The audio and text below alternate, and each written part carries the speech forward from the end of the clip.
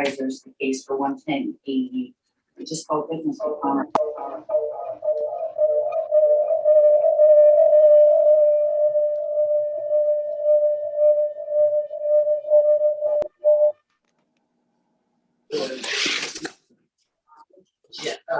Well, TEC board 26. Really sorry about that. Thank you very much.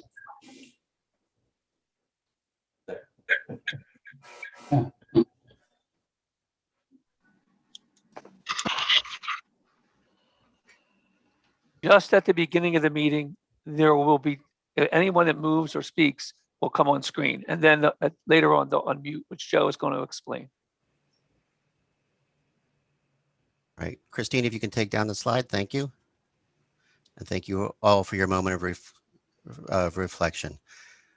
A couple notes before we launch fully. This is unique for all of us, so thank you for your patience with this format. Right now, everybody's mics should be open and unmuted. Shortly after the roll call, we will mute everybody again. So right now we can hear everybody that's talking or dogs barking or anything else going on. Yeah. Taylor, we can hear Taylor Palmer, we can hear you. And we'll be doing the roll call very shortly.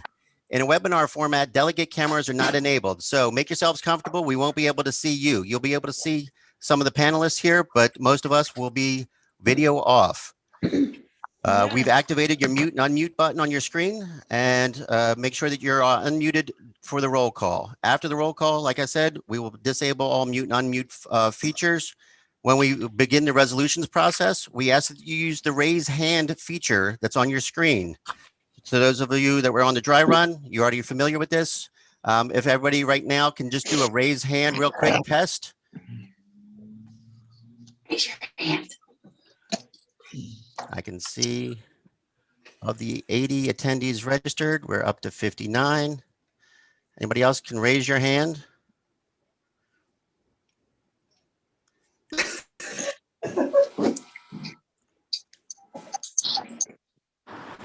Betty Counselor, Denny Doyle, looking for raise of hands. Okay, we're up to 68. Bob Wiederspan, Taylor Palmer. If you can just raise your hand. Okay. All right. We're going to lower all hands now. I see a couple more coming on. Okay, good. All right, so that looks like that works. If you have a technical issue during the convention, we have pinned on the front page, you should see the NJDA IT help desk phone number and email. You can leave a message or send an email and they'll get back to you.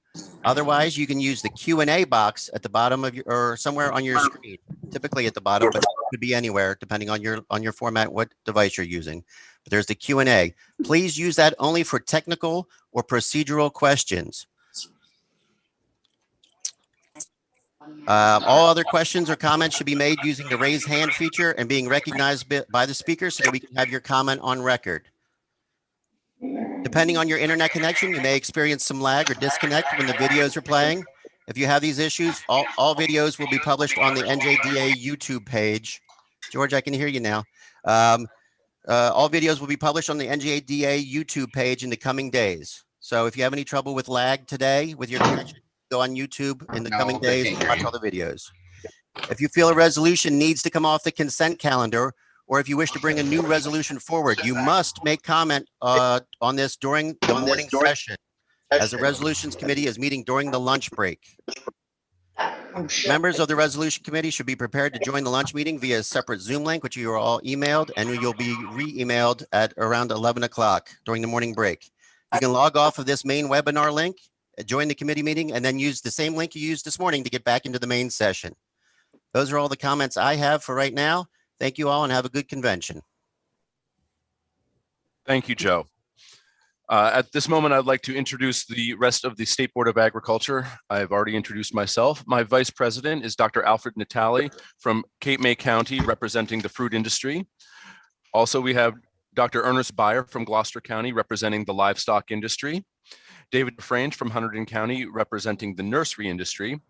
Debbie Norris from Somerset County, representing the vegetable industry. Paul Lubick from Burlington County, representing the hay and grain industry, Holly Seitzma from Sussex County, representing the dairy industry, and Warren Hollinger from Cumberland County, representing the aquaculture industry. I now call upon Secretary Fisher to read the roll call of delegates. Please make sure that you are unmuted, and after the roll call, we will mute everybody. Secretary Fisher, the floor is yours. Thank you, Eric. I'm going to call the roll now. These are the delegates to the Ag Convention. First, with the County Boards of Agriculture, Atlantic County, John Vanini. Here. Edward Gain. Here. For Bergen County, James Abner Jr. Emily Secor. Here. For Burlington County, Bill Pettit Jr. Here. Gilbert Johnson. Cape May County, Matt Stiles. Here. Harry Futrell. Here. Cumberland County, Keith McIndoe. Here. Bill Van Pelt. Here. For Essex, Glenn Van Olden. Here. Frank Uslavovich. Gloucester County, Penny Heritage. Mary Lynn Shiles. Here. Hunterdon County, James Balby. Jeff Baldy. I'm sorry, Jeff Balby. I'm sorry, my apologies. Meredith Peters. Here. Mercer County, Rouay Hannawald. Here. Frank Janey. Here. Middlesex, Roger Janey. Here. Bill Griffin. Here. Monmouth County, George Aspercolis. Here. Mary Elizabeth Whitehouse. Here. Morris County, Kurt Alstead. Here. Thoughts are with you, Kurt. God bless you. Thank you very much, everybody. Grant Davis. Here. Ocean County, Jeff Adams. Here. Pete Quigley. Passaic County, Bruce Corbett. Rocky Hazelman. At the end, if we miss you, we'll give you a second to chime in if you didn't have a chance to reply. Salem County, Brian Porch. Dave Dalby, Delbrow.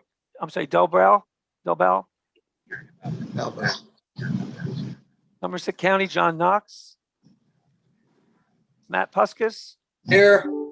Sussex County, Michael Berger. Here. Doug Rickard Jr. Here. Union County, John Dreyer. You're both there, huh? Warren County, Tracy Smith. Here. Mitchell Jones. Here. State Ranger, New Jersey. John Benedict. Here. Burlington County, Get up. Donna Waters. Camden, Don Hutchinson. Gloucester, Beck Counselor. Here. Hunterdon, Richard Sarlin.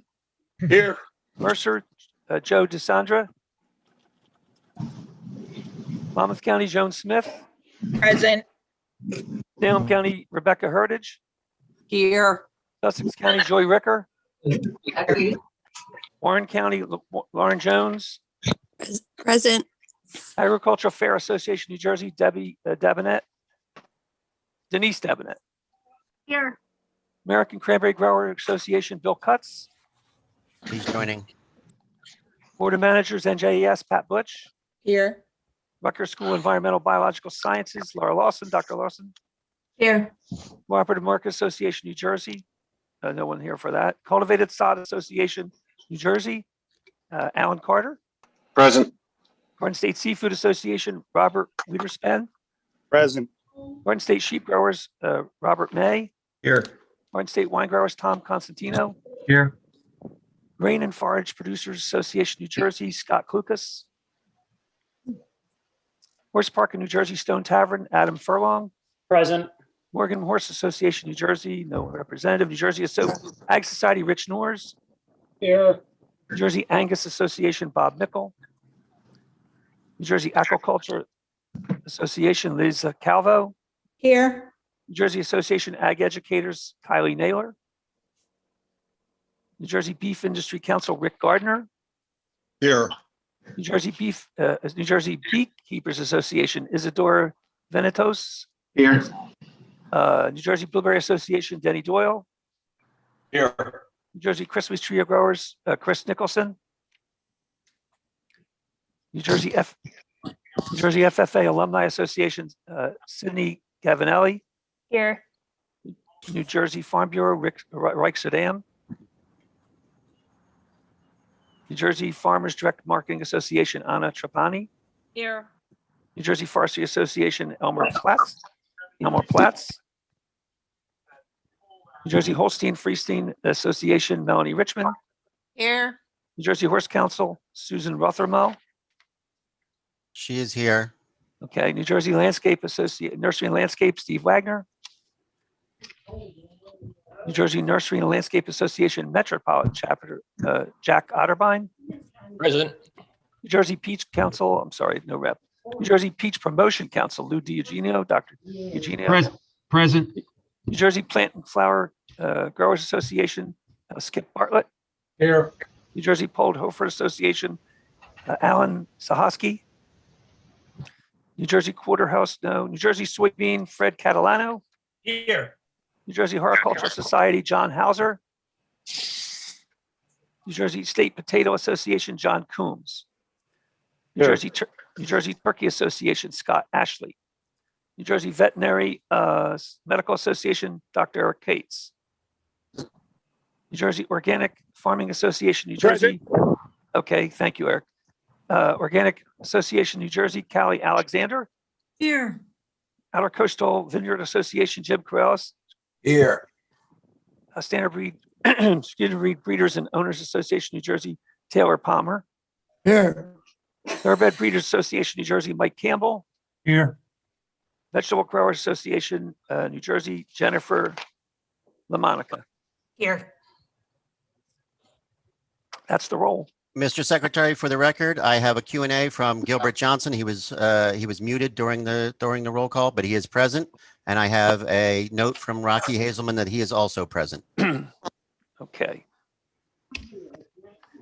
So do we have that recorded and we have a quorum?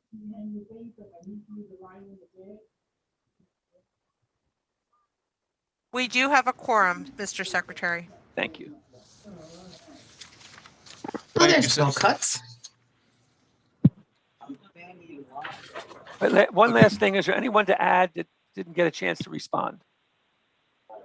If not, I'll turn it over to you, Mr. President. Mr. Secretary, Mr. President, I'm sorry. I have Elmer Platts also noting that he is present. Thank you, Joe. And thank you AJ Stahosky as well. Thank you. And thank you, Secretary Fisher. And thank you all for being here, all of you. I really mean that. I'm happy to be addressing you finally. I wish I could say I was thrilled, but as with much of this past year, acceptance necessarily must be lowered and expectations as well. I'm in the middle of my 6th and presumably final year of service to this board. And over that time, I had envisioned a year in which I would be giving the president's welcoming address to an eager delegate body. We would have an agenda full of consequential resolutions, guest speakers who would help inspire and guide us, and a banquet full of community and the best scallops and beef that can be found. And instead we have this. Our convention this year is but a skeleton of what we normally put together. The concerns for our collective health dictate conditions under which we operate, and we are forced to sacrifice one of the few opportunities we have to congregate for the greater good. I am sorry it must be this way. I'm sorry that the agricultural ambassadors are unable to show their elegance and be recognized as the future of New Jersey agriculture. Award recipients, FFA and 4-H leadership, the New Jersey Ag Society, and Farm Credit are all being robbed of their moments in the sun. All I can offer is that we promise to make it up to you as soon as conditions permit. 2020 was an excruciating year, so much so that we have to qualify all of our decisions with the admission that COVID had a hand in them. In a year where consensus comes at a premium, I can declare that we all can agree on this. We want this year, 2021, to be much better for every one of us, and it will be better. Many improvements are going to be coming from the outside sources. The world will, as we go forward, return to something at least close to normal. although it will never be exactly the same as it was before the pandemic hit us. Supply chains for the products we all grow, raise, and produce will return something akin to the way they were before. People will be able to resume eating out, reigniting the demand from local restaurants and for fresh, desirable, New Jersey grown products that we all can supply. For now, we are gathered here to make our lives better by addressing the issues we have the power to influence, and influence we shall. I have always enjoyed the business of the convention because all of the power of the state board is suspended and transferred to you, our delegates, to decide the fate of agriculture in New Jersey. You give us direction. You share your vision. You paint your picture. And we respond to you. We learn from you. We hang your picture on the wall. Now, let me enjoy the privilege of tipping my hat to Secretary of Agriculture Doug Fisher. We all know who he is, and I can say from the work that he has been doing, the department is on solid ground. He and the division heads have all accomplished great things over the past year, despite colossal setbacks we've had. I have faith that with them, the department is in good hands should any further obstacles arrive. So before I move to handling our business, I would like to acknowledge several people in addition to Secretary Fisher to help make the Department of Ag our greatest supporter of agriculture for New Jersey. Exactly. First, Secretary Fisher, there's no more passionate and advocate than the Secretary when it comes to fighting for agriculture's future in New Jersey. Assistant Secretary Monique Purcell, who is the Director of the Division of Agricultural and Natural Resources. Rose Tricario, who is the Director of Food and Nutrition. Dr. Manuel Tomasia, Director of the Division of Animal Health and our state veterinarian. Joe Zoltowski, Director of Division of Plant Industry. Susan Payne, the Executive Director of the SADC, and Joe Atchison, Director of the Division of Marketing and Development. We have Mary Tovar, Rob Vivian, Christopher Laragina, and all of the NJDA staff. There are also a few NJDA staff members that greatly enhance and help run this very convention. Jeff Beach, who always does much more to make the resolutions process run smoothly. While I'm on that subject, I would also like to thank Bill Cutts, the chairman of the entire resolutions committee for all of his hard work, which this year took on the added significance to the overall convention. The NJDA staff would also put an immense amount of work into the convention every year, including Christine Fries, Dan Wonderly, Jeff Wolf, Nicole Stewart, and Tim Ennis. I would also like to thank Linda Walker for all of her hard work in keeping everyone on the state board informed on everything. And last, but certainly not least, Nancy Wood. Without all of her efforts, this convention would just not happen. In parting, my sincere thanks go out to each of you for putting up with the limits we are forced to endure. I apologize in advance for any technical difficulties, and may God bless this convention and God bless America. Mr. Secretary, I give you the floor.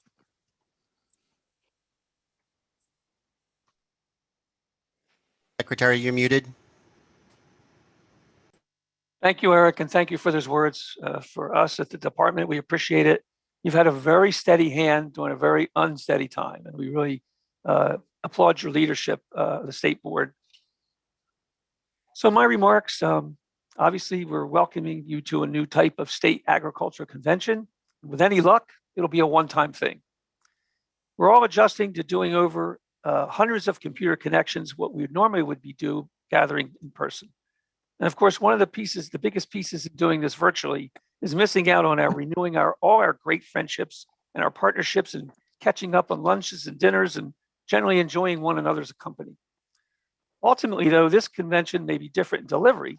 It is the same, though, as it's been for over 100 years in terms of purpose and importance in preparing our industry for the year to come. It doesn't seem possible that a year ago we were sailing through our normal convention with just hints coming over the news about what was to come. We heard odd reports of people in Asia becoming sick in large numbers, but what it meant wasn't quite clear for us yet. And then just after that, this convention, the 2020 convention, everything hit us. And regardless of what we do or where we were, we knew we had to change and pivot immediately. Residents were told to keep 6 feet apart from each other. Ultimately, we were encouraged to wear masks and to stop the aerosol spread of the potentially new disease. And officials asked us even not to hoard certain products. The first signs of disruptions were starting to show through the cracks of our culture and would not get better quickly. I think we kind of thought we were going to come back in about a month. It would be over. Farm operations were affected in a roller coaster of developments. First up was Easter flowers, and with in-person church services and other large gatherings curtailed, and with people being urged to stay home unless absolutely necessary, the major buyers of Easter flowers halted receiving shipments. For most nurseries, garden centers, and florists, this was a total near wipeout. Some growers were made the best of things by donating their flowers to nursing homes and hospitals, bolstering the goodwill at a painful cost.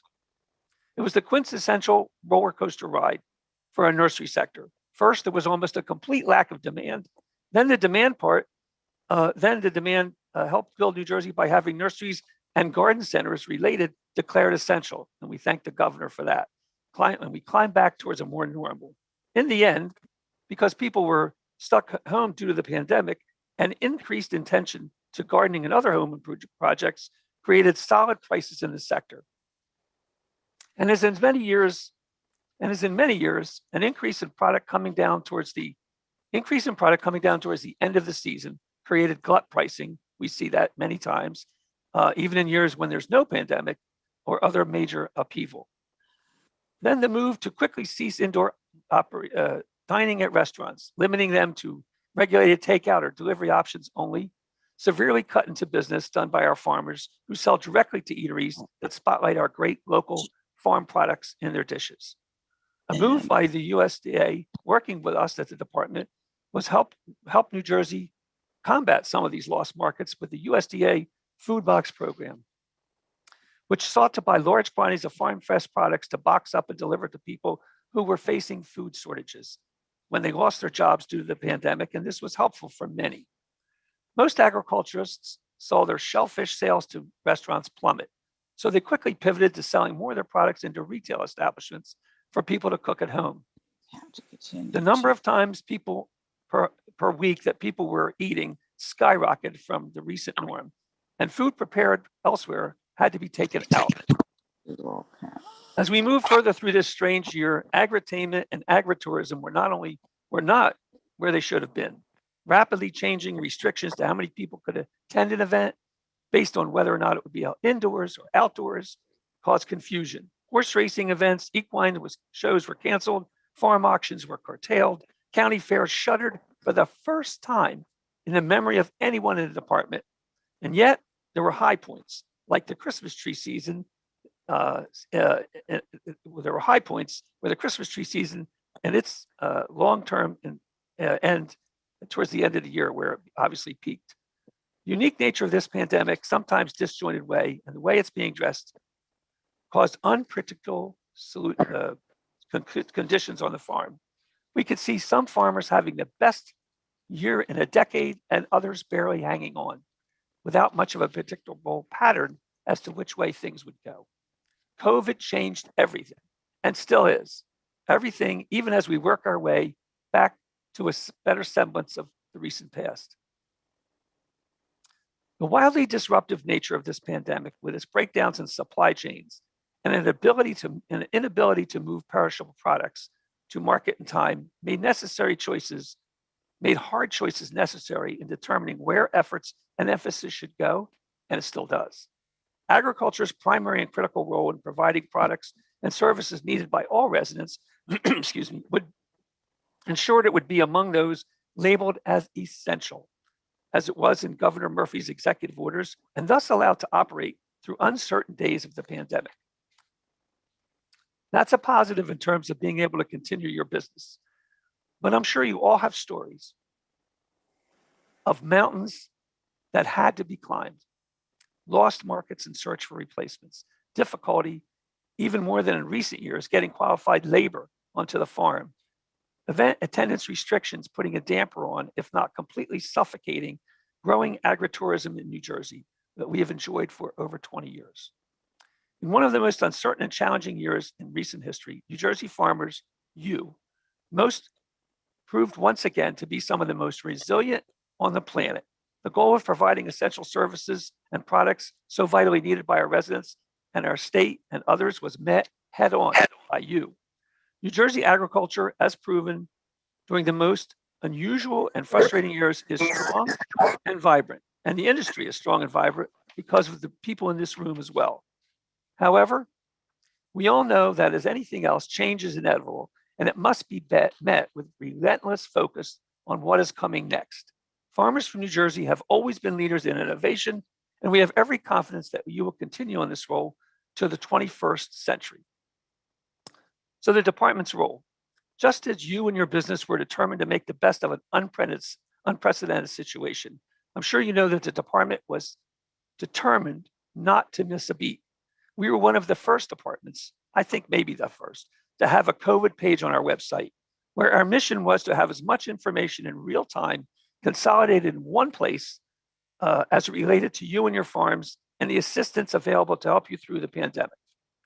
When 60,000 masks became available for agriculture through the Office of Emergency Management, the department reached out to Al Murray at the Ag Society for the necessary private group to receive the masks, then worked with the Society, New Jersey Farm Bureau, and county ag boards to make them available to farmers who needed them for their employees. We also quickly huddled to make sure our divisions could perform as remotely and efficiently as possible, making sure their operations, as I said, were safe and efficient for our staff and for the public. We worked with other departments like health, education, and labor to ensure that the ag community knew how decisions would be made that would be affecting them. We communicated broadly with county boards of agriculture, Rutgers NJAES, New Jersey Farm Bureau, and all the other ag interest groups, knowing well that one of the areas that the department could be most helpful in was sharing information with all sectors. In this report each year, I give remarks that mostly focus on what I see on farms and fields and how you and the farming community can be assisted by the department in navigating pathways to desired outcomes. We've addressed local, hyper-local, direct marketing via the internet, and ways that farmers could hold on to the value of what you grow and raise further into the market chain by creating custom value-added products, just to name a few of the market-oriented topics that we previously discussed. But rarely do I talk about the accomplishments or even the objectives of the department. Just like most people here in this room, I tend to tackle the issue and move on without fanfare. And however, I thought this year I would speak quickly to the inner workings of the department and our approach to things just a bit. We are fortunate to have a department of incredibly talented people, truly, who individually and collectively know the true value of their work and its importance to us. So, as I said, a little more about those of us who work for you every day. We strive to be accessible and available. We strive to get answers as quickly as possible and to get information to you that is so critical to your operations. We are focused on your success. We constantly meet and in every other way communicate to better strategize and discuss what actions we will take. Sometimes people will question the actions of an agency. Yes, we regulate, but it is an important part of the overall job to guarantee that success of agriculture in this state and every other state. Some of you know the various programs in each division: spotted lanternfly detection and eradication, summer feeding for our students, certified livestock inspectors, our work with soil conservation districts, administering the USDA specialty crop grants for agricultural products and promotion, and so on and on. In addition, there are constant tugs and pulls between agencies and at times clashing public policies. We spend countless hours on making sure that agriculture is not left at the gate. There's also a caveat I need to mention. 99.5% of our ag operators are held in high esteem and communities around the state. There are rarely a few that are not because of how they operate, communicate, or even relate. And they unfortunately take an enormous amount of our time and energy we would rather spend with those of you who operate responsibly, helping you to be more successful. They are not a good example, nor the image of the ag community. And the ag community they're not an image that the ag community should foster or turn a blind eye to. If they are to keep operating with disregard for how much you in this virtual room know what farming is at its most basic and responsible form. I urge you not to endorse those very, very few who bring down your collective reputation and integrity. On another front, we know things are moving fast these days, changes that are appearing that are big, sweeping, revolutionary, and seismic. And unless your farm is honed down to a razor-thin, pencil-point sharp operation, or you have created a highly specialized niche, or you have become such an institution in the marketplace that people cannot imagine you not being there, you run the risk of not lasting. So we in the department may say some things that you may not give credence to. It's totally okay, of course, but we will still inform you as to our thinking, then it can be heeded or ignored. Rest assured, we are listening a lot. And that's how we came up, for example, with the rural micro enterprise approach, which now is starting to get traction. Lastly, while COVID did consume much of our time and attention over the last year, we never have lost sight of the significant issues that are facing agriculture here. A partial list includes agriculture, urban agriculture through the farmer's eyes, large-scale solar and prime soils, climate change, blue carbon, aquatic farming, food waste, microprocessing, reliable broadband, and so on. Lastly, let me just say, this is exclusively and uniquely your convention. The envy of much of the departments around the country that has a state board, coming together as delegates, discussing and passing resolutions that point to your future. We at the department are listening and acting on giving force to what is happening here today. The 8 members of the State Board of Agriculture, as the department's policy making body, take the ideas and initiatives from the convention and use them as roadmaps for the year ahead. In closing, I'd like to acknowledge the department staff who were so critical in putting this convention together. Certainly Joe Atchison, who's worked day in and day out on this for months, as well as convention coordinator Nancy Wood, Assistant Secretary Monique Purcell, Nikki Stewart, Christine Fries, Dan Wonderland, the parliamentarian, Jeff Beach, the resolution staff, Linda Walker, the entire IT staff, including Anthony Villanova, Christina Rizolski, Glenn Fleischer, Tim Ennis, and Adibayo Ojo, Susan Payne, Joe Soltowski, Dr. Thomasia, Mary Tovar, our chief of staff, Jen Robbins. So as we move forward, and there's others, I can't mention everyone. I want to. And so as we move forward with an eye towards better days, we may not have a full slate of speakers and presenters as in last year's, but I know that this one-day agenda, we're going to cover an awful lot of work to do in one day. So, Mr. President, let's get started. Thank you, and thank you for indulging in my remarks. No thanks necessary, Mr. Secretary. Thank you for that speech. We will now move on to the convention business session. We're a little bit ahead of schedule. It's slated for 9:55, but we're going to press on. The official committees and their chairs for the following convention are the Resolutions Committee with Mr. Bill Cutts as our chairman, the Nominating Committee to elect the members of the State Board of Agriculture. John Vanini is the chairman and Scott Klukas vice chairman, and our Credentials Committee, our own Warren Hollinger is our chairman. I will now call for a report of the Credentials Committee. Warren Hollinger, chair. Yes, Mr. President. The Credential Committee has met to review the certification of election forms provided by the various agricultural organizations for the delegates attending this convention. We find the certificates to be in order. Therefore, I move that this report of the Credentials Committee be accepted. I have a motion. Do I have a second for this motion? Please use the raise hand feature.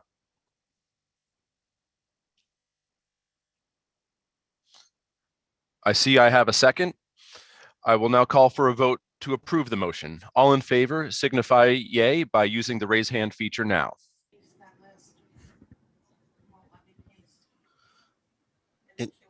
Under Rich's question, it did it yesterday. Okay. Have the yays been recorded? The yeas have been recorded. Thank you. Please, everybody lower your hands.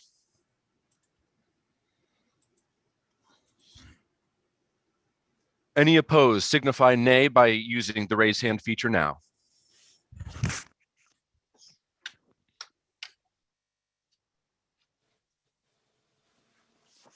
Have the nays been recorded? No nays were noted. Thank you. Motion passes. Turning now to the convention business, in the interest of time, Resolutions Committee has identified several resolutions they which believe can be passed on the consent calendar this afternoon. Please review those resolutions, which are marked consent on the table of contents at the beginning of your resolutions booklet. Reach out to Jeff Beach during the Q&A feature on your screen about any resolutions you might want to have taken off the consent calendar and discussed by the entire delegate body. There will be a meeting of the Resolutions Committee at noon in a separate breakout room.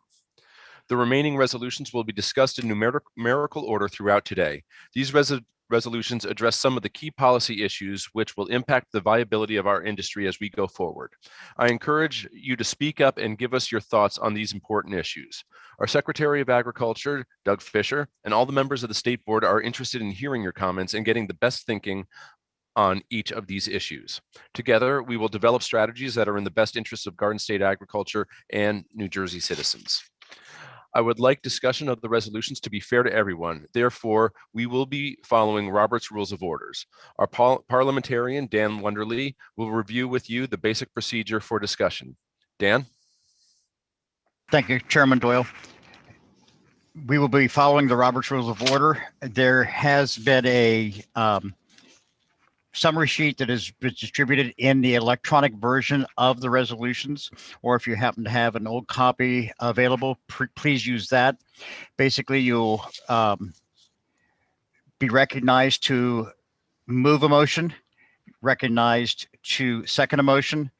Anybody that wants to put forth an amendment to a motion that's on the floor can do so.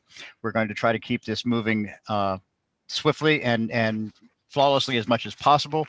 If you do have an issue or rise to a point of order, do get yourself recognized so that the chair can identify you and listen to your concern, and we'll address that. As well as if you into the discussion session, get yourself recognized so you can participate in the discussion, and we'll keep this moving along. Like I said, if there is a issue that you want to bring forward, please do so as a rise to a point of order, and we'll move forward from there. Mr. Chairman. Thank you, Dan.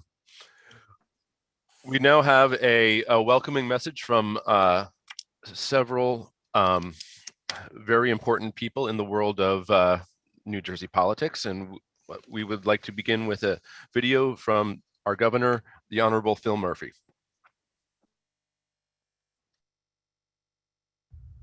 Hey everybody, Governor Phil Murphy here. As governor of the Garden State, it is my pleasure and honor to welcome you to the New Jersey Agricultural Convention. And I especially want to thank Secretary Doug Fisher for the invitation to be a part of today's program. So quite simply, New Jersey's farms are an integral part of who we are and how we live. Our agricultural economy brings in billions of dollars a year and is not only vital to our state's future, it is vital to our identity. Around New Jersey and the world, the fruits of your labor, the Jersey fresh cranberries and bell peppers, the Jersey grown plants and flowers, and the Jersey seafood, just to name a few, are our greatest ambassadors. And this year, we are especially grateful for you as you have been on the front line as essential employees. And so many of you have joined the effort to keep struggling New Jerseyans fed throughout this awful pandemic. So on behalf of every New Jerseyan, I say thank you. I also want to share that with the light at the end of the tunnel, I'm looking forward to being able to once again host events at Drumthwacket and continue to showcase all that our New Jersey farms have to offer. So I hope you have a great conference, and I really look forward to being together again in person very soon. Thank you all, and God bless you all.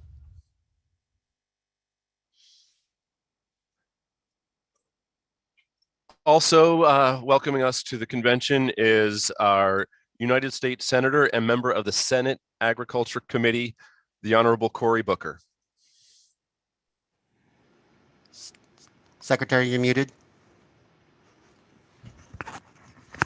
Thank you, Eric.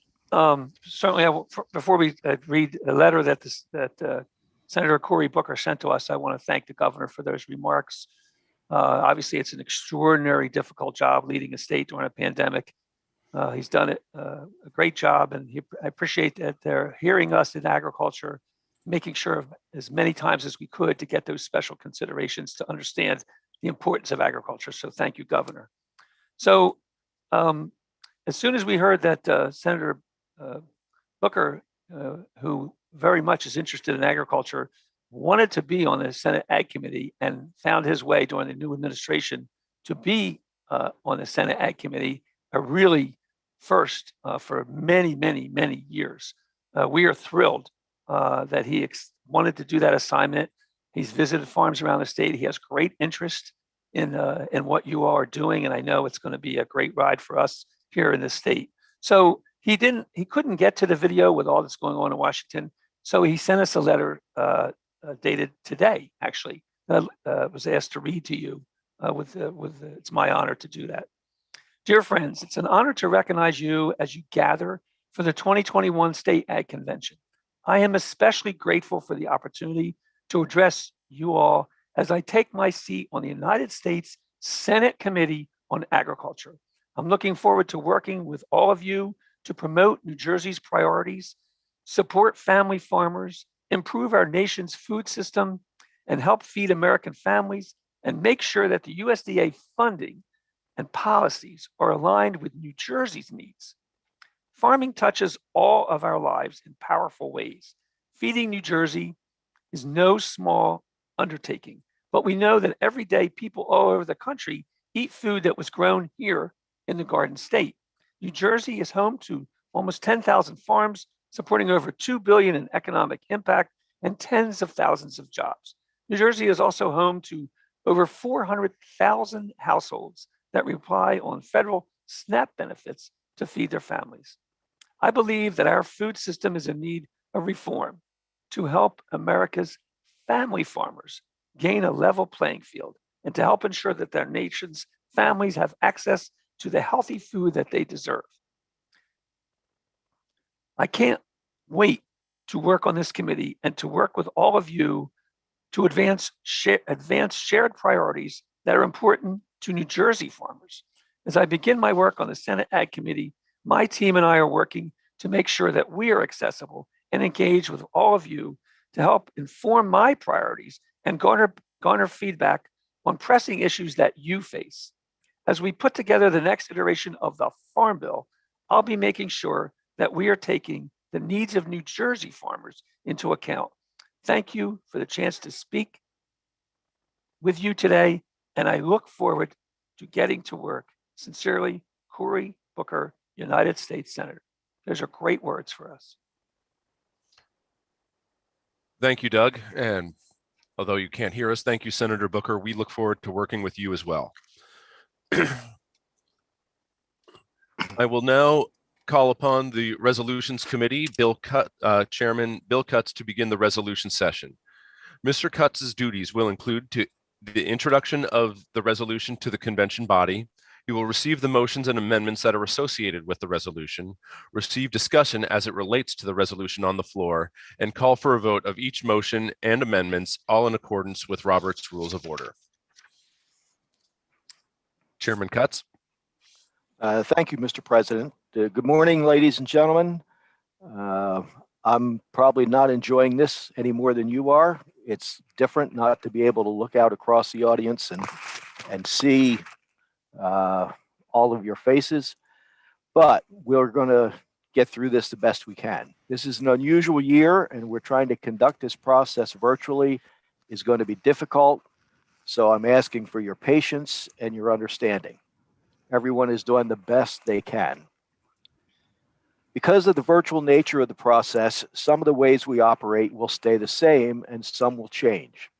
When you find typos or grammatical errors or minor mistakes, please just jot them down and email them to Jeff Beach. You don't have to do it today, but we don't want to bog down the resolutions process with trying to fix minor errors.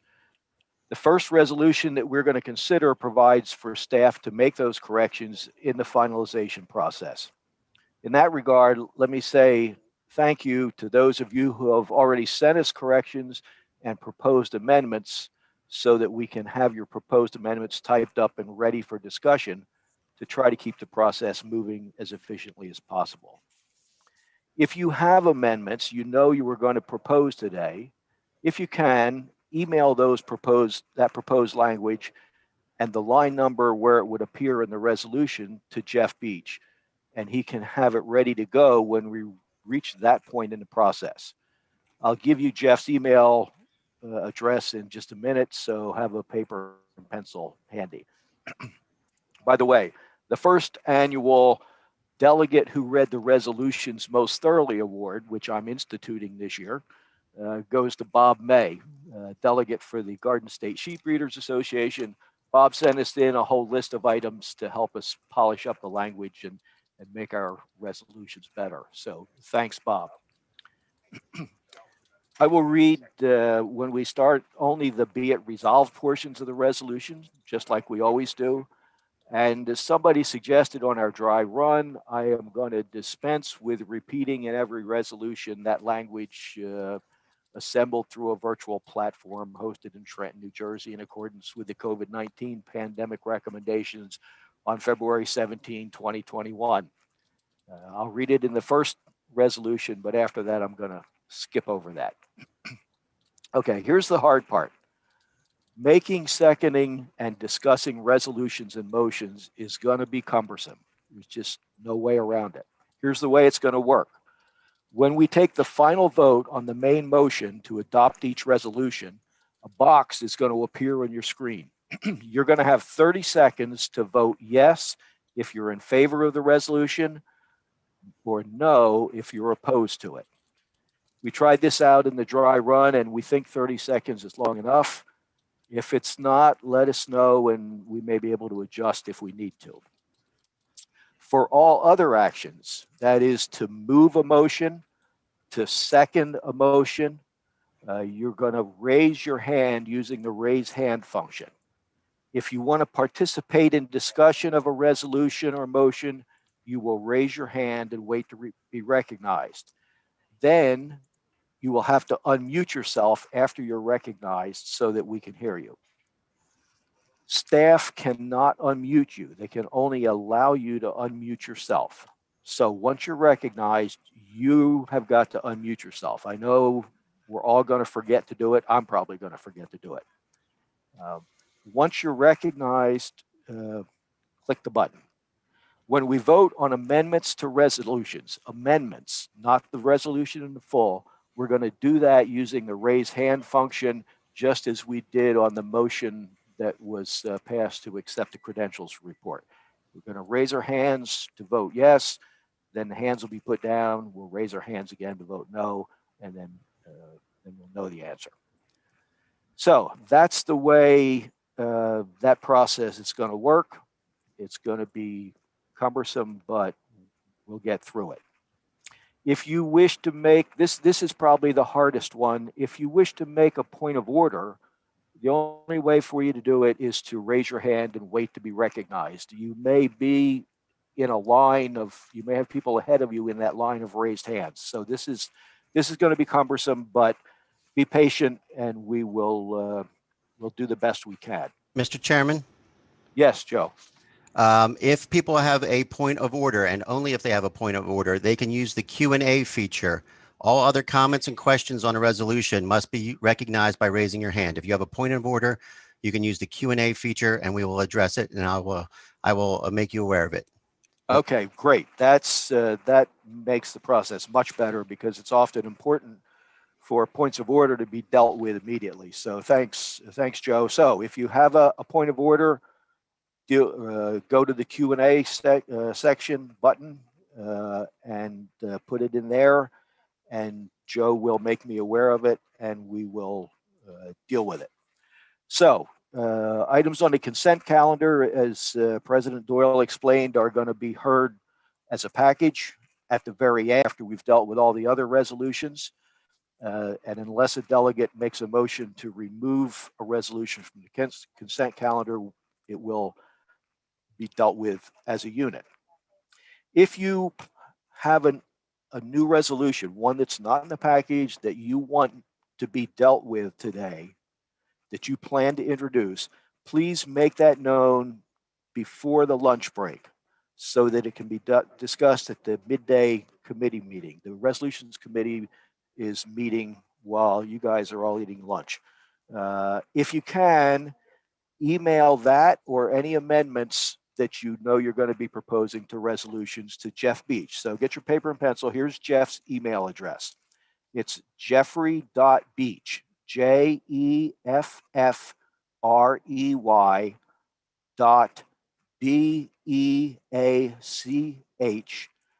at ag.nj.gov.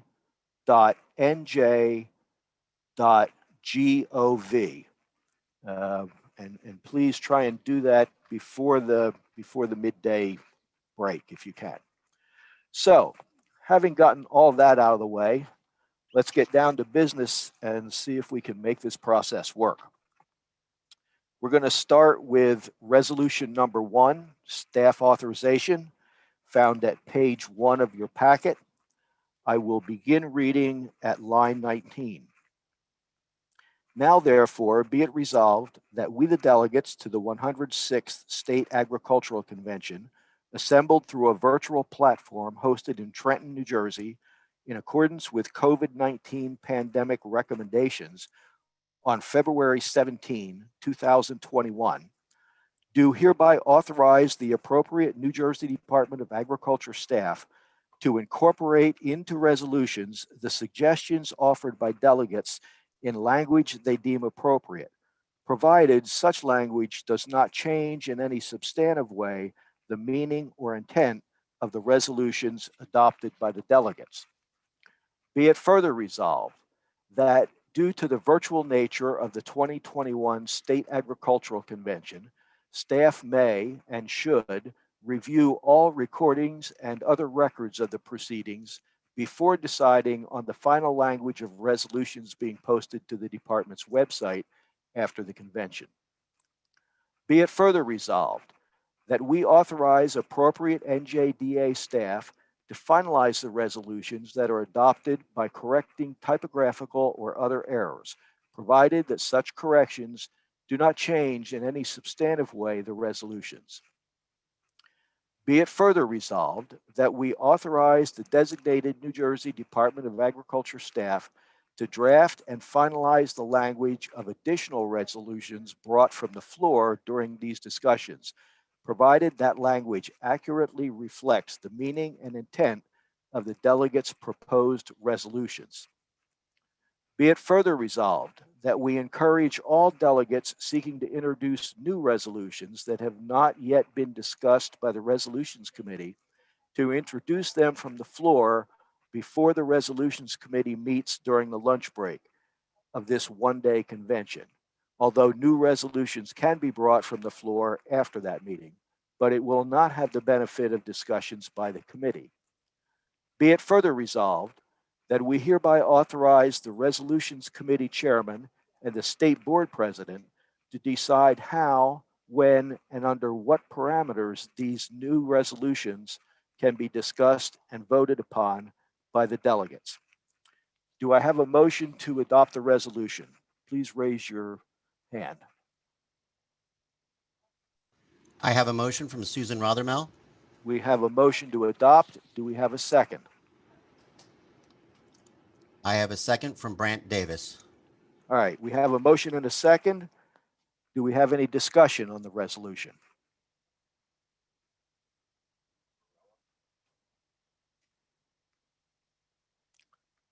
Seeing none, we will now vote on the resolution.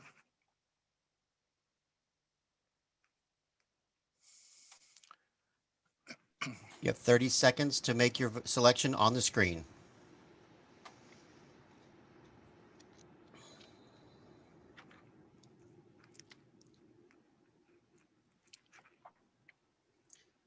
Jeff, stop sharing.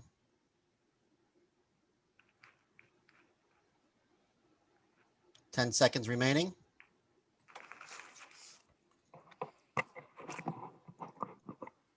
Five.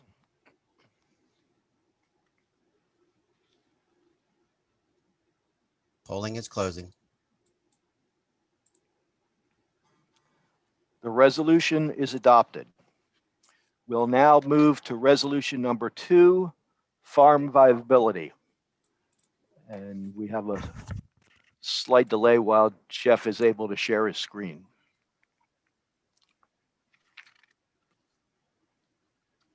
This is where the patience comes in.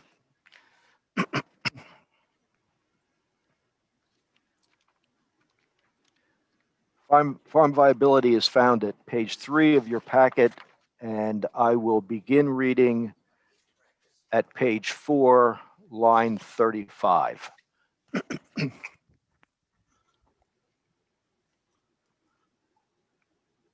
Now, therefore, be it resolved that we, the delegates to the 106th State Agriculture Convention, do hereby call on the New Jersey State Board of Agriculture, in cooperation with leadership from the New Jersey Department of Agriculture, New Jersey Farm Bureau, Agricultural Commodity Interests, New Jersey Agricultural Experiment Station, Rutgers Cooperative Extension, County Boards of Agriculture, and other agricultural entities to examine, over the course of the next year, the various factors, positive and negative, that impact New Jersey agricultural operations, and report back to this convention at its 107th annual meeting on its findings and recommendations regarding the long-term viability of agriculture in New Jersey.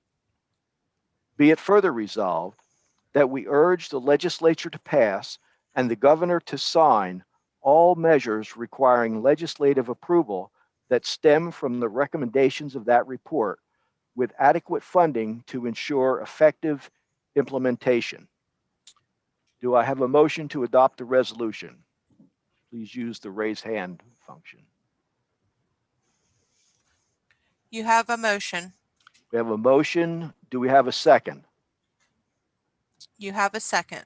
We have a motion and a second. The floor is now open for discussion on this resolution.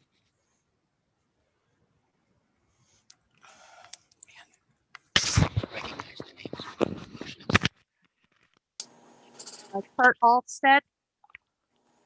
Kurt, go Yes, ahead. good morning, Morris County Board of Ag. We had forwarded some language to Jeff Beach for a small amendment.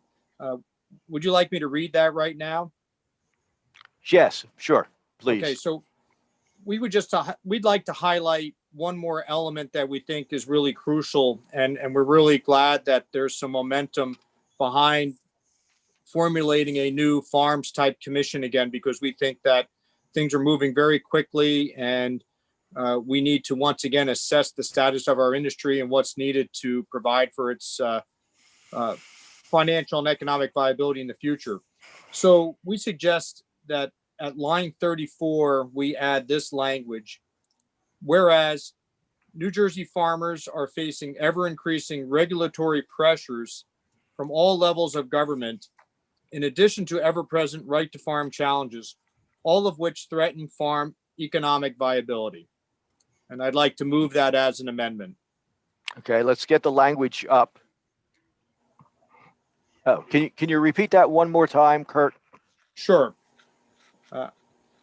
Whereas New Jersey farmers are facing ever increasing regulatory pressures from all levels of government, in addition to ever-present right to farm challenges, semicolon, all of which threaten farm economic viability. Jeff, the word ever before the word increasing in the first line there.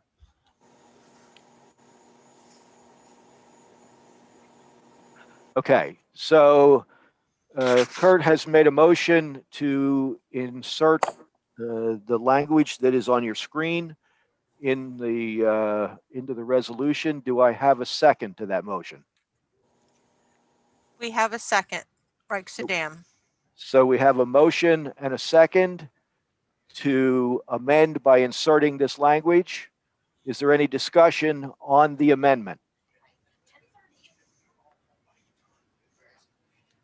I see none.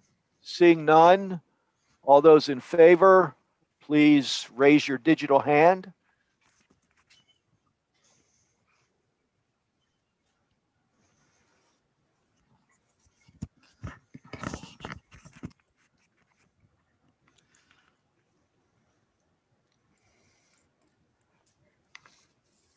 Go ahead. Okay, all those opposed, please raise your digital hand. Please hold 1 second while we lower all hands. Okay. It's I lower. think, yeah, I think you guys are going to have to let me know when you're done counting and when you've lowered hands. Okay. All right. All right, Okay. hands lowered. Are we ready to vote for the negative, Joe? Yes, sir. Okay. All those opposed to the amendment, please raise your digital hand.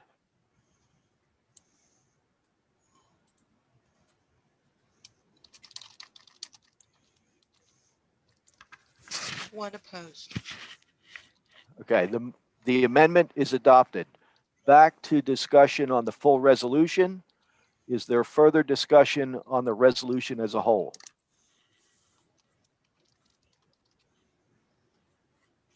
We have a comment from Lisa Calvo. Okay, Lisa, please unmute yourself and go ahead. Good morning. Yes, I just wanted to confirm that this is inclusive of aquaculture when we're saying agricultural operations. Yes, I think that's everybody's understanding. Thank you. Any further discussion on the resolution as a whole? I see none. Seeing none, we will now vote on the resolution. Polling is open. You have 30 seconds to vote.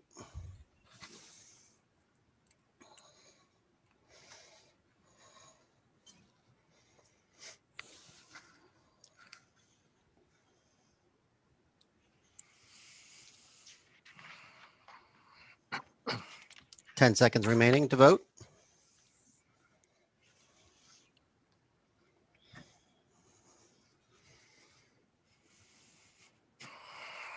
And the voting is closed.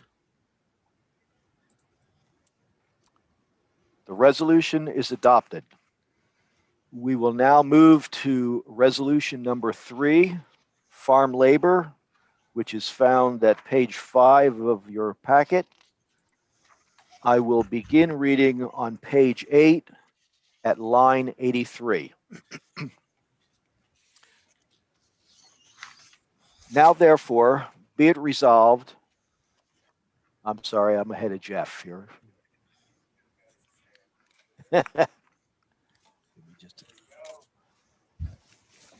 Line 83, Jeff. Okay.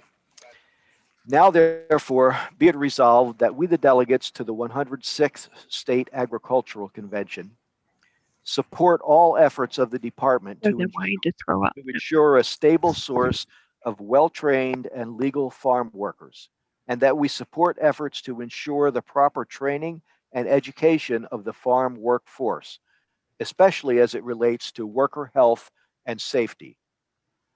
Be it further resolved that we support the immediate adoption and implementation of federal legislation which reforms the policies and procedures for temporary agricultural worker visas, creates counterfeit resistant identification to assure the availability and supply of farm labor, both seasonal and year-round, and that we urge the New Jersey congressional delegation to support these efforts in both the House and Senate. Be it further resolved that we strongly urge the federal lawmakers and policy directors to delay the implementation of any E-Verify or other employer-driven legal status verification system until after the passage and implementation of an agricultural guest worker program that will ensure sufficient labor for America's farmers. Be it further resolved that we oppose any state-level effort to mandate overtime pay for farm workers that would, when enacted unilaterally, put New Jersey farmers at a competitive disadvantage to farmers in surrounding states. Be it further resolved, the delegates support a permanent increase in the annual H-2B visa cap and support the implementation of a returning worker exemption for previous H-2B workers so that their visas will not count against the annual cap. Do I have a motion to adopt this resolution? We have a motion. Do we have a second?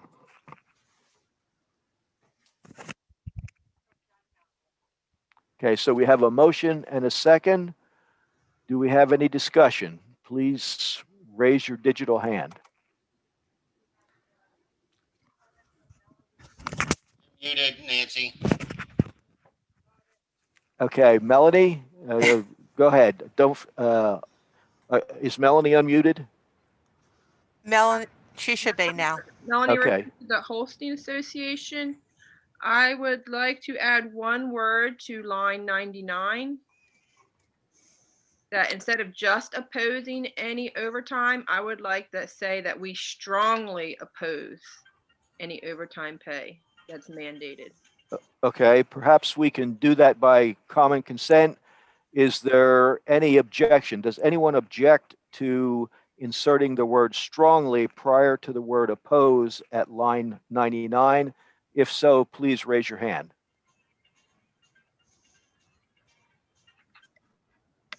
Seeing none, the change will be made by common consent. We are now back to discussion on the resolution. Any further discussion on the resolution? Bill, the secretary, I just wanted to mention, I think we are announcing who the motioner and the seconder is when Nancy gets it. And I don't think she did that on this motion. She did, but her mic was turned off. I heard her, but Davis everybody else doesn't. Brant Okay, Davis thank you. made the motion, Mr. Secretary. Thank you. And who Okay. seconded? Nancy, do you remember who seconded? The whole resolution, Nancy. No, sorry, I don't. Okay. Okay, all right. Okay. So we'll do that going forward. Yeah, Yep, we'll try and thank be you. more careful about that. Thank you, Mr. Secretary. Thank you. Any further? I'll call once again. Any further discussion on the full resolution? Okay. Seeing none, we will now vote on the resolution. Resolution 3 is now open for vote. You have 30 seconds. I received a message that somebody wanted Jeopardy music, but we don't have the licensing money for that.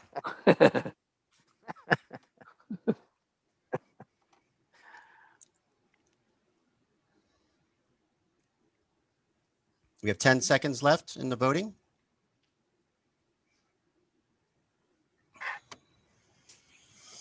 And polling is closing.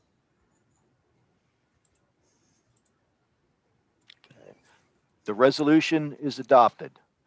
We will now move to resolution number 4, agriculture and the state minimum wage, found at page 10 of your packet.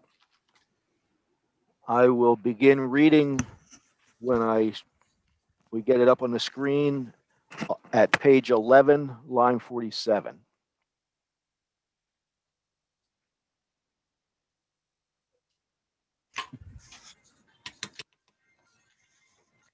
You answer this.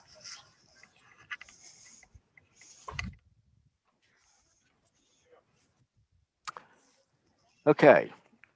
Now therefore be it resolved that we, the delegates to the 106th State Agricultural Convention, support the efforts of the New Jersey State Board of Agriculture to pursue, We can play through regulation, legislation, or other means, the measures enumerated above to bolster economic viability in the state's agricultural industry and to enhance New Jersey agriculture's competitive position with farms in other states that have not yet passed laws to increase their state's minimum wages. Be it further resolved that we strongly urge the legislature to pass and the governor to sign all pending bills that would effectuate these measures. Do I have a motion to adopt the resolution? Please raise your digital hand. We have a motion by Joy Ricker. I have a motion. Do we have a second? We have a second by Alan Carter. Okay. The resolution has been moved and seconded. Is there any discussion? Please indicate by raising your hand.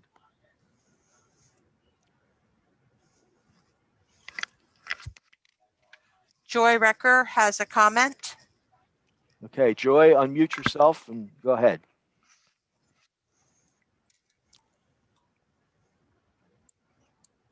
Can't hear you, Joy, if you're speaking. Did you unmute yourself?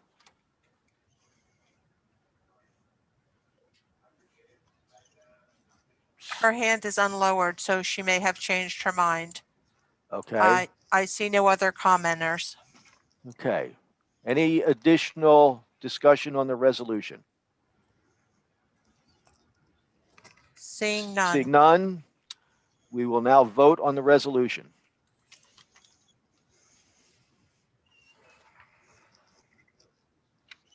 Resolution 4 is now open for voting. You have 30 seconds.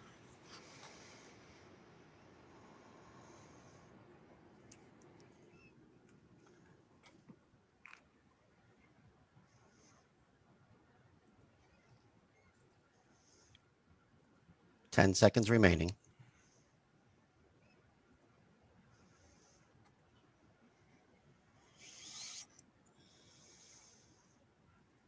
Voting is now closed. And the resolution is adopted. Mr. President, at this point, we've completed resolutions 1 through 4, and I will return the duties of the chair to you. Thank you, Mr. Chairman. We will now take a 15-minute break and resume our program promptly at 10:36. You know what?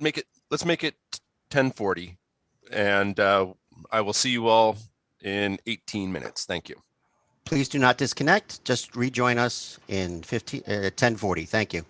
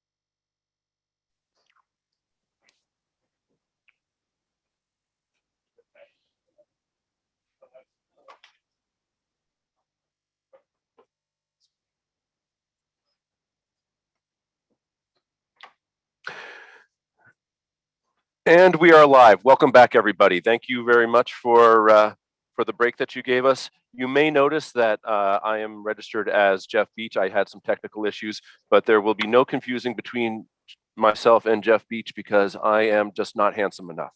So we will move along with our program. We have a video message from Honorable Stephen M. Sweeney, our Senate President. Hello, it's great seeing everyone again. Unfortunately, not the way we'd like to. You know, this coronavirus has changed a whole lot of things, the way we interact with each other. I, for one, am really tired of this stuff and hoping that people get vaccinated so we can get back to normal. You know, the Ag Convention is one of the conventions that I enjoy the most because I get to see a lot of friends and talk about issues that are really important to us here in this Garden State. You know, I represent the 3rd Legislative District, which has the most active farmland in the state of New Jersey, so you guys are pretty important to me. And I want to give a shout out to my former running mate and good friend, the Secretary of Agriculture, Doug Fisher, who I think does an outstanding job. Doug is constantly working and looking for ways to make it better for farmers.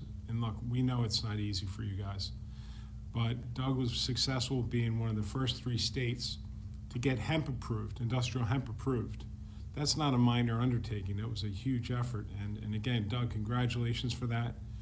Our goal is to find more crops to make you more productive and more profitable. Farming is not just looking at a beautiful field and saying, oh, look how nice that is. Farming is a very difficult business, especially here in New Jersey.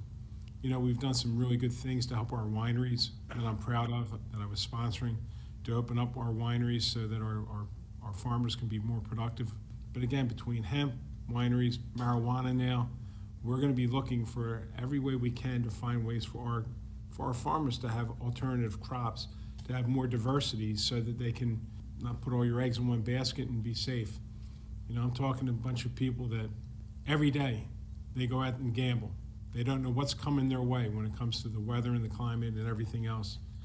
But you continue to be successful. You know, New Jersey's the Garden State. We're proud of that designation. That's why we've preserved over 720,000 acres of available land, because we don't want to lose that. I'm proud to say I'm from New Jersey. I'm proud I'm from the largest farming district in the state of New Jersey, in the 3rd District. You know, a lot of people don't understand around the state. I know it's difficult to educate and explain to people what you do. You know, how minor shifts can change and really ruin a whole season and possibly bankrupt you. So again, I'm in your corner and look forward to meeting you again in person next year, guaranteeing it. We're getting by this, we're gonna get through this, but I wish everyone a great virtual convention, if that's possible to have a great virtual convention, but I wish you all the very best. Mr. Chairman, I just want to mention that these are not hollow words from Senator Sweeney. He asks every time we meet about what's happening in farming. He is, as he said, in your corner. He really, really, really tries very hard to make sure that the interest of agriculture is at the forefront. And I'm sure we all appreciate those words, but not only his words, but his actions. So thank you. Thank you, Mr. Secretary. And you could tell from the way he was delivering that it certainly was exactly as you put it. We also have a video from the Honorable Craig J. Coughlin, Speaker of our New Jersey Assembly. Everybody, thanks for letting me stop by to say hello. You know, New Jersey's called the Garden State for a reason, and that's because agriculture is such a big and important part of our economy. Our farmers, growers, horticulturalists, food delivery professionals, and other agribusiness workers have stepped up to the plate during this pandemic to keep food on the plates of New Jersey families. Faced with unprecedented challenges last spring, you've worked diligently to mitigate disruptions in our food supply chain and to fight hunger across our state, something close to my heart. COVID-19 made us redefine the meaning of essential, and you farmers are not only essential workers, you're public servants as well. I don't have to tell you that getting food from farm to table is an enormous undertaking. Farmers need the help of skilled workers to grow, harvest, and deliver their products. maintaining an adequate number of workers can be a challenge under normal circumstances. This year, farmers not only had to retain their labor force, but keep workers safe amid the worst public health crisis in a century. The coronavirus will likely remain part of our reality for the better part of this year. In the legislature, we've tried to help by easing the burden on the agricultural community. The Assembly has advanced bills to strengthen protections for farm workers, including measures to designate grants for personal protection equipment and make safety improvements to housing and workstations. I applaud my friend, Assemblyman Eric Hotelling, Chairman of the Agricultural and Natural Resources Committee, for his great work in prioritizing the needs of the agricultural community. Rest assured that the Assembly is committed to doing what we can to support our farmers and agribusinesses during these challenging times.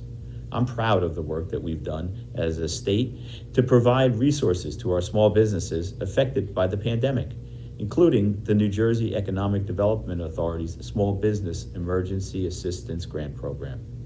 We are now in a place where we can see light at the end of the long, dark tunnel that is this pandemic.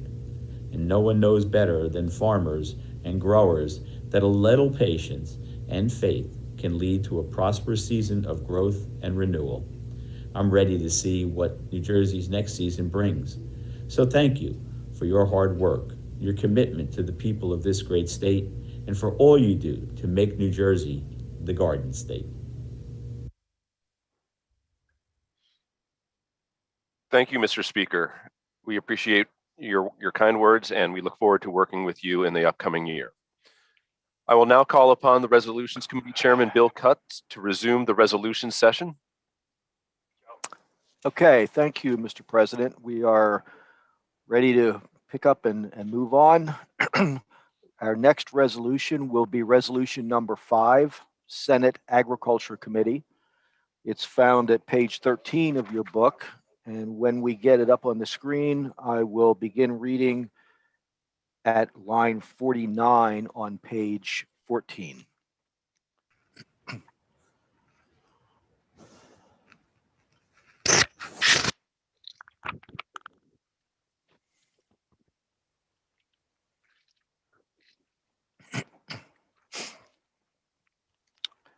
So, beginning at line 49, page 14, now therefore be it resolved that we, the delegates to the 106th State Agricultural Convention, do hereby call upon the New Jersey Senate to consider the establishment of an Agriculture Committee as a standing committee. Be it further resolved that upon the establishment of such a committee, we urge serious consideration be given to the knowledge, familiarity, and interest of each member regarding agriculture before their selection to serve on this committee. Be it further resolved that until a Senate Agriculture Committee is established, we urge New Jersey Farm Bureau and other agricultural advocacy groups to continue working with the Senate's existing committees to ensure that agriculture-related bills are taken up regularly and in a timely manner. Do I have a motion to move this resolution? You have a motion by Susan Rothamel. We have a motion. Do we have a second? You have a second by Brant Davis. Okay, we have a motion and a second. The floor is open for discussion. If you wish to speak, please raise your hand. I see no, Jeff Bolby has raised his hand. Jeff? No, he lowered his hand. I see no comments. Okay. Thank you. Seeing no discussion, we will now vote on the resolution.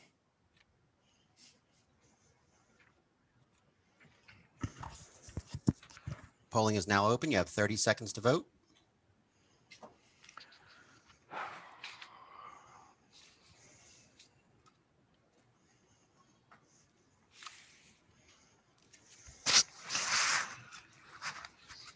Bill? Yes. Reich has his hand up. 10 seconds remaining. Reich has his hand up. I don't know if you want to. Nancy, I can hear you. Thank you.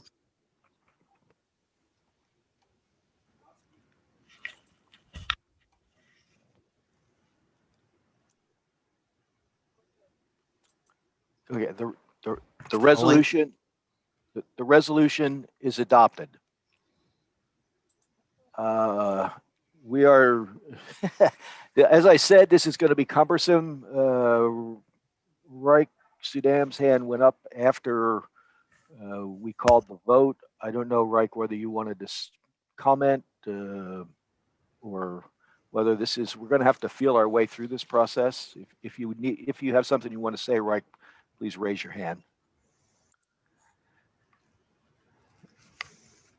If not, we're going to move on to resolution number 6, renewable energy and solar arrays on farms. It's found at page 16 of your book. I will begin reading on page 17 at line 41. Now, therefore, be it resolved that we, the delegates to the 106th State Agricultural Convention, support the continued development of renewable energy sources in New Jersey and support the New Jersey Department of Agriculture's efforts to maximize farmers' potential roles as both producers and consumers of alternative energy.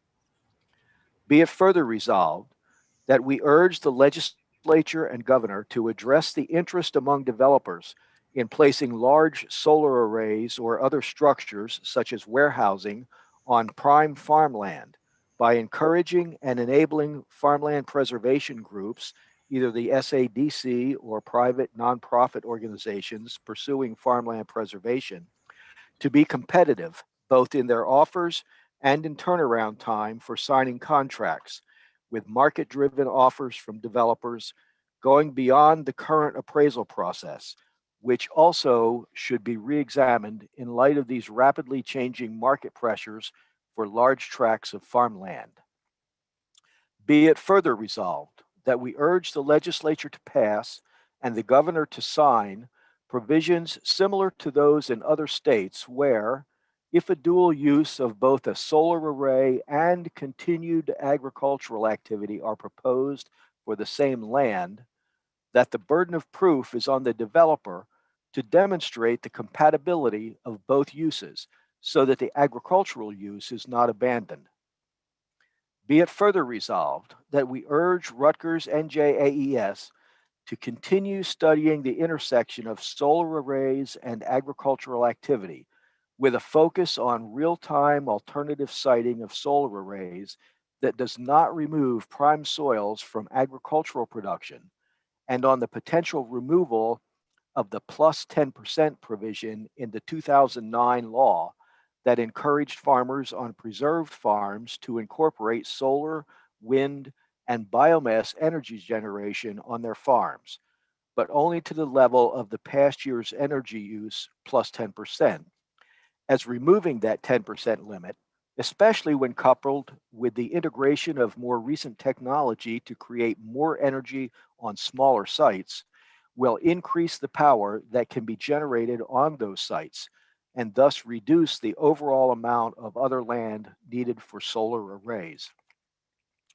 Be it further resolved that we urge the legislature and all others involved in promoting the goals of the Energy Master Plan to examine to what extent excess unused state-owned open space lands could be alternatives to placing large solar arrays on prime farmland, as well as investigating alternative development arrangements such as lease purchase agreements that would provide for solar development on farms but not involve the outright sale of prime farmlands, so that the land could be returned to farming if the use for the solar array is abandoned at a later date.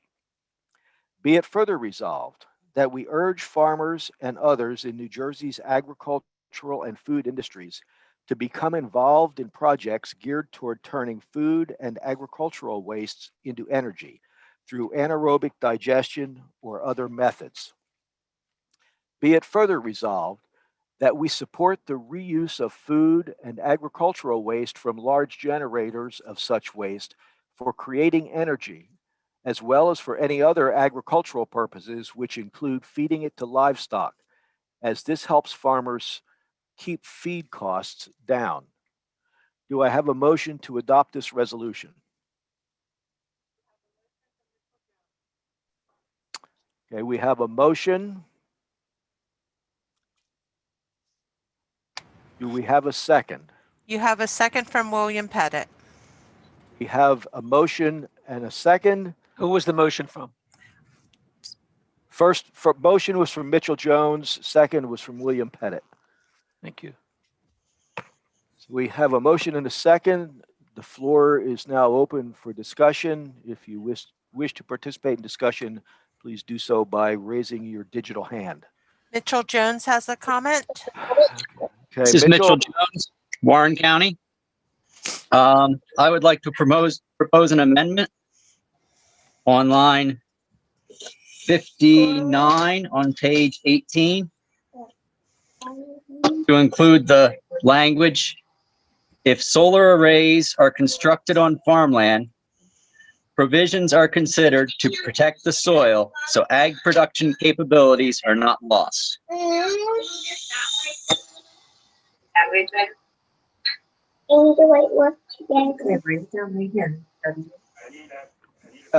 Can you read that again, Mitchell? And we're getting a lot of background noise from somewhere. If solar arrays are constructed on farmland, provisions are considered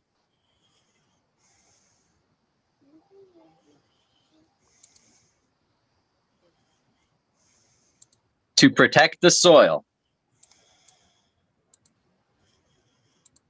so ag production capabilities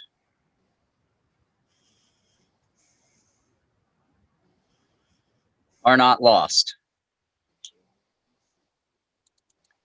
I know there's been talk about solar arrays and they're not permanent, that they can be removed and returned back to farmland. What we're seeing some of in Warren County is that they're stripping the topsoil and selling that before they put the solar array in. Okay, so Mitchell, you're putting that in the form of a motion? Yes. Okay, so we have a motion to amend by adding the language shown in red on your screen at line 59. Do I have a second for that motion? You have a second from William Pettit. Okay, we have a motion and a second. Do we have discussion on the amendment? I see no, Joan Smith has a comment. Joan, please unmute yourself and go ahead. Ready. The word production, I'm thinking of returning to perhaps grazed land or pasture land. Would the word production there limit what we're trying to say? Because I always consider production yield of cropped products, but I'm thinking that we'd want it to return to agricultural capabilities. So I'm recommending that we modify this by the removal of the word production. Okay, Mitchell, is that acceptable to you?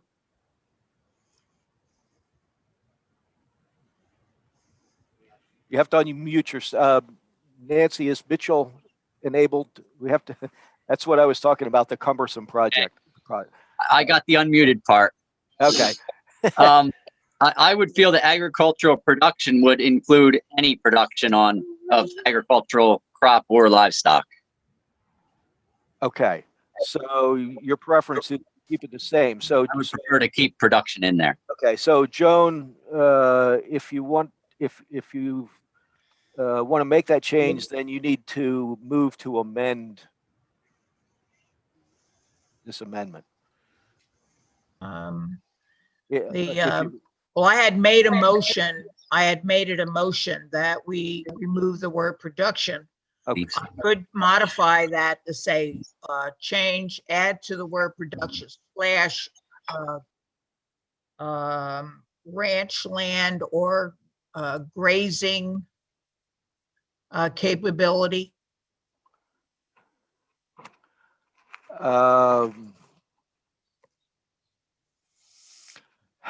Unless the initial mover of the primary amendment agrees to the change, we'll have to vote on your motion.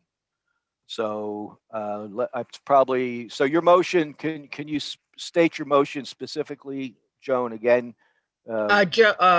Joe has captured it there, or Jeff. So that agricultural production, grassland, or grazing capabilities are not lost. That satisfies my request. All right, so we have a motion to amend the language proposed by Mitchell. I would be okay with the addition of grassland or grazing. Okay, then Bill, I think this was seconded by Bill Pettit. Am I right? Yes. Okay, Bill, do you consent to the change? You have to unmute yourself. Yes. Okay, thank you. All right, Wait. so the amendment under discussion is as shown in red on the screen. Do we have to have, look up directions on how to do it. So I just have a comment. The reason I wanted to put this in is because we're seeing that they're land leveling farm ground for solar. It couldn't be put back into production. They're stripping the topsoil.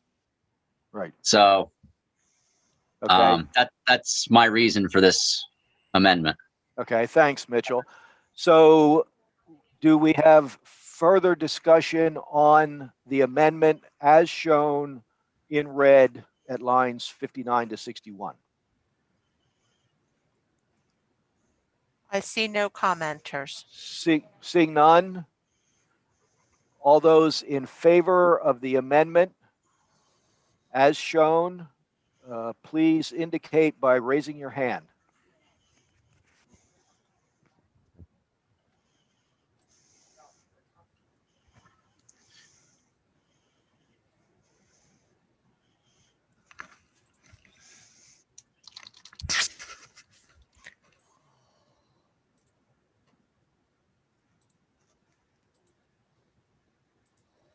Okay, we have the hands are now recorded.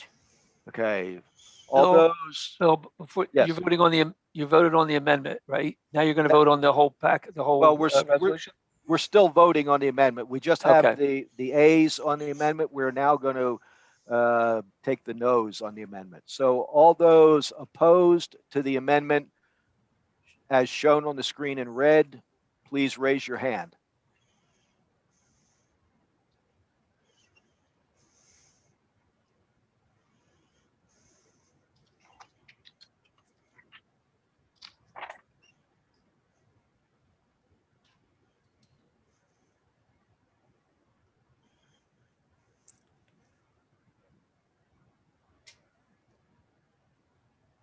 The Last no's call. are, go ahead, sorry. Okay, last call for those against. Okay, go ahead, Bill. I don't know what the numbers are. You've got to tell me. What is it? Okay, the amendment is adopted. Bill? Yes. Before you move on from these two lines, I'm not a delegate, but I just want to offer a comment. Sure, go ahead, Mr. Secretary. Thank you. Your comments are always welcome, Mr. Secretary. Thank you. Line 58, the words, and it's not a wordsmithing thing. To me, it's a significant thing. It says, demonstrate the compatibility of both uses. I don't think those words are strong enough because as a developer, I'll demonstrate the simplest thing and declare that it's compatible. To me, and I'm sorry I missed it when I was looking at the resolutions, but demonstrate that compatibility is weak. If there's a way to punch that up a little bit, Jeff, that's because it might be putting in an ant farm. I mean, there's a lot of ways you could demonstrate compatibility, and that would make it rank and meet criteria. I'm concerned about those three words for large scale solar.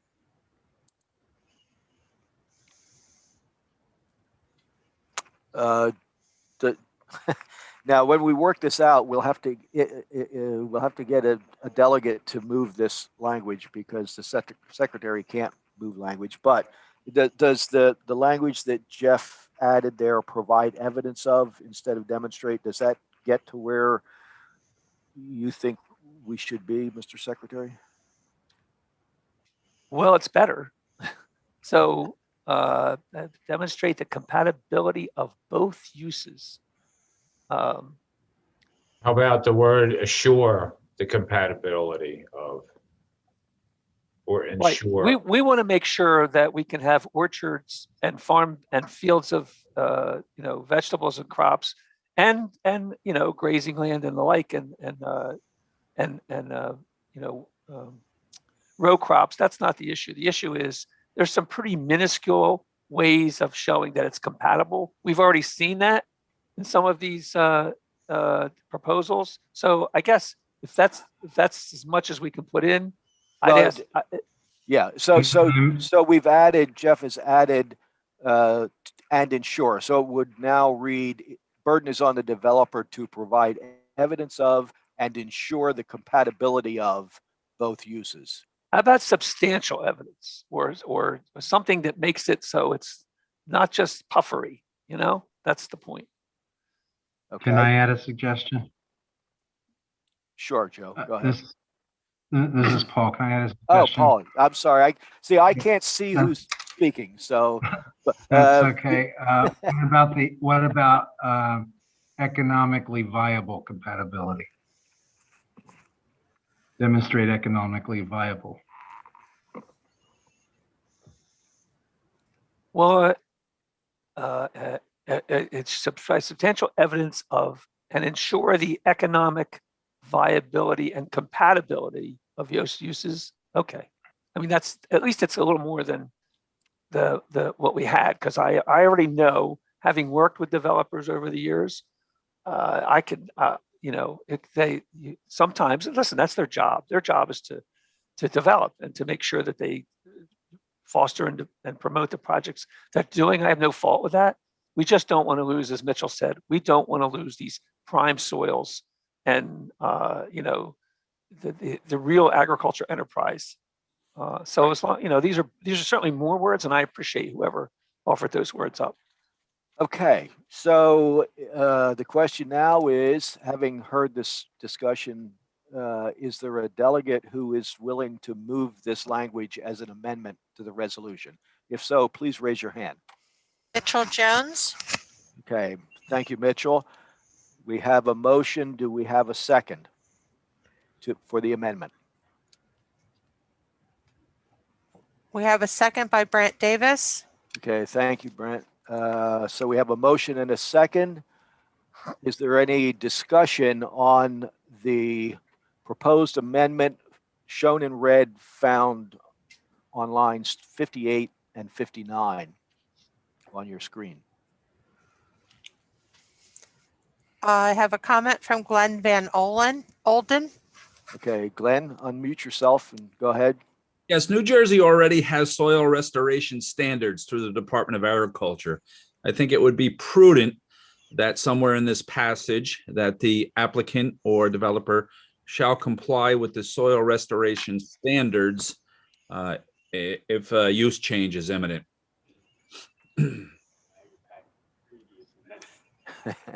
Okay, are you proposing, Glenn, that we further massage this amendment, or would you rather we go ahead and you would like to put that somewhere else in this?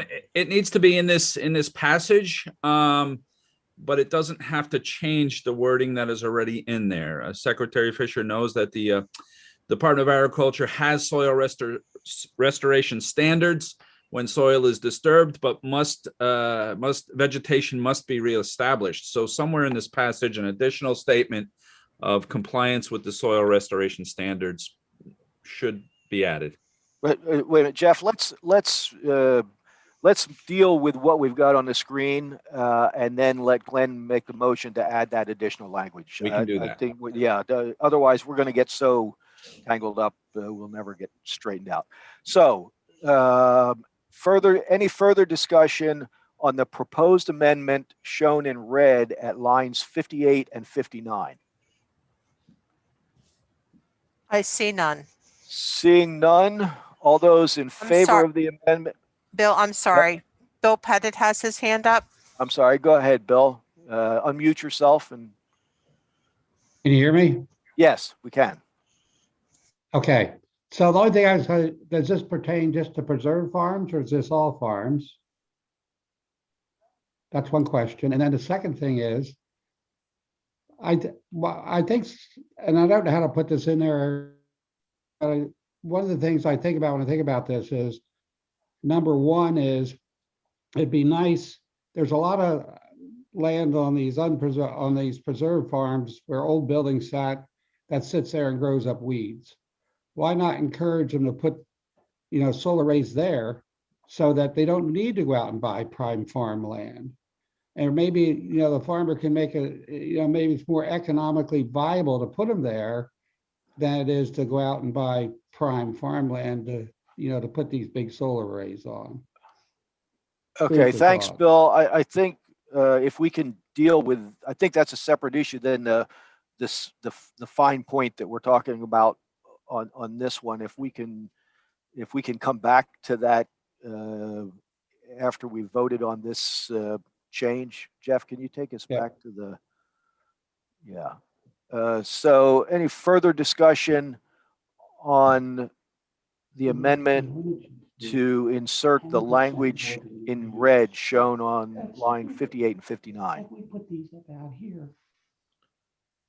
Seeing none. Seeing none, all those in favor of the amendment, please indicate by raising your digital hand.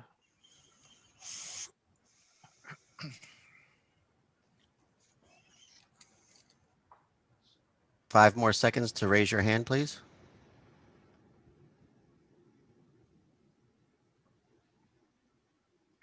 Okay.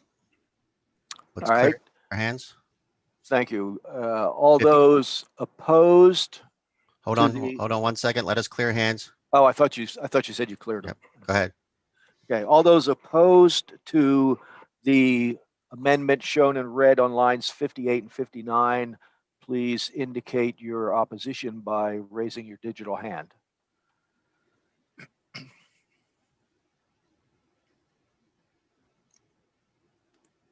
Please, 5 more seconds to raise your hand against the amendment. I see a count of 55 to 1. All right, the amendment is adopted. Thank you.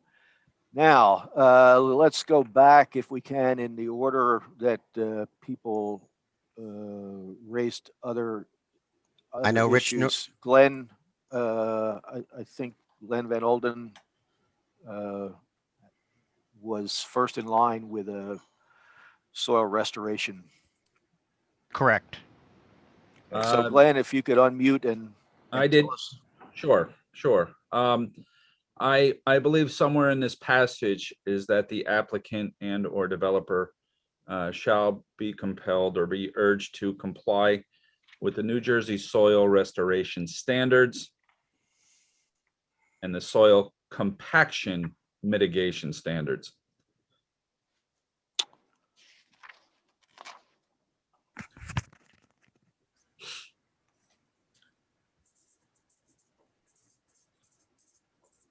Soil compaction mitigation standards. Mitigation before the word standards, Jeff? Correct. They are already in place. They are statute. They are rule. December 7th, 2017, I believe, is the activation date of those. So they're already in place, and they have standards, and they have it's backed up by rule. And a lot of it has to do with restoring soil to proper growing medium. And I think if this is in there, that would be, and Rutgers could research this if we urge them to do so as well. But that looks like something that that works for me. Okay, so Glenn, you're moving that language? I am. All right, so the motion is to insert the language in red, 60, yeah, where did the change start on 61, Jeff? Okay. Okay. Okay. So the proposed amendment is to insert on line 61 following soil, the words in accordance with New Jersey soil restoration and soil compaction mitigation standards. Yep. That's the insertion. Do I have a second to that motion? Reich Sadam seconds it. Okay, thank you, Reich. So we have a motion and a second. Is there any discussion on the proposed amendment? Joy Ricker has a comment. Joy, please unmute yourself and.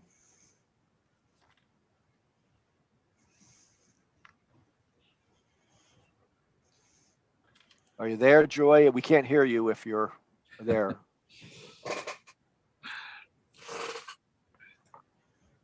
Her hand is no longer, Okay. her hand is back again. Okay, Joy, if you wish to speak, unmute yourself. I believe Joy has an older version of Zoom, so cannot speak. Ah, okay. I'm sorry about that. That's one of those unforeseen problems that.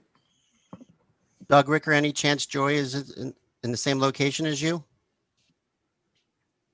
Can you open up Doug Ricker's microphone, please? Hi, she made a mistake. Everything's okay. Okay. Keep your finger off that button, Joy. All right. So any discussion on the proposed amendment? Seeing none, all those in favor of the proposed amendment at line 61, please indicate so by raising your digital hand.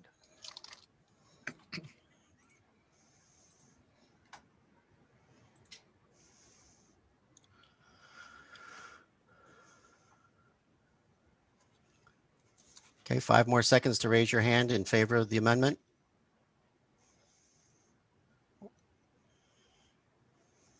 Okay, please stop raising your hands. We had 59. Oh, I'm sorry. Go ahead. No, we had 59. Go ahead, Joe. Yeah, but we're not supposed to announce the count until after the nays. I'm sorry. Oh, okay. But hands are lowered, right? Yes. All right. All those opposed, please indicate by raising your digital hand.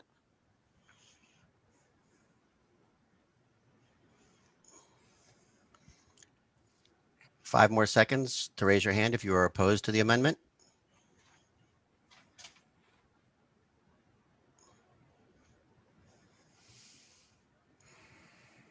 Okay. Okay, we saw a number of 59 to 1. Okay, so the amendment is adopted. Next, we'll go to Rich Norris. Okay, Bill. My question is on lines 47 through 53. For anything that the SADC or nonprofit organizations are able to be done is going to have to be done by the legislator. And I understand that it says it at the top of that resolution in line 47, but I've had to read that. I've read it 10 times before this, and I read through it 6 times here before it even made sense. And I'm just wondering if the language is clear enough that the legislator will have to do something or enable through legislation, basically, for the SADC or nonprofits to be able to be more competitive with their terms. Yeah, I agree, Rich. I had to read it several times. It actually does, after you read it a number of times and get it all sorted out, it does make sense, but it is a very convoluted sentence. If you have a a recommendation on how we should change that. I don't necessarily know that I do, but Jeff is definitely the fantastic wordsmith here. So I just think, you know, that it needs to say lower here, something about the legislator enabling legislation, something like that, to be able to have the SADC. And I apologize for not having the words for it.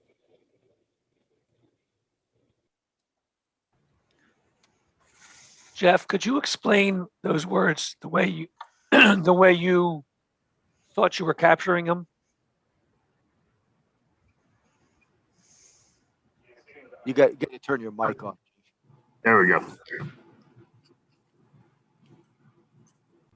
Yes, essentially, this is supposed to address the idea that the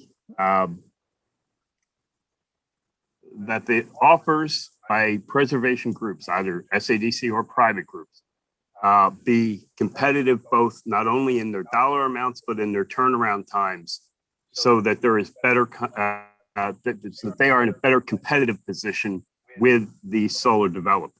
So adding here where it says be on line 53, be re-examined and legislative measures considered, is addressing Rich's point about, while it says urge the legislature and governor at the beginning of this, it needed to be restated here on line 53 so that it's clear what we're talking about.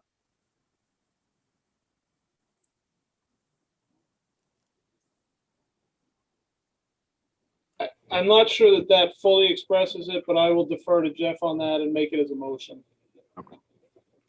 Okay, so we we have a motion to, Jeff, can you move it? Oh, it is okay. I'm looking at the monitor. We have a motion to add the language shown in red on line 53. Do I have a second to that motion? We have a second by Richard Sutherland. Okay, we have a, thank you, Rich. We have a motion and a second. Is there any discussion on the proposed amendment?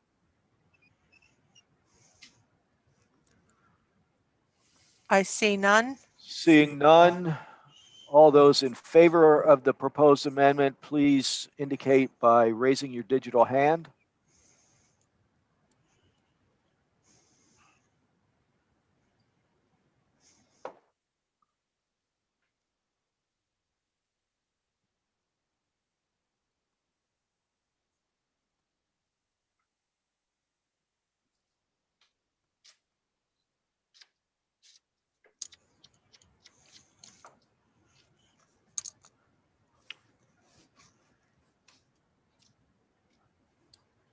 Okay, we have that count. Okay, and hands lowered. Just 1 second. Hands are lowered. All right. All those opposed to the amendment, please so indicate by raising your digital hand.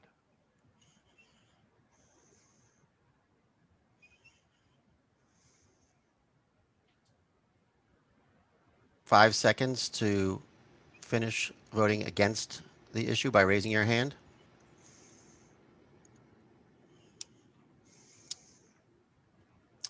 We have a final count of 56-1. Okay, so the amendment is adopted. I think Bill Pettit was next in line for discussion. Bill, is Bill unmuted, Nancy? He has to unmute himself. Right, yeah, but I mean, you've enabled him to unmute? Yeah, okay. Yes. Okay, Bill, did you have a comment? If you want to repeat what you said. Oh, what I said, talking about before? Yes. Yes. So anyway, I think it's important, you know, there's a lot of land on these preserved farms, if you want to talk about that right now.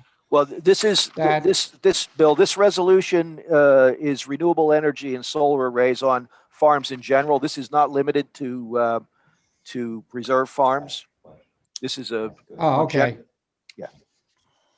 That I'll pull my hand down. Okay, your chance comes on a later resolution. Yep. Okay, thanks. Any further discussion on the resolution as a whole? As amended? I see none.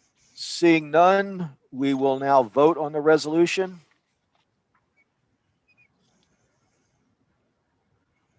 Voting is now open on your screen. You have 30 seconds to make your vote.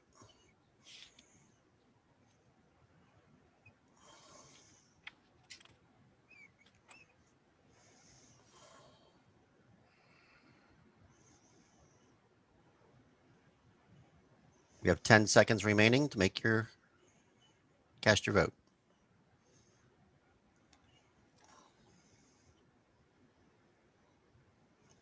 Polling is now closed. Okay, the resolution is adopted. We will now move to resolution number 7. This is the last resolution we're going to do this morning. Hold on. Wildlife and agriculture, found at page 20 of your packet. I will begin reading at line 62 on page 22.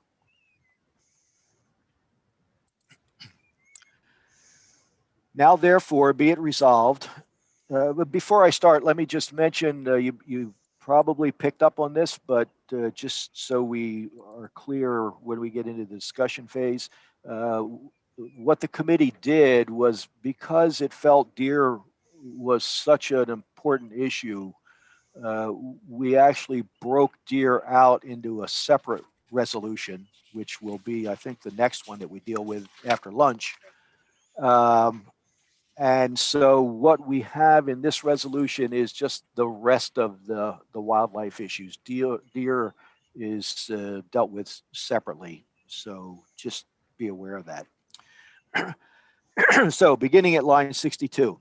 Now, therefore, be it resolved that we, the delegates to the 106th State Agricultural Convention, do hereby urge the governor, the legislature, the New Jersey Fish and Game Council, and/or the New Jersey Division of Fish and Wildlife, and/or all other appropriate state, federal, and local agencies to effectuate the following.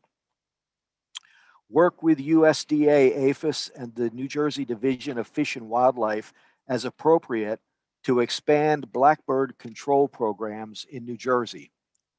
Continue to work with the U.S. Department of the Interior, Division of Migratory Birds, and the Atlantic Flyways Council to extend the statewide resident Canada goose season to the maximum extent possible, not to interfere with migratory birds, and increase the daily bag limit, and to encourage greater control strategies for Canada geese and snow geese.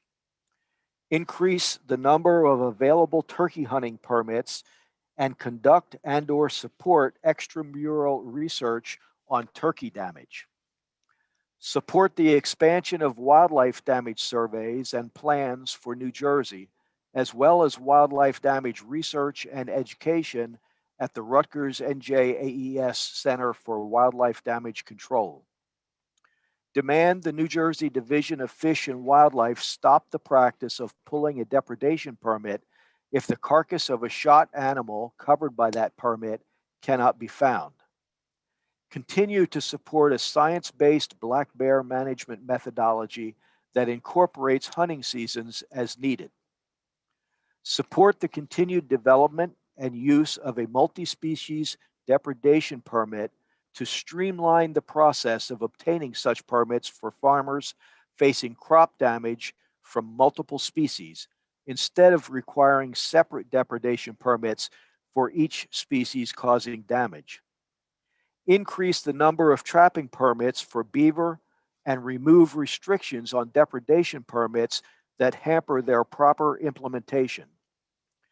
Allow baiting with corn, apples, and other produce for the hunting of deer and bear, as it both helps to improve the safety of hunting in areas near residential development and provides a revenue source for farmers and food retailers.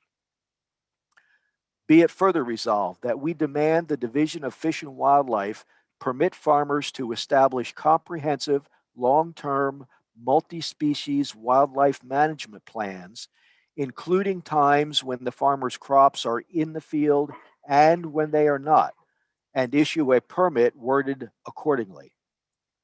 Be it further resolved that we oppose any legislation, executive order, or regulation that would remove hunting as a method of controlling the state's black bear population, especially those that expressly characterize black bear hunting as trophy hunting, thus showing a lack of understanding of the need to hunt bear to prevent crop and livestock damage, and insist that the governor consult state wildlife biologists in addressing bear management.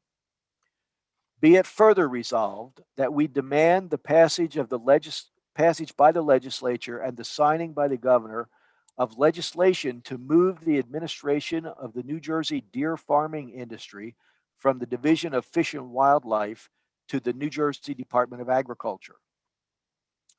Be it further resolved that we demand the governor and legislature support legislation that calls for moving the New Jersey Fish and Game Council and the Division of Fish and Wildlife into the New Jersey Department of Agriculture, creating a more logical alignment with USDA and its myriad of wildlife programs, and thus resulting in a better coordinated effort to balance the needs of wildlife with those of the agricultural sector, provided that all concerns about such a realignment are addressed through a combined effort of the NJDA and the NJDEP, with an eye toward accomplishing the missions of both departments. Be it further resolved that we demand that the farmer members of the New Jersey Fish and Game Council, nominated by the delegates to this convention, be expeditiously appointed to that council, as some nominated farmer members have waited for years for their appointments to become effective.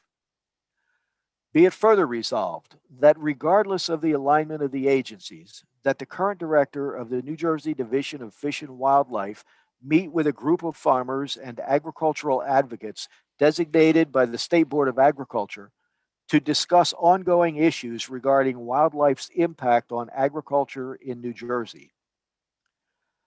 Be it further resolved that we demand the legislature reject any legislation that would prohibit the use of snares as a means of controlling wildlife in New Jersey. Be it further resolved that we demand New Jersey's congressional delegation sponsor and support federal legislation to increase by at least $400,000 the USDA APHIS Wildlife Services budget for staffing and support for a pilot cooperative waterfowl damage management program in New Jersey, and to implement actions in support of the depredation order at agricultural facilities contained in the environmental impact statement for Canada geese. Be it further resolved that we demand the Division of Fish and Wildlife broaden the allowed use of crossbows for use in hunting under a depredation permit, and demand the Division of Fish and Wildlife explore the simplification of depredation permits and opportunities for sportsmen to be added to permits at any time, and for depredation reporting to be done with the automated check-in system to reduce farmer reporting. Do I have a motion to adopt this resolution? Please indicate by raising your hand. We have a motion by Harry Bartlett. Thank you. We have a motion. Do we have a second? We have a second by Tracy Smith. Thank you, Tracy. So we have a motion and a second. Do we have any discussion on this resolution? Ruway Handbald would like to make a comment. Please Okay. unmute yourself.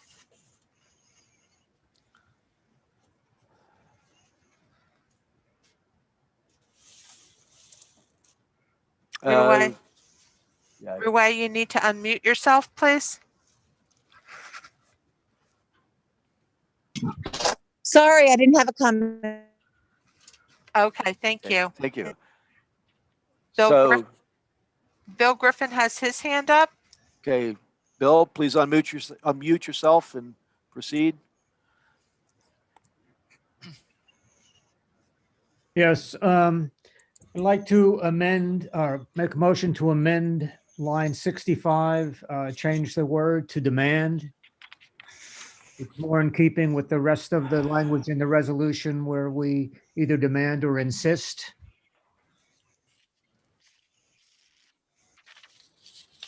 Okay, so we have a motion to change the word urge in line 65 to demand.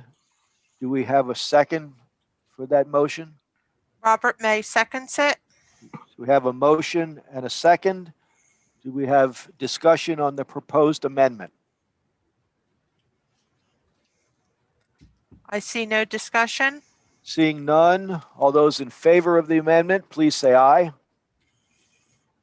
I'm sorry, please raise your hand.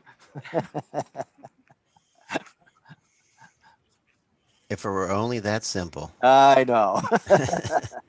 Okay, 5 more seconds to vote in favor of the amendment by raising your hand.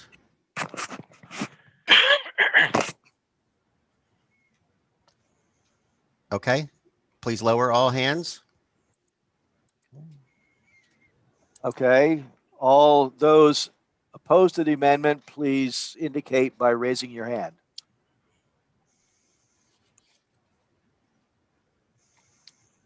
Five more seconds to raise your hand in opposition to the amendment.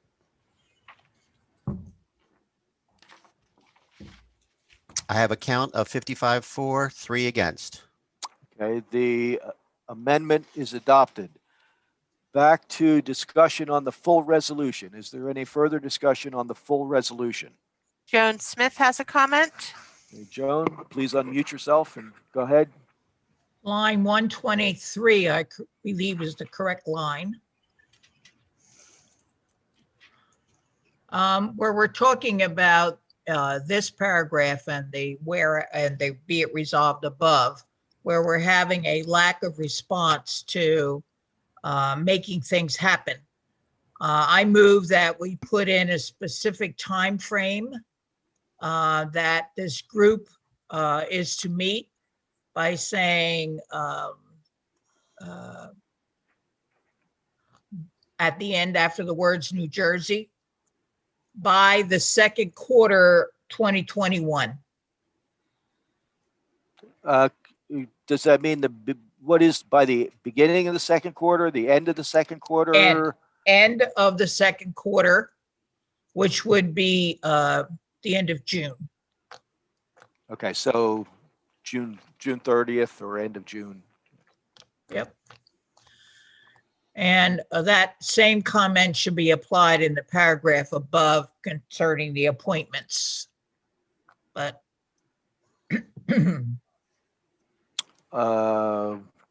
we don't set a man, so my comment on that, if we don't put in a date or a time frame, it will just continue to drag on and on and on as it has been. All right, maybe we can do these as two separate ones, just so the proposed amendment is to add the language shown in red on lines 123 and 124 in the screen to insert the words by the end of the second quarter of 2021, June 30th. Do I have a second to that motion? You have a second by Robert May. Okay, we have a motion to amend and a second. Is there discussion on the proposed amendment? Bill Griffin has a comment. Okay, Bill, please unmute yourself and go ahead. Not to pick nit on this, but I would just put the date. You have to remember that the state's on a fiscal year and not a calendar year. So you get some back and forth. I would just put a date if you want to do this and not put anything about quarters. Okay. I agree. Okay, the mover of the motion agrees. The second, Bob May, do you agree with that change? You have to unmute yourself. He raises his hand. Okay. Does that mean he agrees, or is it supposed to look like stop? I agree. Okay, thanks, Bob. All right, so the motion then is as shown in red at the end of line 23 to add the words by June 30th, 2021. Any further discussion on the proposed amendment? I see no further comment. Seeing none, all those in favor of the amendment, please indicate so by raising your hand.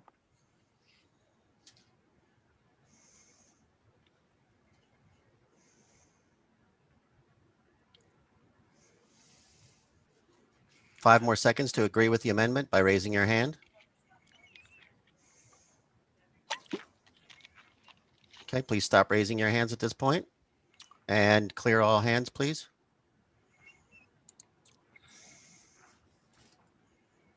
All hands are cleared, Bill? Thank you. All right, all opposed to the amendment shown in line 123, please so indicate by raising your hand.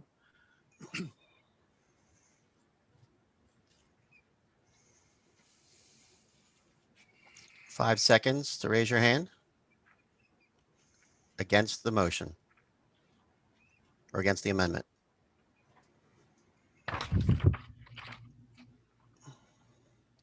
I had a count of 57 to 2. Okay, In so favor. the amendment is adopted. Excuse me. Joan, you were talking about another, also inserting a Yes, I date. think it was 117 maybe. There it is. A line where they have not, there we go. That we give a specific date and therefore maybe it will happen since they've been waiting years. So I Okay, still move that be inserted on line 118 as indicated in red. okay, so we have a motion to insert the language shown in red at 118, at line 118. Do I have a second to that motion? You have a second by Jack Otterbein. Okay, we have a motion and a second. Is Give us a there Give us any? a second to clear all hands. Okay, I'm sorry. go ahead. I'm used to being able just to look out and see, you know. Is there any discussion on this proposed amendment? Mitchell Jones has a comment. Mitchell, unmute yourself, please, and proceed. My only comment is that by putting a date in there, I don't know that we're going to get any further action. It's controlled by the governor. Having sat on the state board, I know that we can advocate for the appointment, but there's really nothing a date is going to do to change that. I mean, we can push the secretary to continues to push for the appointment, but a date isn't going to make anything happen, in my opinion. Thank you. Thank you, Mitchell. Any further discussion on the proposed amendment? Joan Smith has another comment. Okay, I just Joan? raised my hand to state that no action may happen, but at least it shows that we're trying to make a point of the fact that we've been waiting for years and now we're getting more anxious to make this happen for the good of the agriculture in New Jersey. Okay, thank you, Joan. Any further discussion on the proposed amendment? I see no further comment.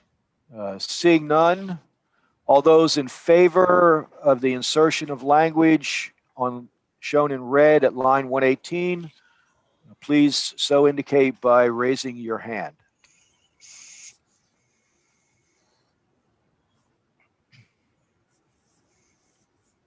Five more seconds to raise your hand in favor of the amendment.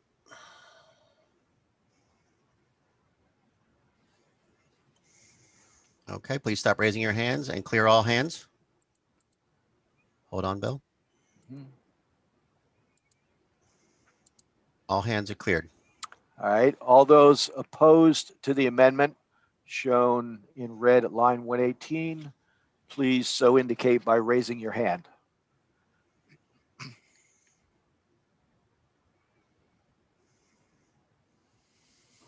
Five more seconds to raise your hand in opposition to the amendment.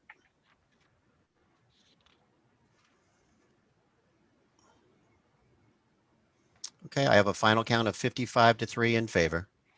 So the amendment is adopted. Back to further discussion on the resolution as a whole as amended.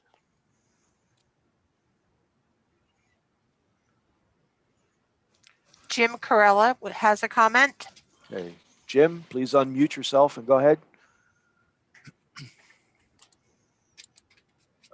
Hello, on line 69, where it says appropriate to expand blackbird control programs in New Jersey. First, I have a question if I can. Blackbirds, does that include starlings? And if it does not, then I would like to make a motion to include starlings in that. I mean, I'm no bird expert, but they're on different pages in my bird book. So Yeah. I would go. Can we do that by common consent? Does anybody have any objection to inserting "and starlings" at line 69? If you have an objection, please raise your hand and we'll do it by the amendment process. I see none. Seeing none, the language is inserted by common consent. Thank you, Jim. Back to discussion on the full resolution. Any further discussion? I see none. Seeing none, we will now vote on the resolution.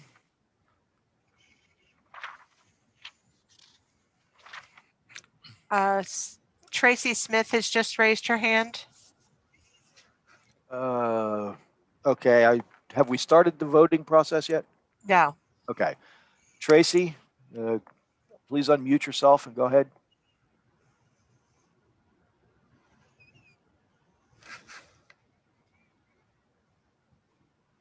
Are you there, Tracy?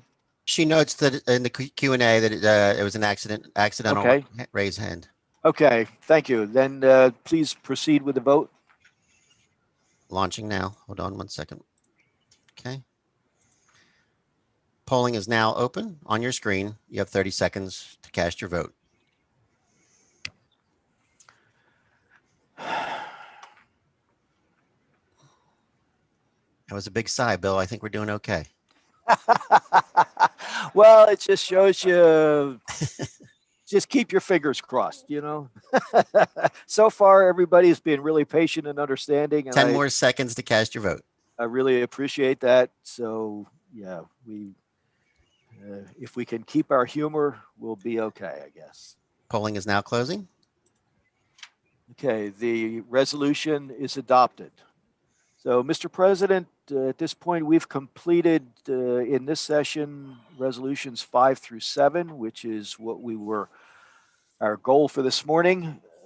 Before I turn the duties of the chair back to you, I would like to say that since we're now going to break for lunch, the resolutions committee is meeting during the lunch break, and we will convene at 12 o'clock, which is 10 minutes or 11 minutes.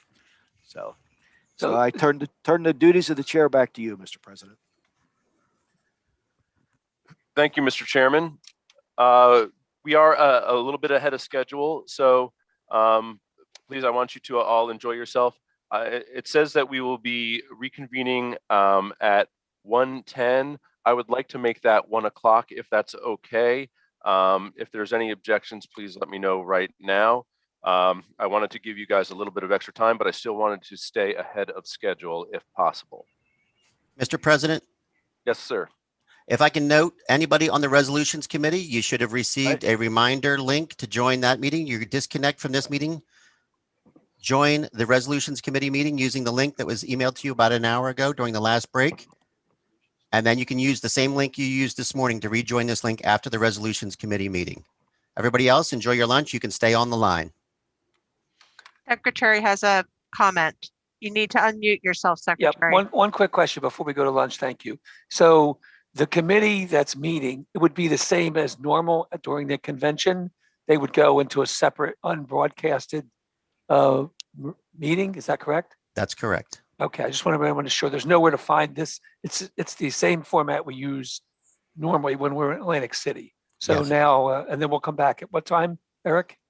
We will reconvene at 1 o'clock. I have a question for Chairman Cutts, though, before we go. Sure. I believe we mentioned beforehand, if anybody wanted to remove anything from the consent calendar, or we're proposing a new resolution from the floor, we needed to know that before lunch. I just want to have the opportunity to check that? Yes, we need to know, particularly if there are new resolutions coming. We need to know that if anybody's planning to produce move a resolution which is not part of our entire packet, a new resolution. If you could tell us that now, that would be helpful. If that's the case, we will send you an invitation to the committee meeting to bring that to the committee meeting. Melanie Richmond has her hand up. Okay, Melanie, go ahead and unmute yourself and go ahead. I have two on the consent calendar that I have small comments on. Should I just tell you which two they are? Yeah, we got your email, Melanie. Okay, and you're good. Yeah, Okay. we're good on them. Yeah, that's and Melanie, I think actually I think you were sent. Did you get an invitation to come to the committee meeting? I'm not sure. I will send it now. Okay. Thank you. Tom Costantino has a comment. Go ahead, Tom.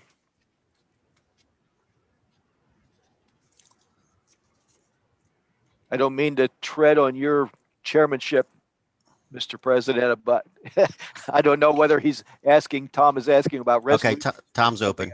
I'm open, yeah.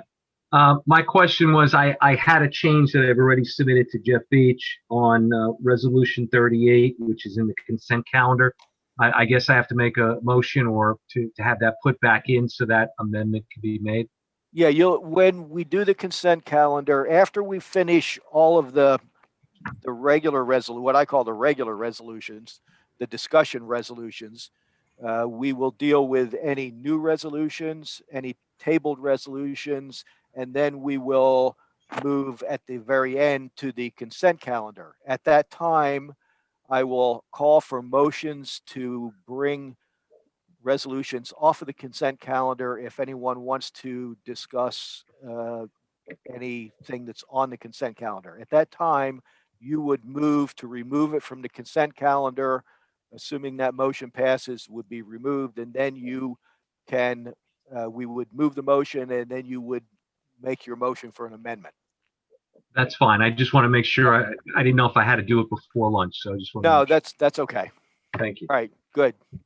Thanks very much. Any other questions regarding the process? I see none, Mr. Chairman. Okay, thanks very much. Thank you, Mr. President, for Thank you. indulging us. During the period of discussion that we've just had, there were a couple of requests that we meet at 1:10 to give the Resolutions Committee ample time. I'm more than happy to honor that. So we will reconvene at 1:10. See you then. Enjoy your lunch. Thanks.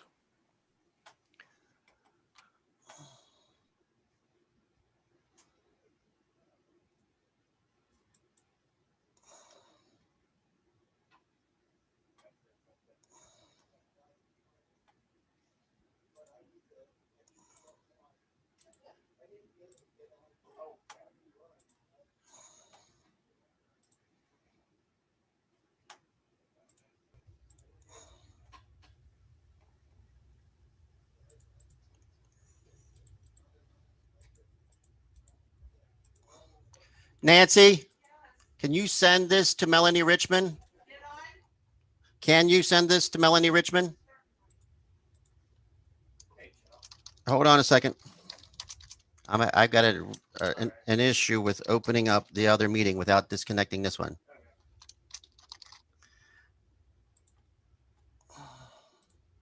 Hold on, me.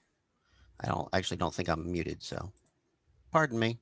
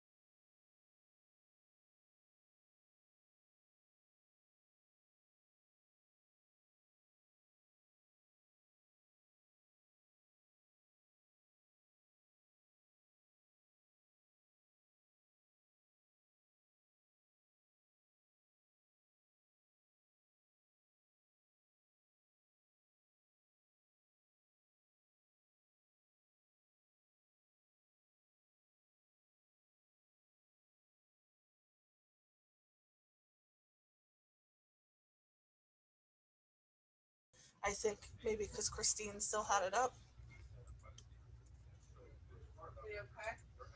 I don't know. Did you send something from Bill? Okay.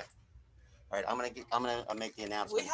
We lost a lot of people. They all went to the resolutions committee. We lost over, how many people are on that? Resolution committee about 20. 20 delegates? Yeah. Oh. All right. Open my mic. Oh, my mic is open.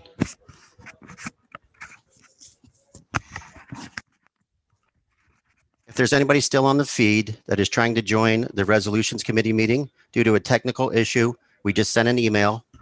Please check your email if you're on the resolutions committee looking to join the resolutions committee meeting. Thank you. Thank you, Joe. You're doing an outstanding job, all of you. Thank you.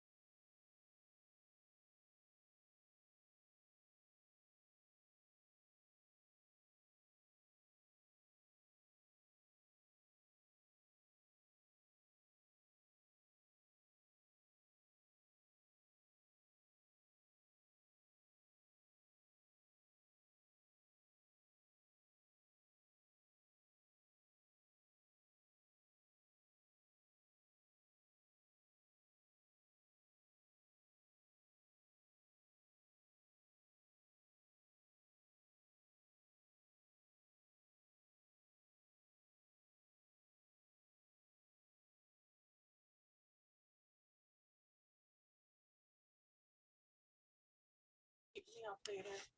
I'll be here.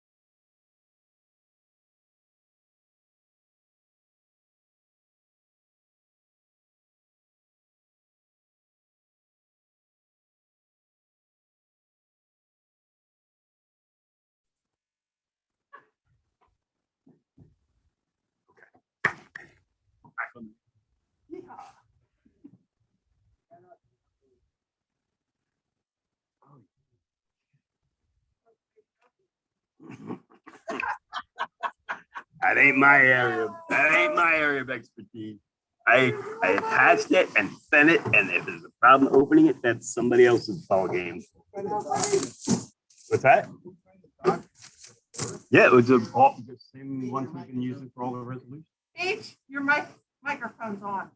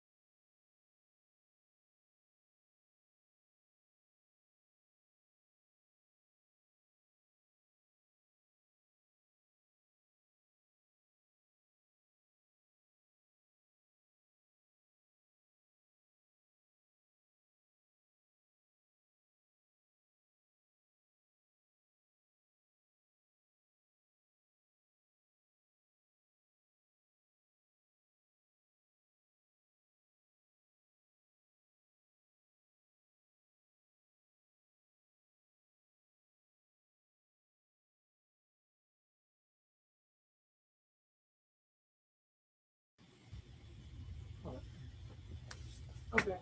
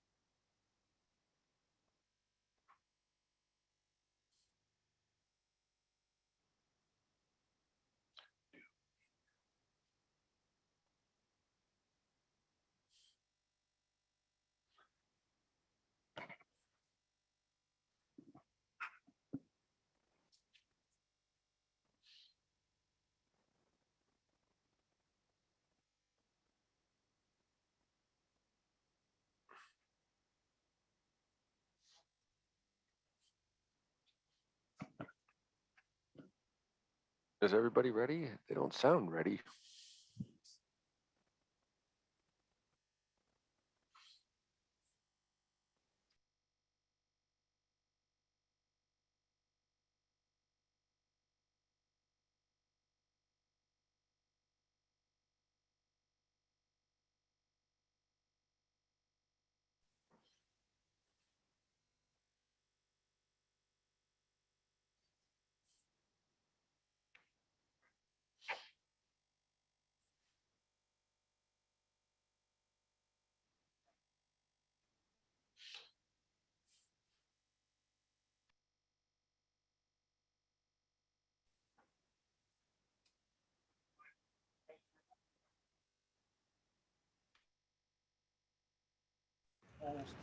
We're live.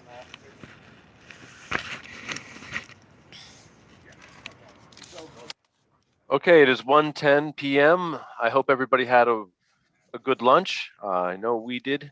And we are going to resume with the order of business. We will now hear from Assemblyman Eric Hotelling, Chairman of the Assembly Agriculture Committee, who will be followed by New Jersey Farm Bureau President Reich Saddam.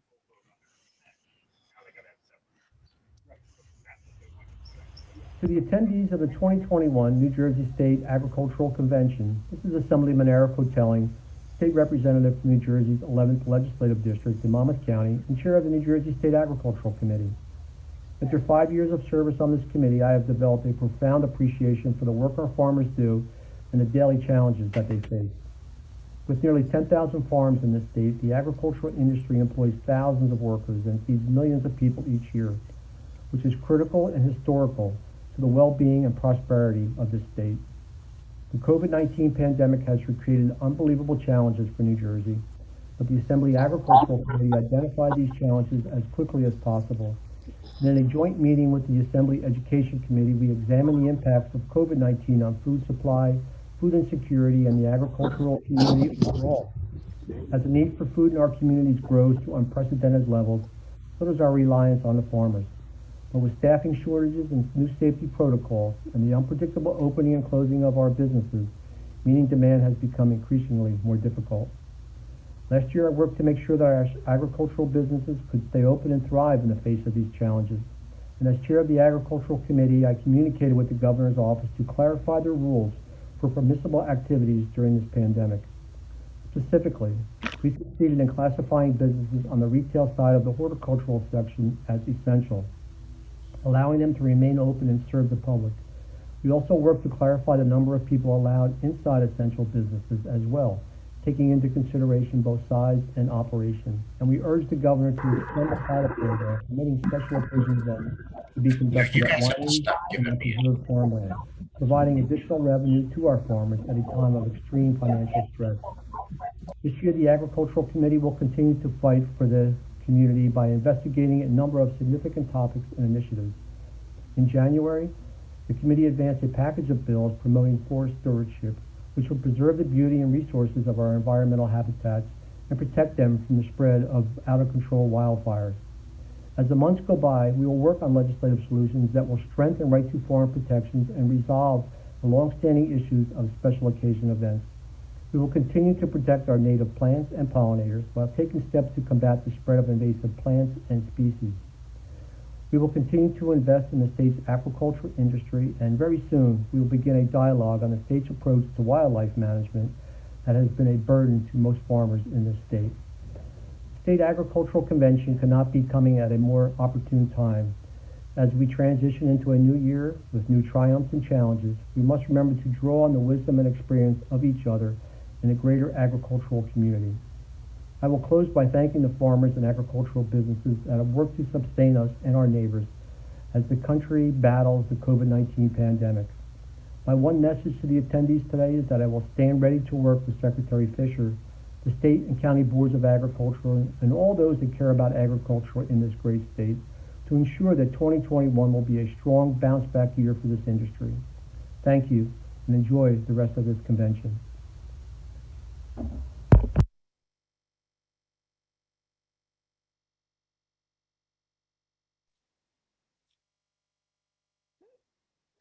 Just want to mention that the Eric has been a strong supporter of agriculture, is always interested, visiting farms and really getting involved in a very hands-on, aggressive level, and we appreciate it. And I did also mention that Speaker Coughlin as well has been a real great advocate, and some of his work on hunger initiatives has really resounded in many corners of New Jersey. And in fact, I remember he even went on a gleaning to demonstrate his support of all that agriculture is. So we appreciate the two Assemblyman, Speaker, and the Ag Chair coming today.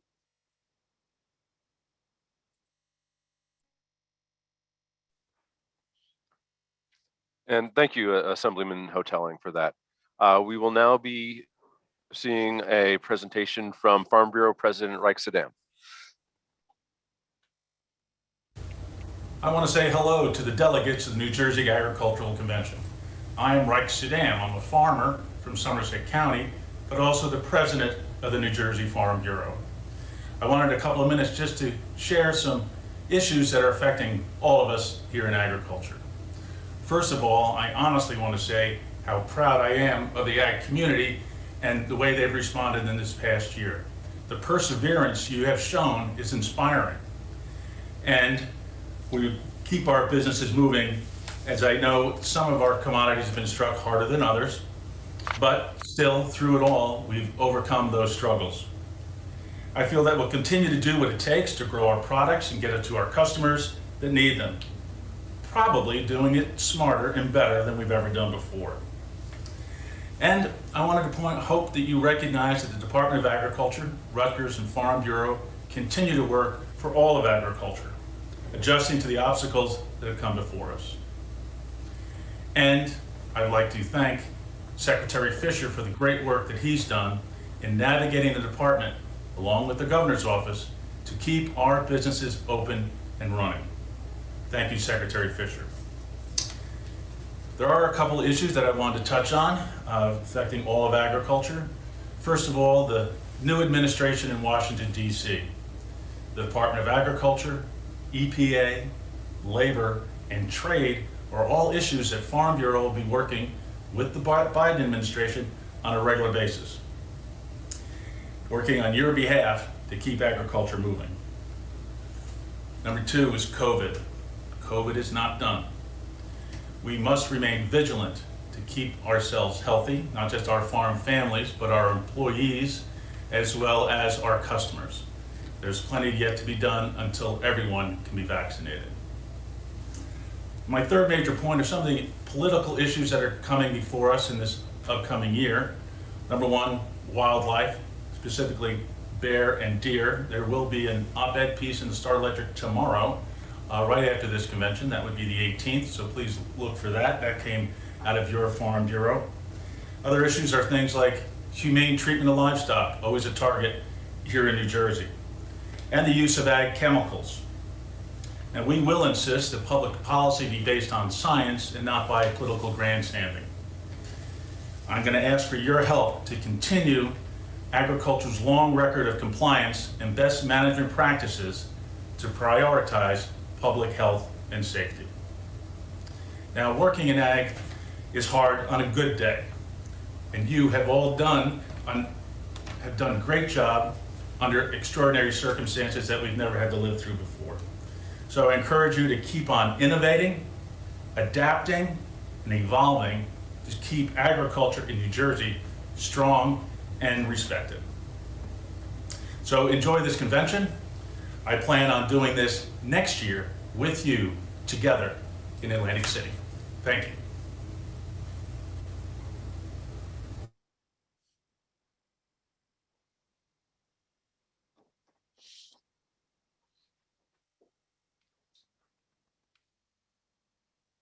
Thank you, Reich.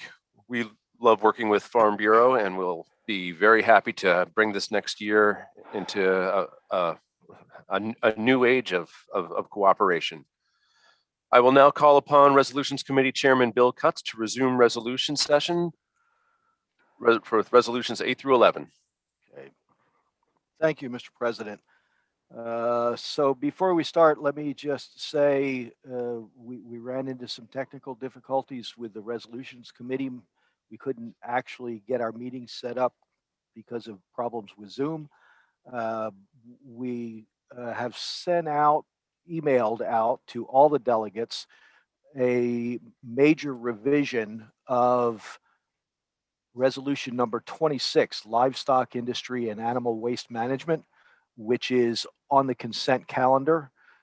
So when we get to the consent calendar, the very last thing we do in the resolutions process, we will be dealing with that resolution.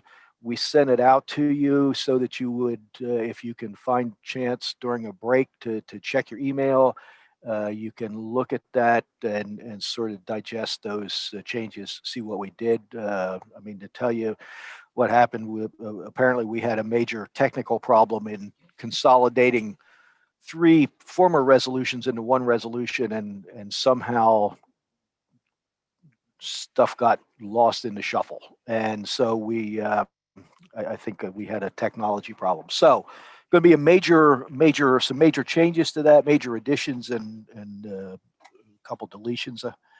So if you get a chance, look at that. You'll be more familiar with it when we get to it.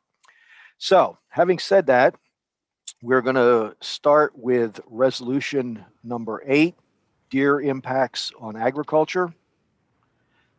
Found at page 26 of your book. As you'll recall, before lunch, I said the resolutions committee decided to split deer out from the general wildlife resolution just to place more emphasis on it. And this is the resulting resolution. So I will begin reading on page 27 at line 44.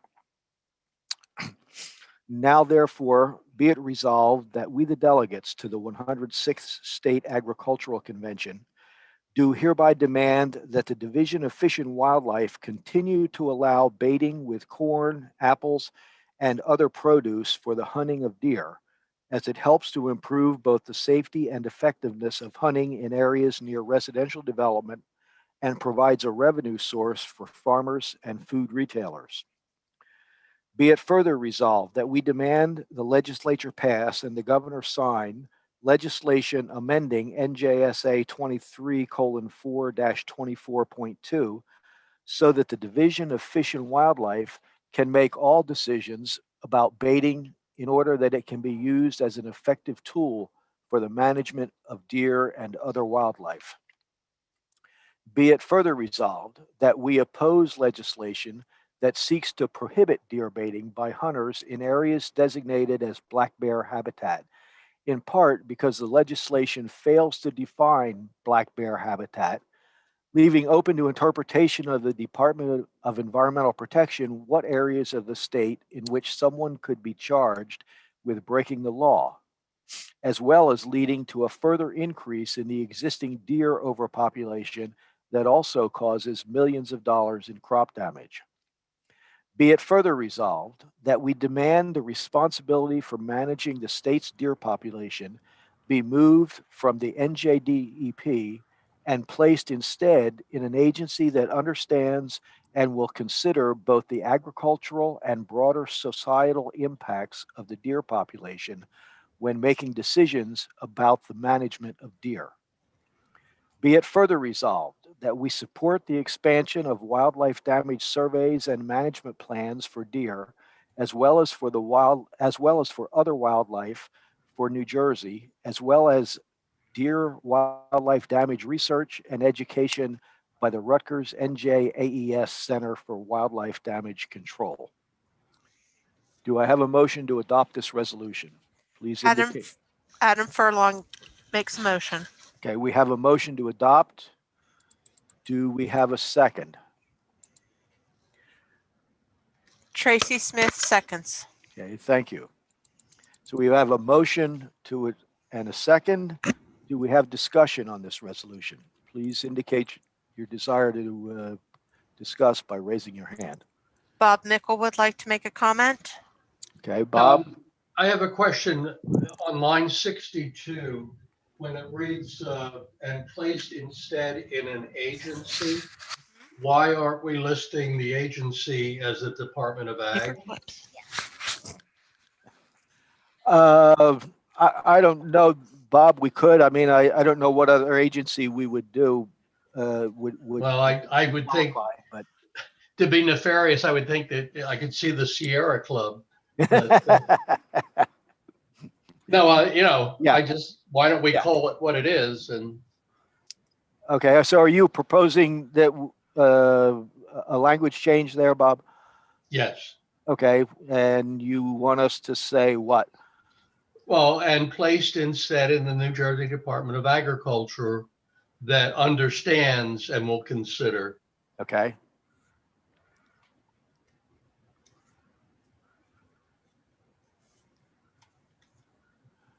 Okay, so we have an amendment shown in red at line 63 to delete an agency that and to insert the New Jersey Department of Agriculture, which do we have a motion to that effect? Do we have a second?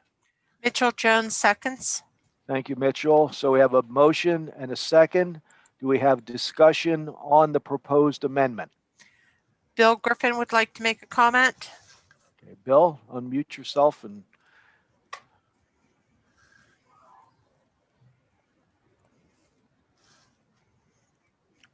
we can't hear anything, Bill, if I don't know whether you're unmuted or not. He lowered his hand, so it may have, okay, there goes Okay. Bill.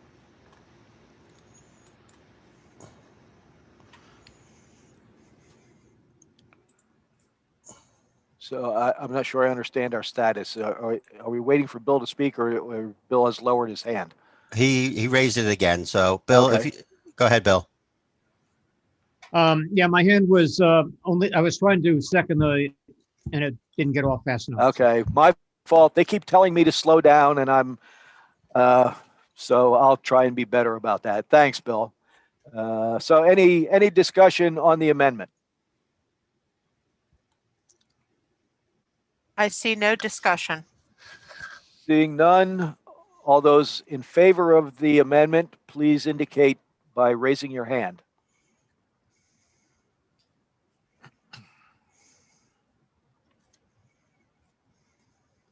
Okay, about 5 more seconds to cast your vote in favor of the amendment. Please leave your hand up once you raise your hand. Okay, I have the number. Let's clear all of the hands, please. Okay, Bill, go ahead. All those opposed to the amendment, please so indicate by raising your hand.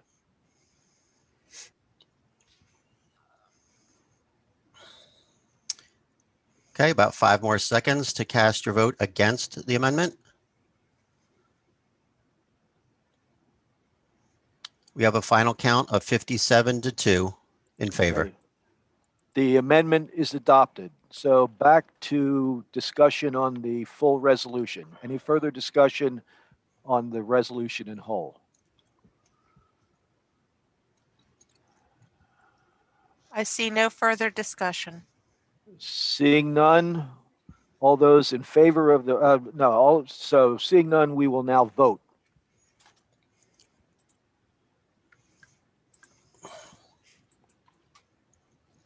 Polling is now open. You have 30 seconds to cast your vote.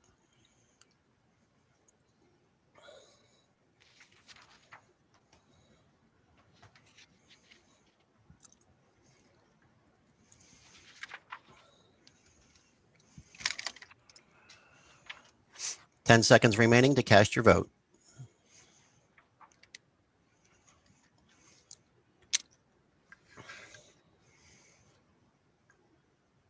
Polling is closing. The resolution is adopted. We'll now move to resolution number 9, transfer of development rights. Found at page 29 of your packet. I will begin reading at line 28 on page 30.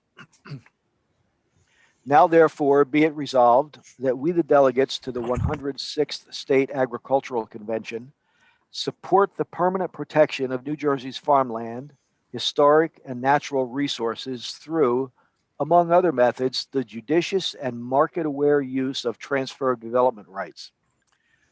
Be it further resolved that we strongly urge coordinated efforts by and among the various New Jersey state agencies to work with the state TDR bank with regard to establishing receiving areas necessary to drive demand for Highlands and Pinelands PDC credits.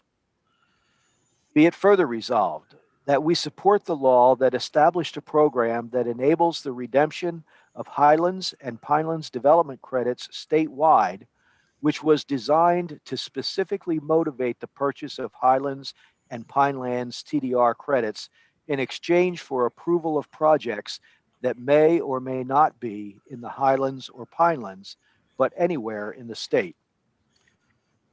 Do I have a motion to adopt the resolution? Joy Rickard makes the motion. Thank you, Joy. Do I have a second? Have a second by Meg Whitehouse.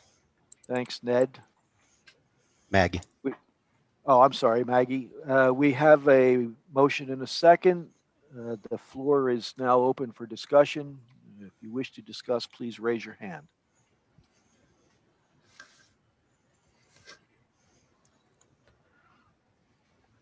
I see none. Oops, I'm wrong. Bob Mickle would like to make a comment. Okay, Bob.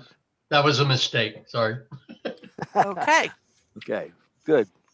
Not a bad on me this time. All right. Seeing no discussion, we will now vote on the resolution. But Bill Pettit just raised his hand. Okay. And it hasn't been launched yet. Okay, good. Bill, go ahead. Oh. Go ahead, Bill. Fine, I made a mistake. Okay. All Okay, right. thanks. Okay, I think we're ready to launch the poll. Polling is launched. You have 30 seconds to cast your vote for resolution number 9.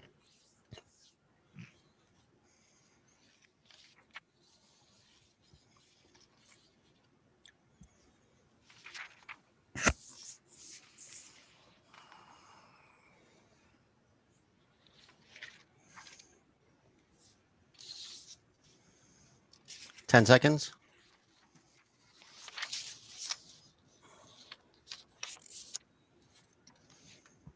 And polling is closing.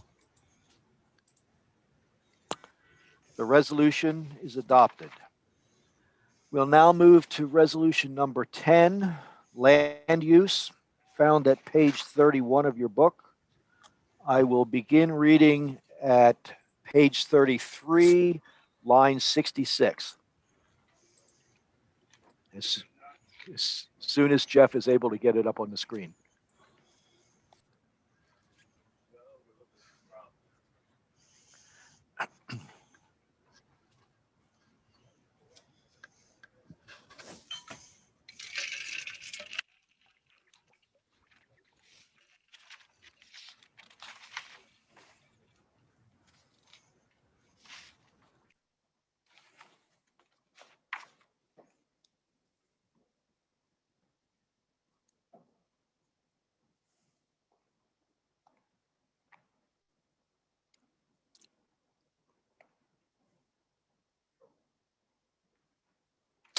Okay, beginning at line 66 on page 33.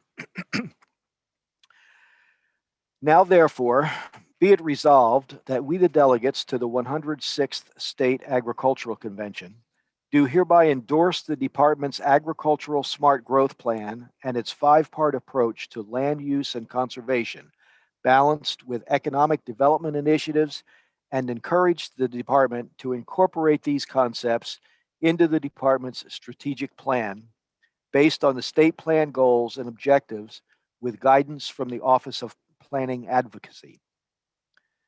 Be it further resolved that we urge the department to continue taking a lead role in supporting and advancing equitable and feasible density transfer methods, including but not limited to clustering, regional growth zones, Pinelands development credits, Highlands development credits, and transfer of development rights to facilitate preservation planning in conjunction with growth planning.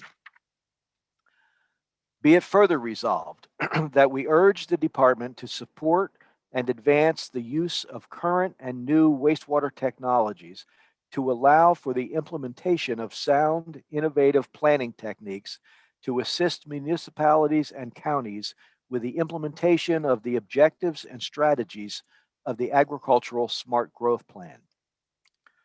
Be it further resolved that we urge the department to explore funding options to advance the development and expansion of agricultural facilities and infrastructure systems, and to explore other statewide initiatives such as ag enterprise zones to stimulate the retention and viability of farms and the businesses that support them.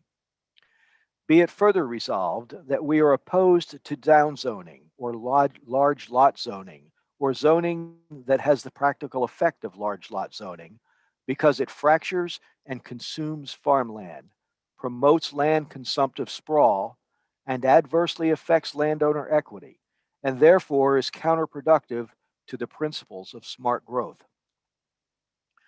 Be it further resolved that we oppose the adoption of restrictive land use and wildlife management or protection statutes, ordinances, or regulations by the state, any municipality, or other governmental entity in the state of New Jersey that are not science-based or that exceed the powers granted to governmental entities under the existing laws and statutes. Be it further resolved that we support the SADC's legislative amendment that provides landowners involved in all preservation programs, municipal TDR, PDCs, HDCs, clustering, etc., be eligible for the same package of benefits or state incentive programs available through the State Farmland Preservation Program, and that tenants be eligible for those programs that are appropriate to them.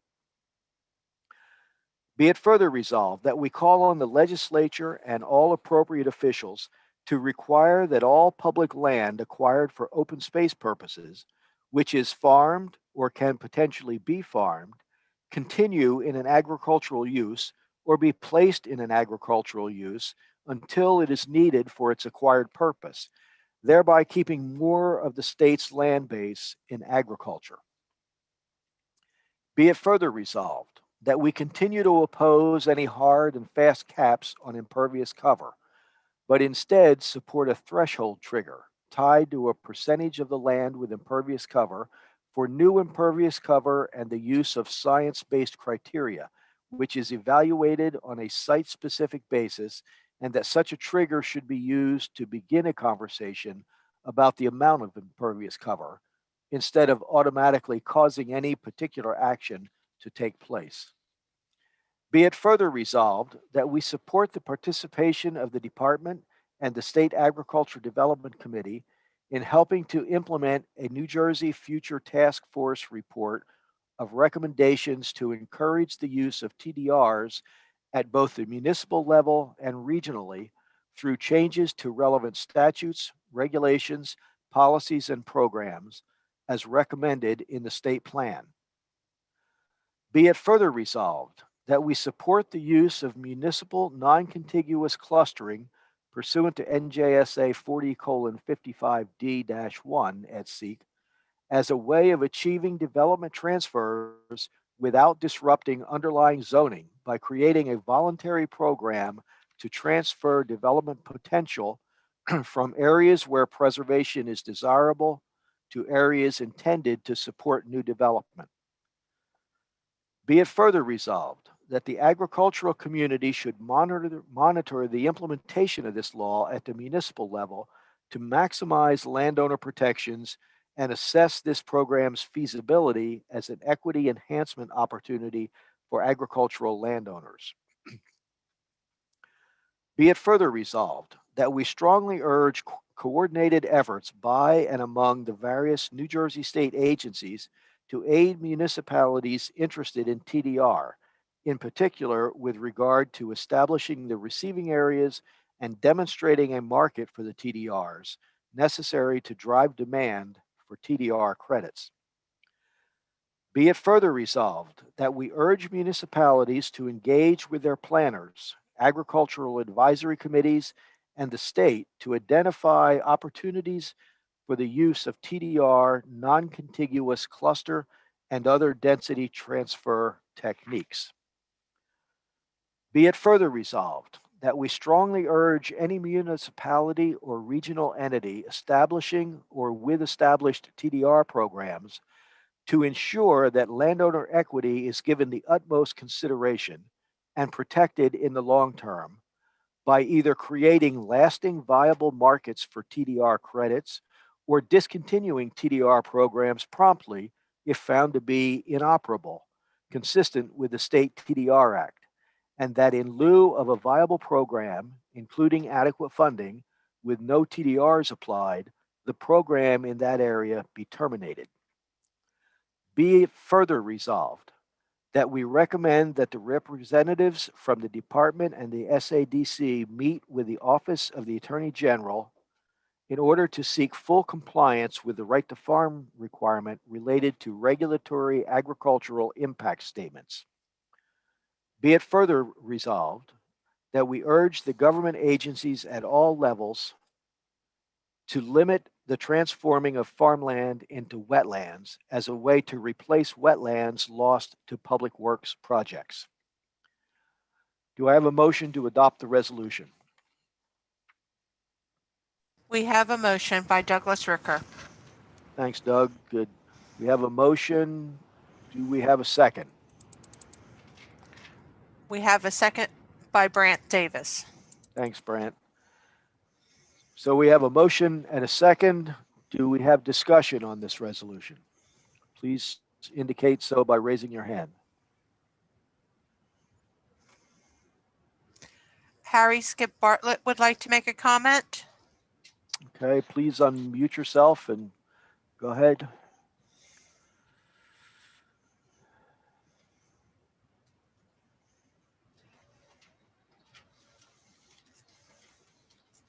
We can't hear anything. Can you hear me now?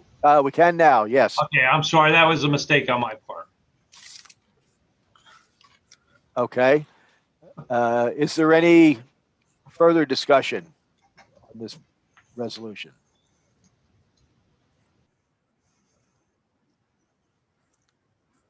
I see none. Seeing none, we will now vote.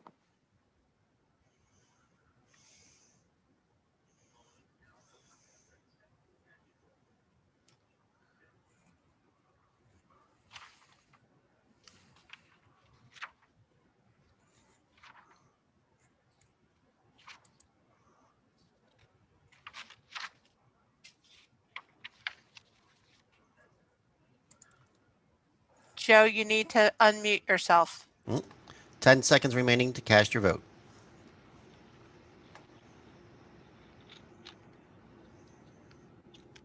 Ending the poll.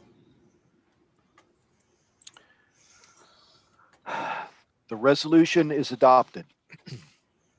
We will now move to farmland preservation. Resolution number 11, found at page 37 of your book.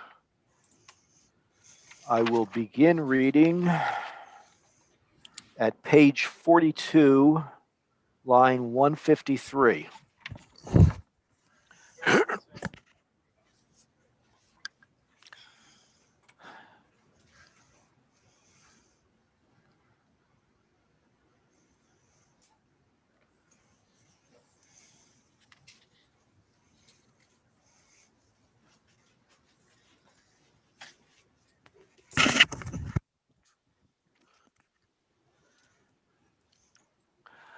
Okay. Now therefore be it resolved that we, the delegates to the 106th State Agricultural Convention, support the permanent protection of New Jersey's farmland through the Farmland Preservation Program. Be it further resolved that we urge the SADC to continue its planning incentive grant program, which to date has resulted in the development of 18 county comprehensive farmland preservation plans and 45 municipal plans that address strategies not only to preserve farmland, but also to sustain agriculture as an industry. Be it further resolved that we support the structure of those plans, including 1, 5, and 10-year goals that target the preservation of 24,000 acres at a cost of $273 million in 1 year, 106,000 acres at a cost of $1.17 billion over 5 years, and $199,000 acres at a total cost of $2.13 billion over 10 years.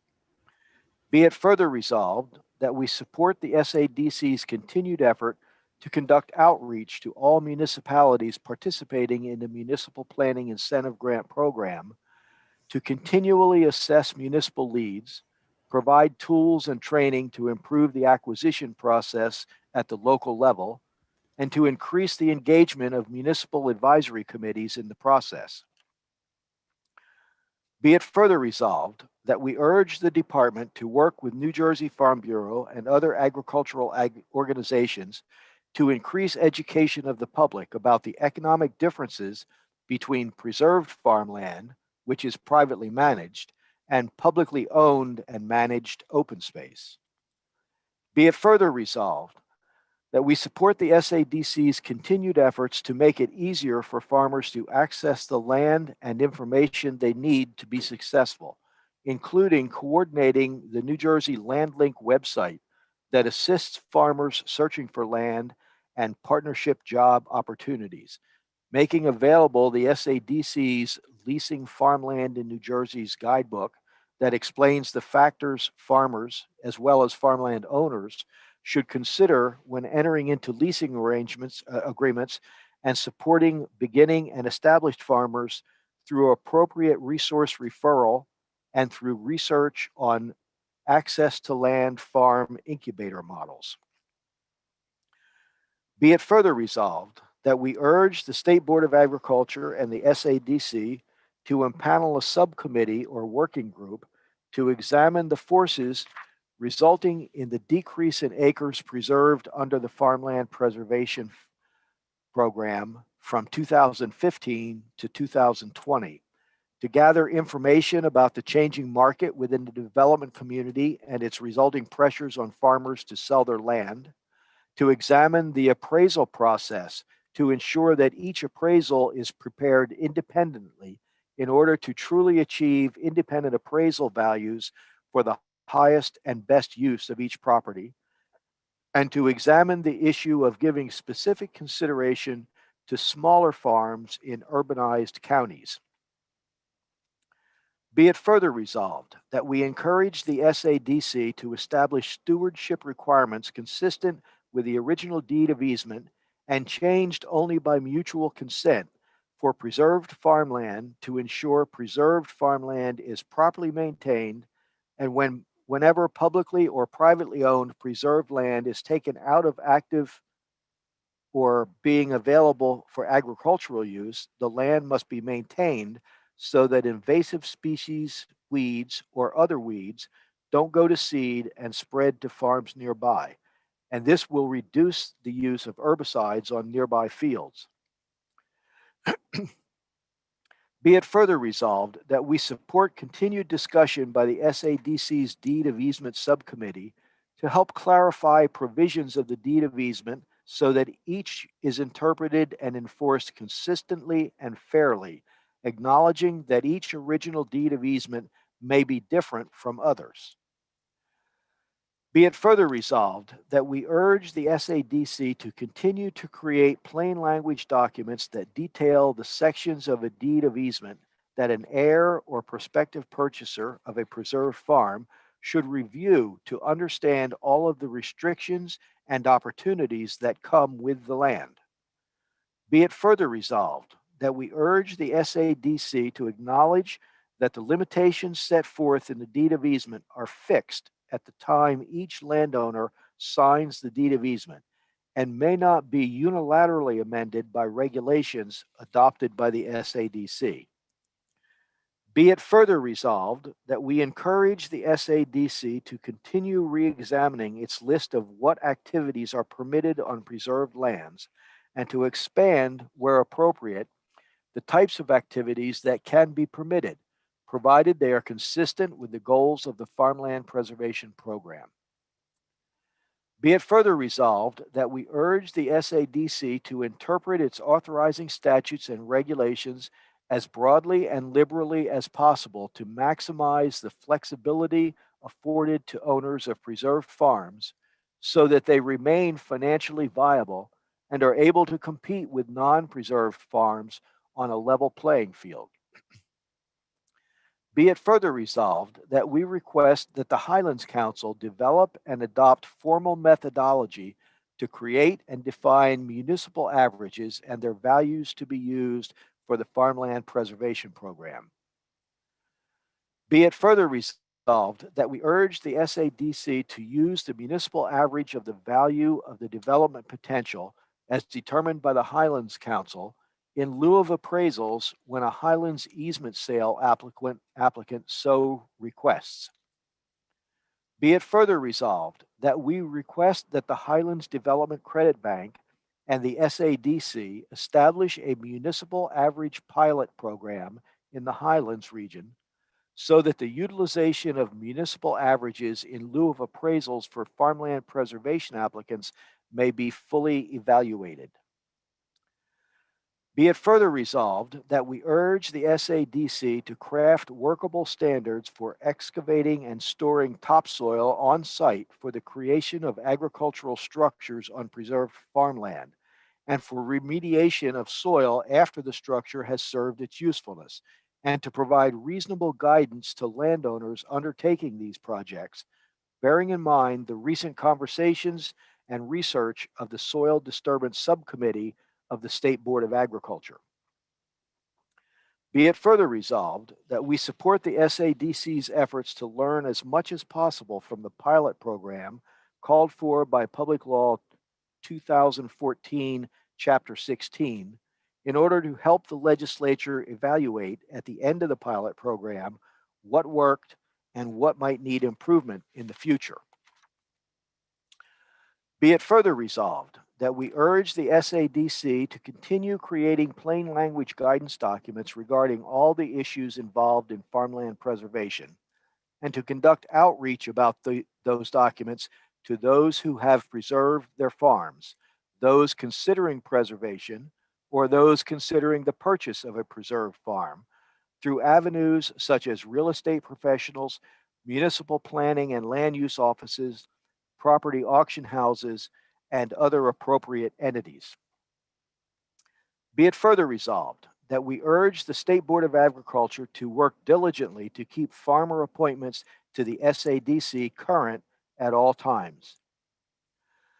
Be it further resolved that the delegates request that the SADC promulgate guidance documents for municipalities that have accepted farmland preservation funds regarding the proper and appropriate use of municipal agricultural advisory committees, create the model ordinance that municipalities could adopt that will define the roles and functions of such committees, and perform accountability outreach to these municipalities to ensure they are properly interacting with their advisory committees on all pertinent issues. Be it further resolved that we support the SADC's agricultural leasing pilot project to offer a long-term lease on a preserved farm that the SADC owns in fee simple and to explore the feasibility of creating an incubator model on a portion of the farm to provide opportunities to new and beginning farmers. Be it further resolved that we support the SADC's Farmland Stewardship Deer Fencing Program, which in the third funding round of the pilot program approved $755,656 in grants on 52 farms to install 51 miles of fencing on approximately 2,719 acres of high-value crops in order to protect them from damage caused by white-tailed deer, with $275,000 in cost share grant funding paid so far for 19 completed projects that installed about 21.5 miles of fencing on approximately 1,100 acres. Be it further resolved that we support the concepts embodied in pending legislation A 1565 / no Senate version yet to create farmer alternate voting members on county agriculture development boards. Do I have a motion to adopt the resolution? Joy Ricker makes the motion. Thank you, Joy. We have a motion. Do we have a second? Frank Yesovich makes the second. Thank you, Frank. So we have a motion and a second. Do we have discussion on this resolution? Kurt Alstead would like to make a comment. Kurt? Hi, good afternoon. Had forwarded this language to the Resolutions Committee yesterday from the Morris County Board of Ag. We would like to suggest that we insert at line number 264, be it further resolved, and I'll speak slowly if we need to type it in. Let Jeff catch up here. Okay, be it further resolved that the delegates direct the SADC to create a consistent, streamlined process for applicants to CADBs, comma, who cannot have their cases heard because of the lack of quorum due to conflicts of interest, comma, to have their cases heard in a different jurisdiction, period. This process should include simple, consistent tests and guidelines to determine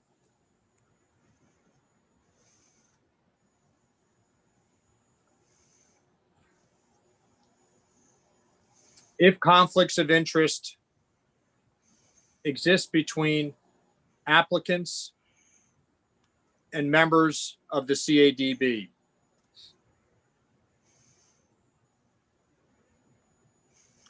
And just quickly, the background to this is we're finding in smaller counties such as Morris, where there's not a huge pool of eligible farmer members to serve on the CADB, that when certain applicants are coming in, there's a lot of conflicts because of business relationships that exist between farmer neighbors and farmers that have joint business ventures and whatnot. And so we're seeing that more and more that farmers are coming in with for a site-specific AMP, for instance, and then all of a sudden there's not a quorum because all the farmers are conflicted off. And right now there's not any clear guidance as to what happens. And so these applicants are in limbo while it gets sorted out, and months and months and months are lost, even on a very simple site-specific ag management practice application.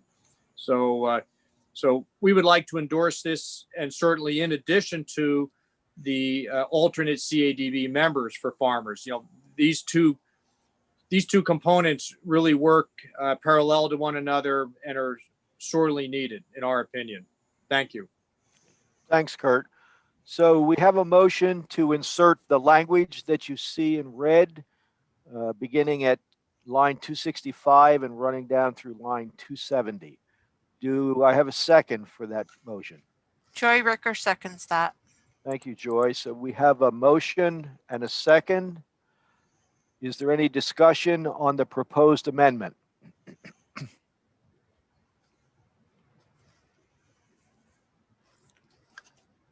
I see no comment. Seeing none, all those in favor of the proposed amendment, please indicate so by raising your hand. Please leave your hand up until we clear hands.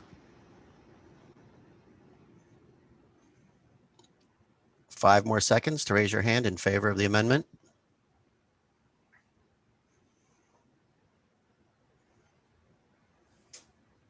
Okay, please stop raising your hands now. Clear all hands, please. Okay, Bill. Okay, all those opposed to the amendment, please so indicate by raising your hand.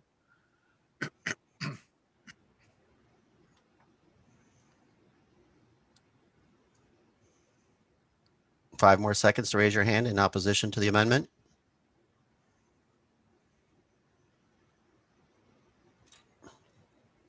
I have a final count of 62 to 1 in favor.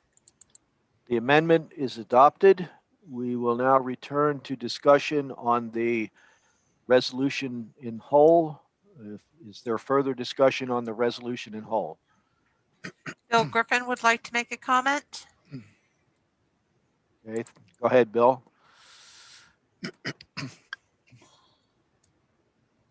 Yeah, I'd like to make a motion that we amend for amendment, and I think it would be most properly placed between 190 and 191, but it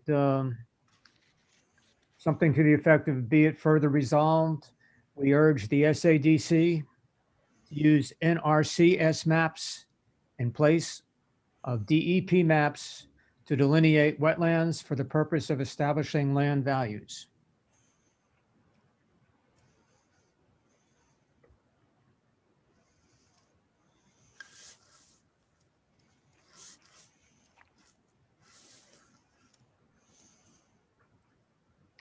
And the reason I say this, in our county over the years, we've found that often DEP maps, which were put together quite hastily after the DEP was put into place in the 70s, are not as accurate as the NRCS maps. It was actually a pilot project in Middlesex County to address this. It was supposed to serve the SADC and how they looked at wetlands. And I'm not sure what the outcome of that was. But I think that based on past instances, the NRCS maps proved to be more accurate and fairer to the landowner. And if we're trying to expand the number of farms in the program and preserve the land, we need to get the land values to the landowner. It's imperative to keep the process going. Thank you, Bill. So we have a motion to insert the language that you see in red on your screen at lines 191 and 192. Do I have a second for that motion? Douglas Ricker seconds the motion. Thank you, Doug. Okay, please We clear have all a- the hands. We have a motion and a second. Do we have discussion on the amendment? Is either Susan or Monique here in this room right now to just explain it better? Secretary, I'm this, yeah, go yeah, ahead. this is Go ahead. Susan. I'm here. Sounds like Monique's here too. Yeah. Either one of you have a comment just as before they vote, so everyone has a full understanding or consideration. I recall the issue that Bill has brought up.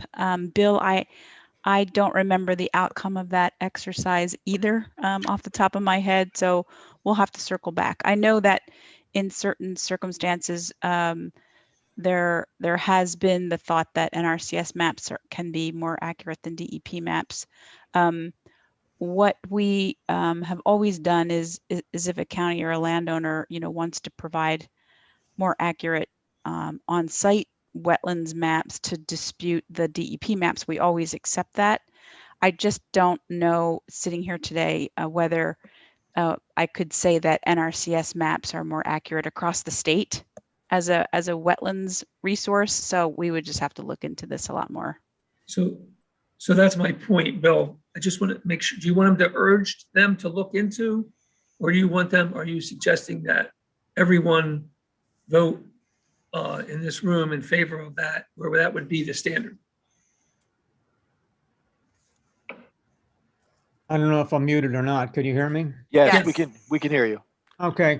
Susan, if you recall, many years ago, this was an issue in Middlesex County, and we actually got together. I was part of that meeting, as were you. Some folks from your department, I believe, from your agency, rather. We had some NRCS people there. And the general agreement was at the end of that meeting that neither one of their maps had been created for the purposes of delineating wetlands. However, it was generally agreed upon at that time that the NRCS maps had proved to be more accurate. But the wording of my motion is only to urge, and that would not preclude people from doing it. But I think instead of the DEP maps being the first level, I think that the NRCS maps should be the first maps looked at. And that's my motion. So, Bill, the language that's on the screen is that you wish to keep that language as your motion, right? Absolutely, yes.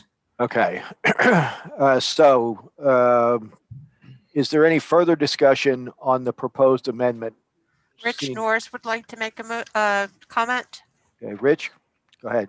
I'm not disputing what Bill has to say with this amendment. However, from my experiences, there may be, anytime that the values are established, they're generally established by an appraiser. So I think that language may want to be added to this because the SADC or a CADB is not establishing the values.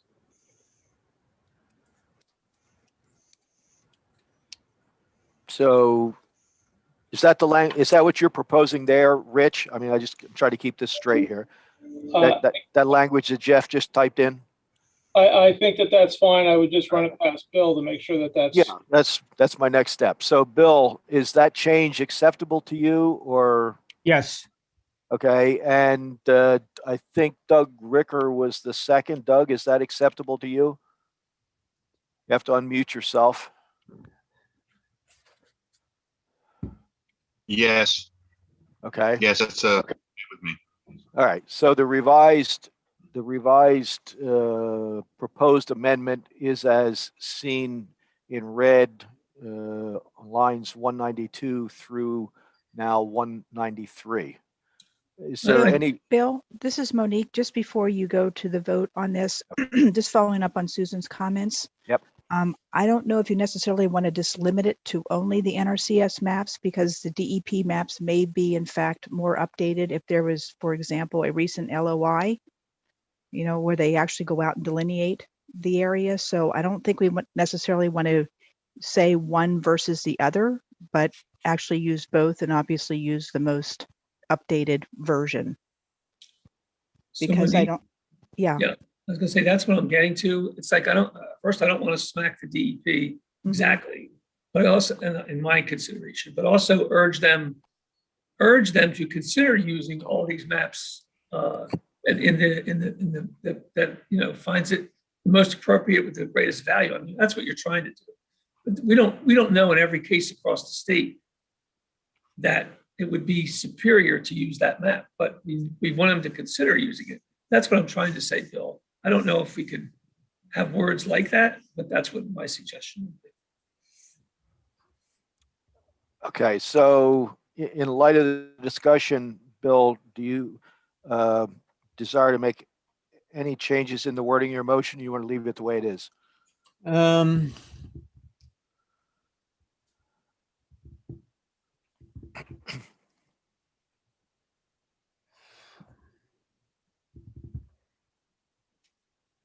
I would be open to making some changes to it. And just want to verbalize it here for a moment.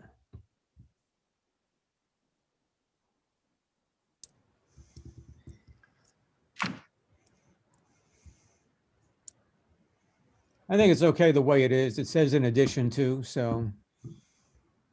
Okay.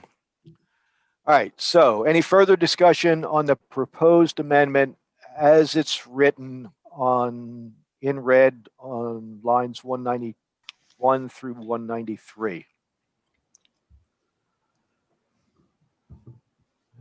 Seeing none, all those in favor of the amendment, please so indicate by raising your hand.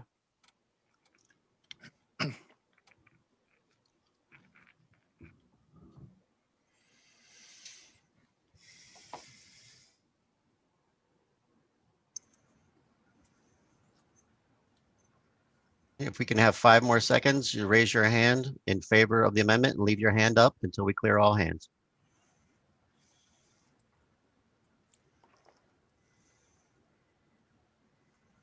Okay, stop raising hands, please. Clear all hands, please. Bill, go ahead. Okay, all those opposed to the amendment, please so indicate by raising your hand.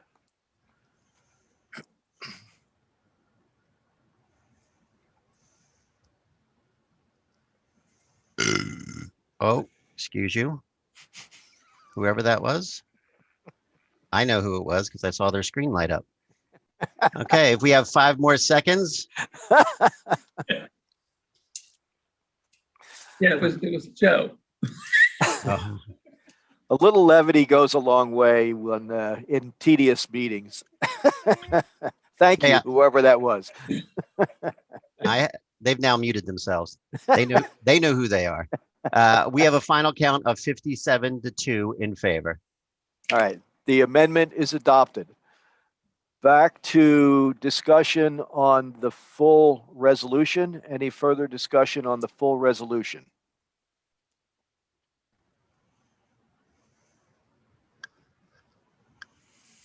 Seeing none. Seeing none, we will now vote on the full resolution. Oh, that's me. Number 11. Okay, polling is now open. You have 30 seconds to cast your vote.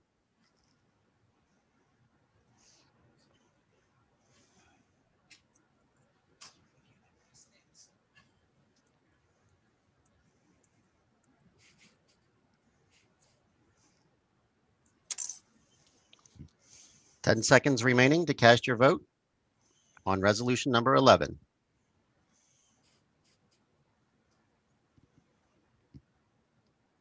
And polling is closing. The resolution is adopted. Mr. President, we have at this point completed resolutions 8 through 11, which we were scheduled to deal with after lunch. And I will now turn the duties of the chair back to you. Thank you, Mr. Chairman. We will now take a 15-minute break and resume our program promptly at, it will be 2:27. We're going to make it 2:30. We are a little bit behind schedule, so let us please make sure that everyone is back and ready to do business at 2:30. Thank you. Thank you. We'll have Brian Schilling then. That's correct, Mr. Secretary. Okay, so I'll be back for Brian at 2 what? 2 o'clock? 2:30. 2:30.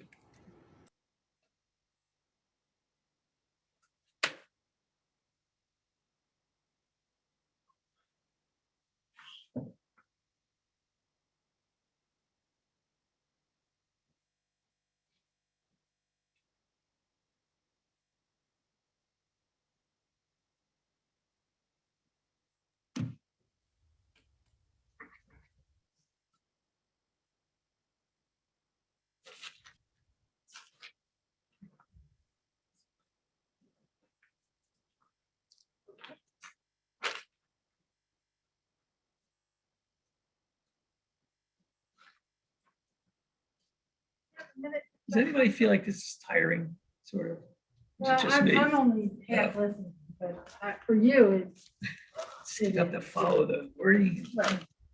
can you, are you able to check something on your computer while you're Yeah, on sure. break? Well, if I can get back, yeah, of course I'll get back on. You don't have to get off of there. Can you exit full screen? Do you know how to do that? Up in the top right corner, I think.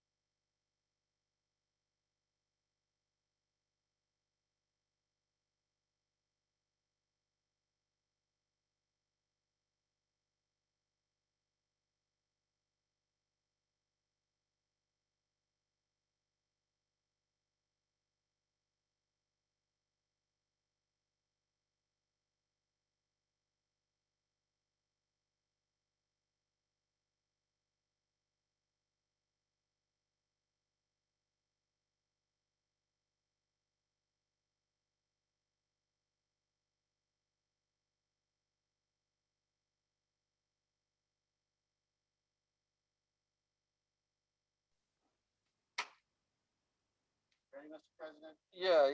Just shout it out when you say time to begin. Oh, really? Schilling and how do you pronounce Talia Priori?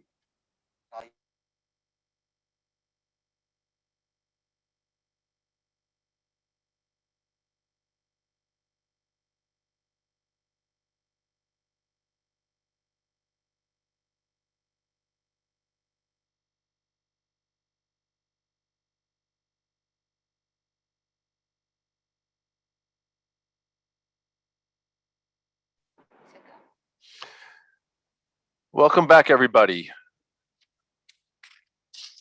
We will now hear from Brian Schilling, Director of Rutgers New Jersey Agricultural Experiment Station and Rutgers Cooperative Extension, who will be followed by New Jersey FFA President Talia Priori.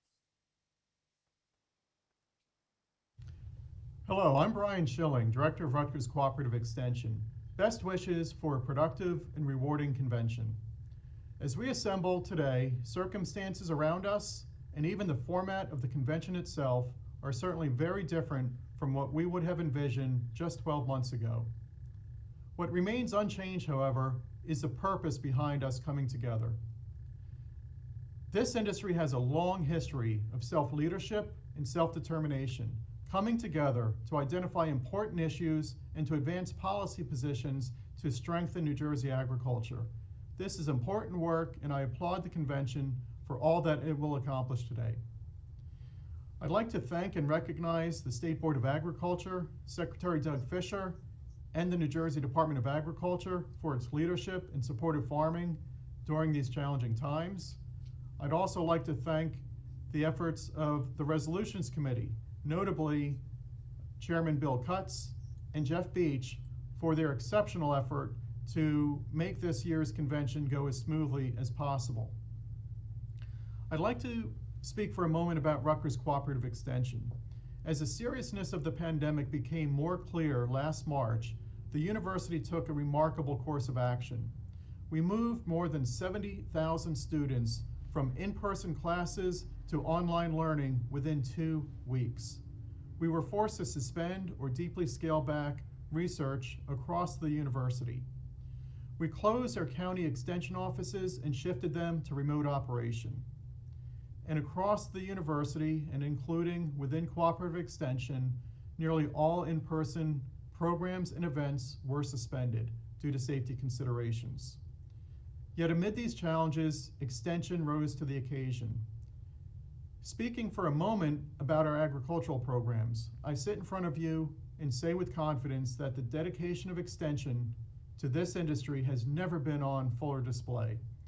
Extension moved countless programs and resources into online formats so that we could continue to support the needs of agriculture. We changed our IPM scouting procedures and field visits so that these important agricultural services were not lost to the industry.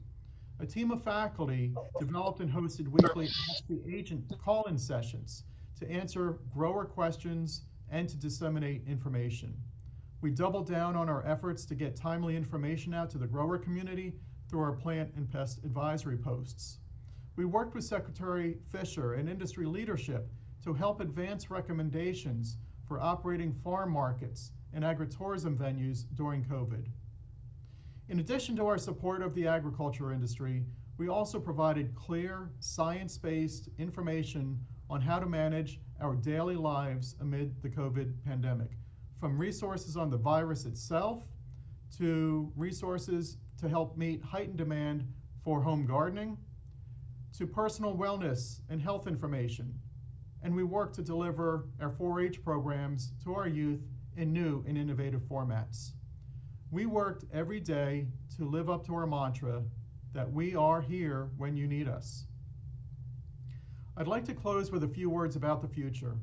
We all hope for a return, even gradually, to normal, even if it's a different normal for a while. The months before us are unclear, but I have a sense of cautious optimism. As the months progress, vaccines become more widely distributed, and virus cases hopefully decline. We are eager to have our students return to campus.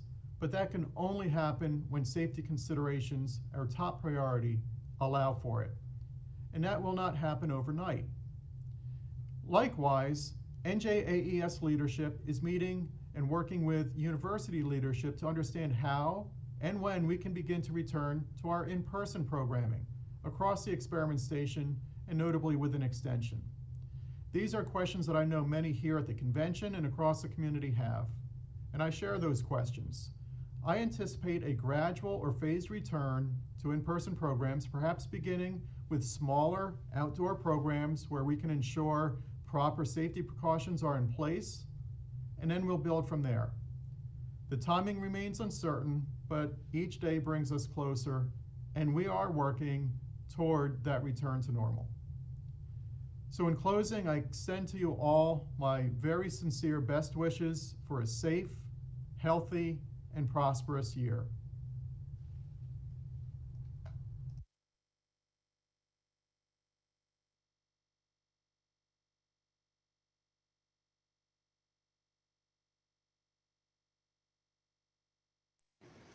And now we're launching New Jersey FFA President Talia Prior comments. Good afternoon, Secretary Fisher, President Doyle, members of the State Board of Agriculture, delegates, and guests to the 106th State Agricultural Convention. I am Talia Priori, and I am currently serving as the New Jersey State FFA President. I'm a freshman at the University of Delaware, majoring in pre-veterinary medicine.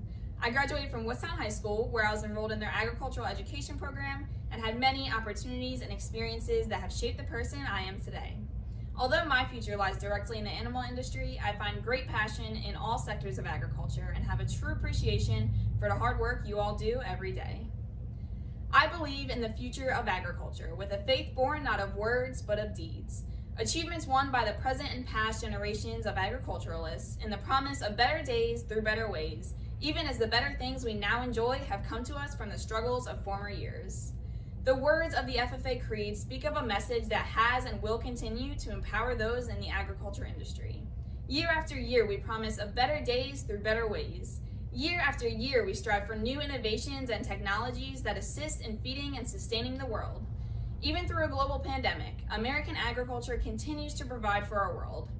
Although this new way of living undoubtedly puts challenges in front of us, it also forced us to create new opportunities and think in ways we never imagined. This is why I believe in and am excited for the future of agriculture. March 12th, 2020, we were told to stock up and be prepared to not leave our homes for 2 weeks. Small businesses were being shut down completely, schools had to find new ways to educate, and life turned remote. Those 2 weeks quickly turned into 2 months, which has now turned into nearly a year. However, during one of the darkest times we may experience in our lifetime, agriculture was resilient. Farmers still woke up every day to feed their animals, harvest their crops, and provide for our country. Scientists and engineers still worked hard to find new technology to advance agriculture during these times of uncertainty. Agriculture was deemed an essential industry, recognizing the hard work that each of you do every day to help feed and clothe the world. With restaurants, schools, and catering companies temporarily closed, farmers worked to shift production to meet consumers' needs while maintaining high standards of health and safety. People were excited to utilize new company websites and social media pages to buy their favorite locally grown and produced products through curbside pickup and delivery options. People got out of the house to visit their local farm market or U-Pick farms to connect with where their food comes from while maintaining safe social distancing guidelines. Agriculture did not pause when the world seemed to come to a halt. Instead, we moved forward into the future and adapted to these hard times. Thank you for your hard work and dedication towards feeding our country and continuing the future of agriculture. I understand these past 11 months have been anything but easy. However, your resilience and hope has kept our country afloat and our society healthy. Whether that be bringing small ideas to your farm to real life or embracing new techniques that benefit the community around you, we appreciate everything each of you do every day. With this continued purpose and hope, we can lead the future of agriculture in the right direction. With that same purpose and hope, our agricultural education programs have continued to instill passion within the future agriculturalists and leaders of our state and country. This pandemic has pushed programs to think outside of the box, from utilizing software and programs that allow their students to engage in hands-on activities through their computer screen, like welding and electrical simulations, creating their own video studios at home to provide multiple camera angles for live experiments, to holding greenhouse tours so students can monitor plant growth in their class. Teachers have gone above and beyond to engage their students. At the state level, members across the state are tuning in to learn about their future in this industry and how they can make an impact through leadership and personal growth. Whether this be our Zoom Bob Ross Paint Night to virtual leadership and development conferences that still allow students to learn and grow, our association has not given up on impacting the next generation of leaders. The future careers of these FFA members can be greatly impacted by the work done by you all as our role models.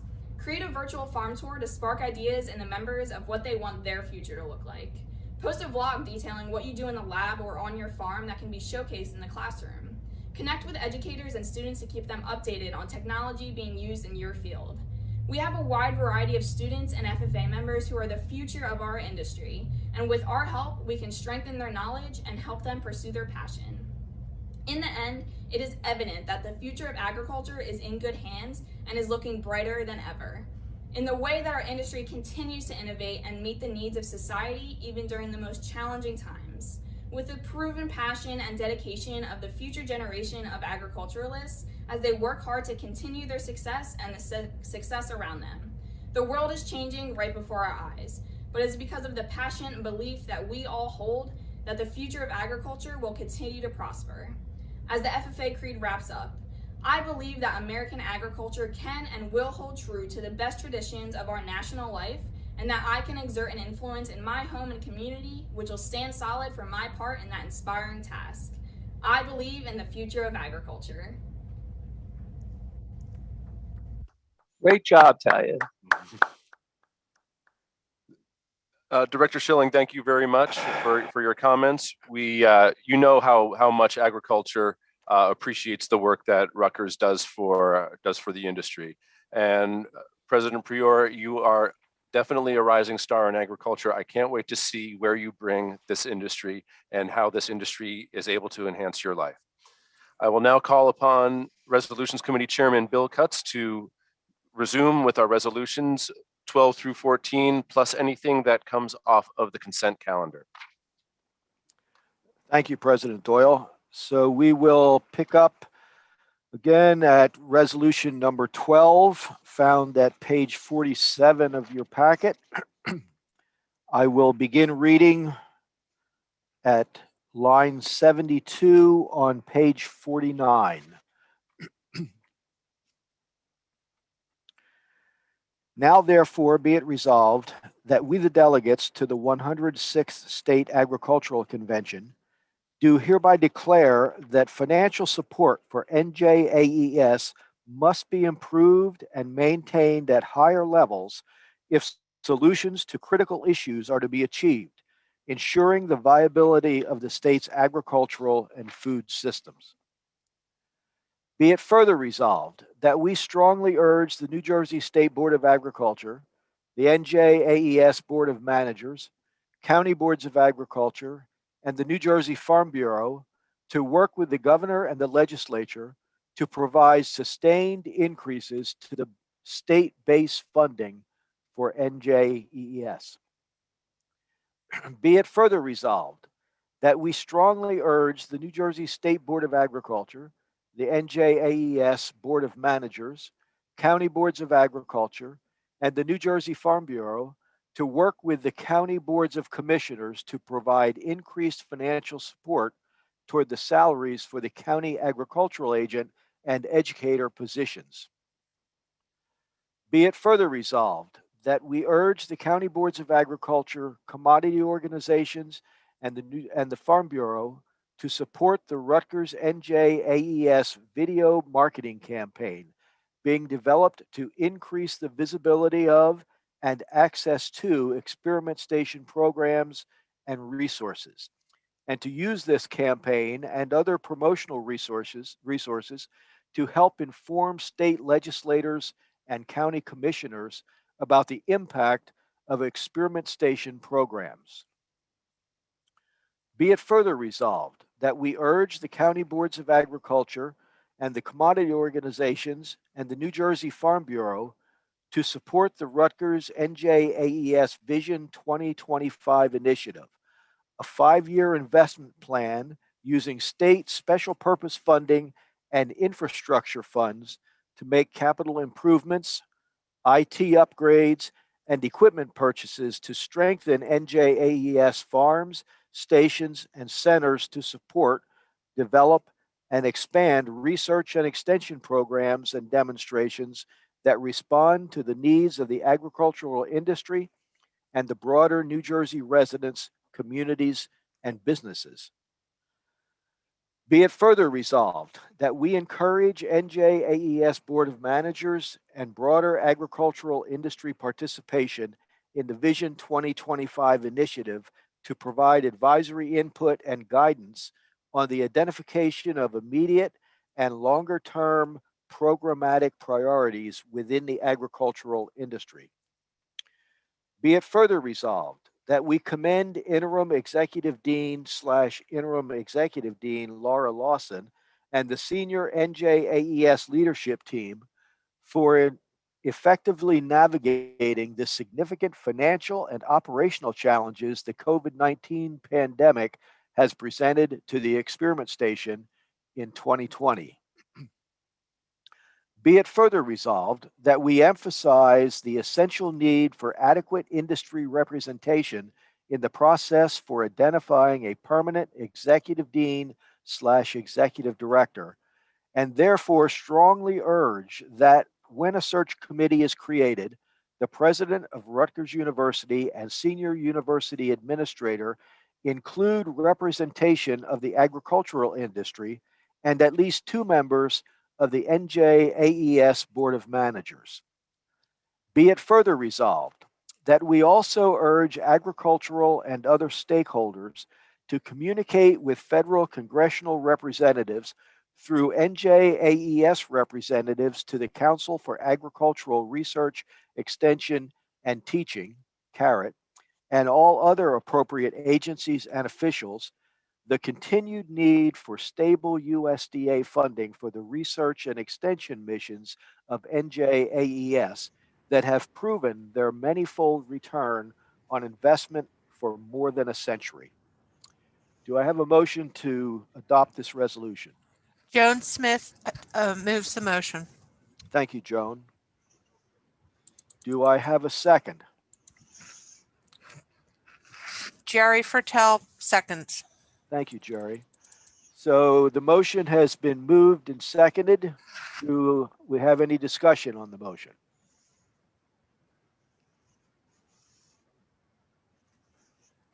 Brian Schilling would like to make a remark.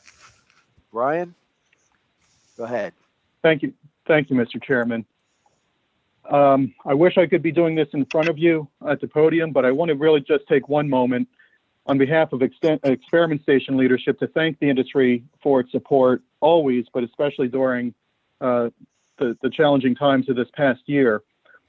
I also want to report that I can't be more pleased with the relationship that we have with our NJAES Board of Managers, the commitment and quite candidly, the time being volunteered to help guide and advise us on important issues, how we're running our farms, helping us secure investments that are embodied in Vision 25. I can't tell you how grateful I am. I know President Pat Butch is a delegate here, as are some other Board of Managers. And just lastly, Mr. Chairman, I extended the State Board of Agriculture and Secretary Fisher an invitation that when circumstances allow, I'd love to see the board hold one of its meetings at one of our farms in the future to see the efforts and the outcomes of the industry's advocacy. We're reinvesting in our farms, our programs, we're building new ones, hopefully in response to some of the things that we're talking about today, whether it be in agrivoltaics or wildlife or conservation practices or our traditional breeding programs. So again, I don't want to take everyone's time, but I really wanted to take a moment to say thank you and to again say how privileged we are to serve this industry. Thank you, Brian. You know, as you were speaking, I was thinking, when you look at this packet of resolutions, it's amazing how many of them include NJAES and extension. It shows you the degree that this industry relies on the college and extension. And so I think we're all grateful for the work that all of you do. So do we have any additional discussion on this resolution? I see no comments. Seeing none, we will now vote. Polling is now open for resolution number 12. You have 30 seconds to cast your vote.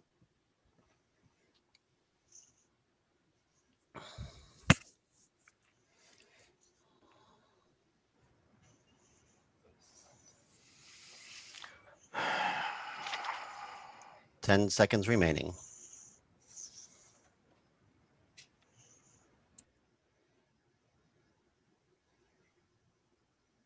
Polling is ending. Okay, the resolution is adopted unanimously, I might add. So we will now move to resolution number 13, New Jersey Food, Agriculture and Natural Resources Education, found at page 52 of your packet. I will begin reading on line 31 of page 53. Now therefore be it resolved that we, the delegates to the 106th State Agricultural Convention, do hereby support the development of new agricultural programs in parts of the state where human capital is most needed to serve the broad agriculture industry, and recommend the department collaborate with the New Jersey Department of Education to secure funds to be used by Rutgers NJAES to conduct a needs assessment for high skill, high wage food, agriculture, and natural resources occupations to help support existing and future established food, agriculture, and natural resources education programs. Be it further resolved that we support and further encourage the recent efforts made by the School of Environmental and Biological Sciences to improve and market the 5-year agricultural science education program that currently exists, as well as the development of the agricultural education option in the undergraduate major in agriculture and food systems, including the development of the courses focusing specifically on agricultural education. Efforts made by SEBS to utilize the curriculum for agricultural science education to recruit high quality undergraduates interested in agriculture careers, and the development of the post-bachelor's program at the Rutgers GSE, developed and offered jointly with the Rutgers School of Environmental and Biological Sciences, leading to the degree of EDM in agricultural science education. Be it further resolved that we support continuing a strong and viable food, agriculture, and natural resources education program in New Jersey through a continuing memorandum of understanding between the New Jersey Department of Education and the New Jersey Department of Agriculture. Support continued improvement of resources and services to all New Jersey instructional programs for food, agriculture, and natural resources education at the middle, secondary, and post-secondary levels. Support the development of innovative, academically STEM-enhanced agriculture instructional programs, and support the increase in supply of agriculture teachers. Do I have a motion to adopt this resolution? Frank Yasovich makes that motion. Thank you, Frank. Do I have a second? Glenn Van Olden seconds. Thank you, Glenn. So we have a motion and a second to adopt this resolution. Is there any discussion on this resolution?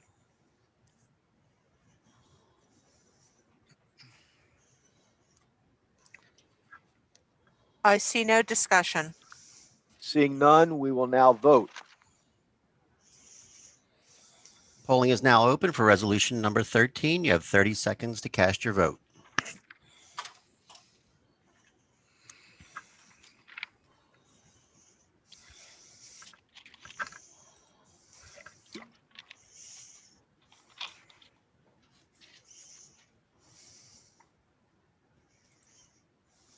10 seconds remaining to cast your vote.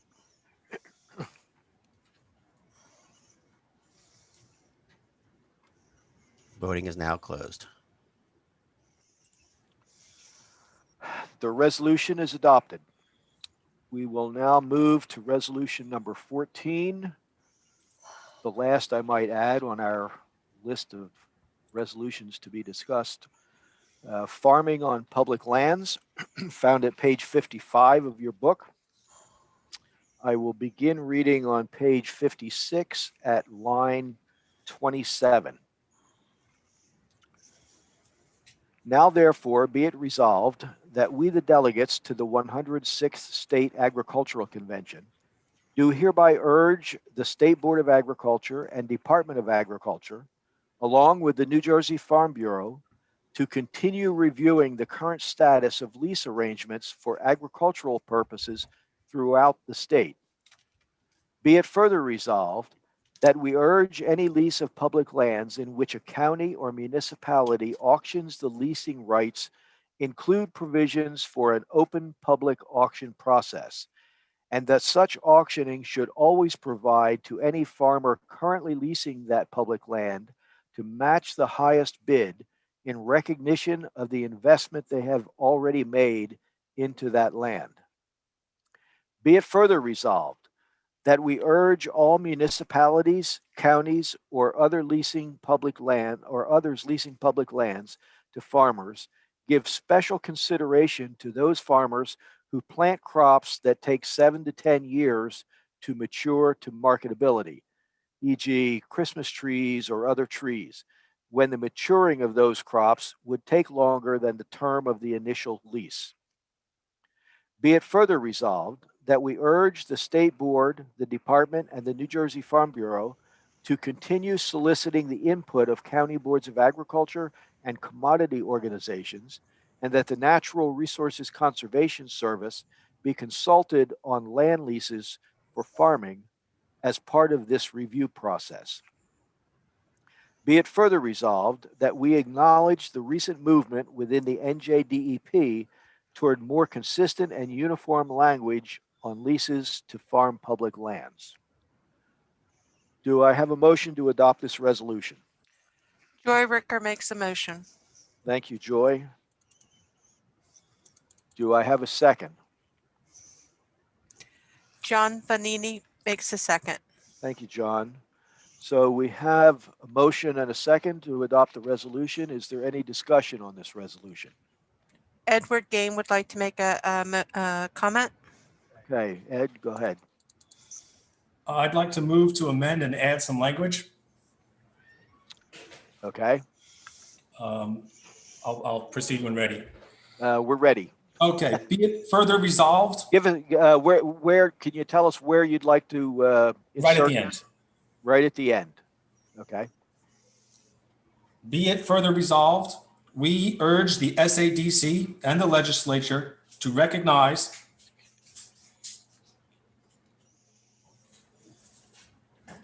and add language where appropriate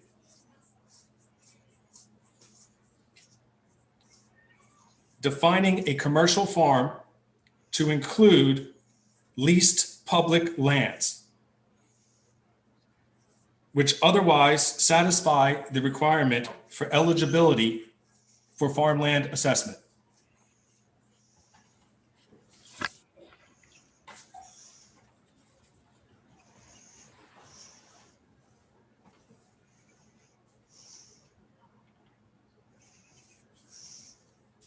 Okay, give us a minute to get all the bugs worked out.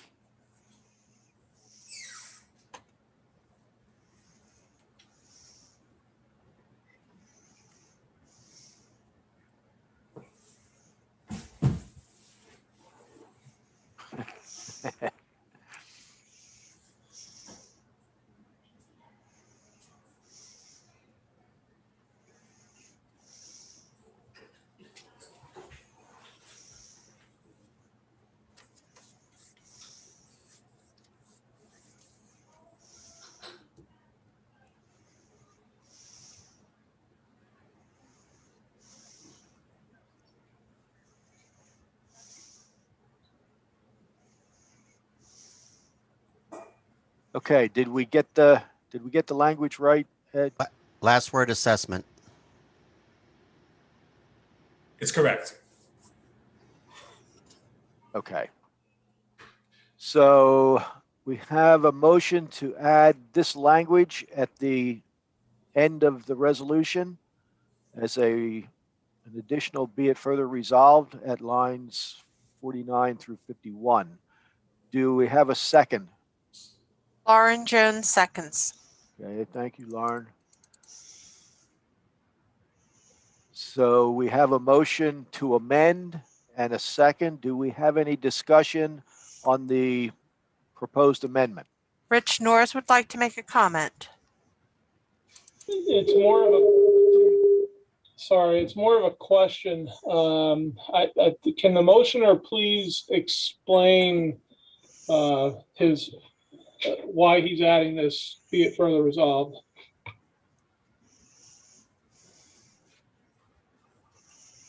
Yes, I can. This is Ned Gain, the motioner. Vast majority of aquaculturists lease land from the state by vast majority. To be protected currently, right to farm requires we meet the requirements of farmland assessment. Requirement number 1 states must own the land. Therefore, this amendment is an attempt to specifically rectify this caveat and help protect aquaculture the same as the rest of agriculture for right to farm.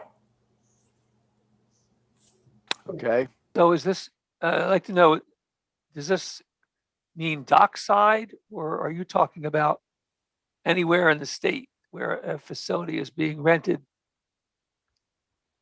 State lands is, this is in the public lands. So I am only in this amendment for now, only including leased public lands, which in my statement, I do believe would also cover anyone leasing lands for the purpose of any agriculture. Okay, thank you. Rich Norris has a further comment. Okay. Go ahead, Rich. Thank you, Chairman Cutts. I'm questioning that SADC needs to be in there. I believe that would just be the legislator, not necessarily the SADC should be the ask in here. Thank you.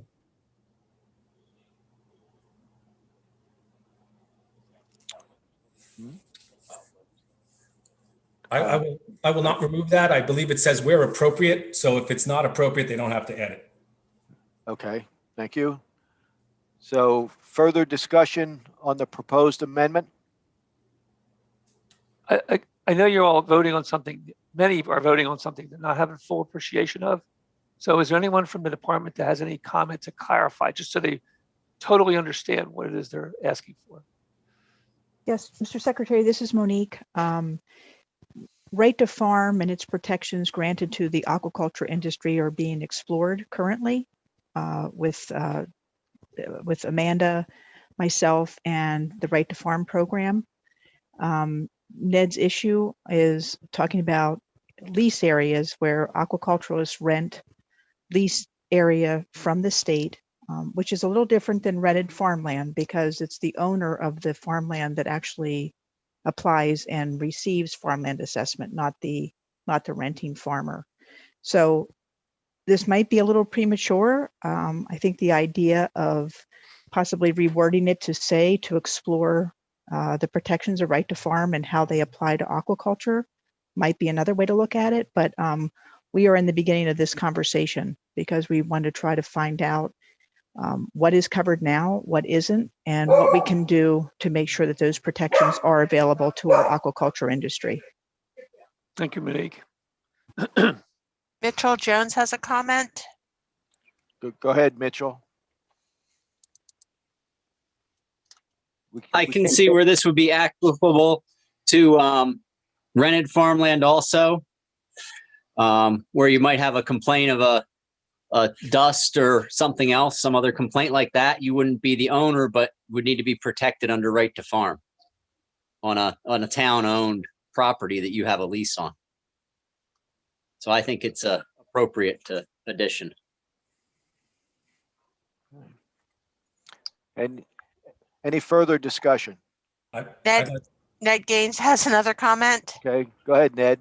Mitchell is hitting the point directly on the head. I am not specifically discussing right to farm with aquaculture. That would have been the right to farm issue. I am specifically talking about leased public lands, which addresses the issue in the farmland assessment saying requirement number 1, must owned land. I really am not trying to make this any more inclusive than that. Okay, any further discussion on the proposed amendment? Is the amender okay with the language that was just put in there on the to explore? No. Oh, I didn't even see that. I'm sorry. I'm glad you caught that. I didn't.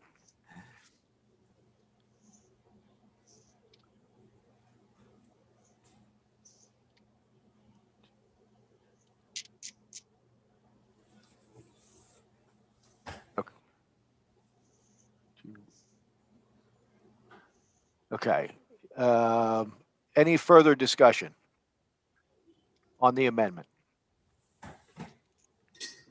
Saying no further comment. Seeing none, all those in favor of the amendment, please indicate so by raising your hand.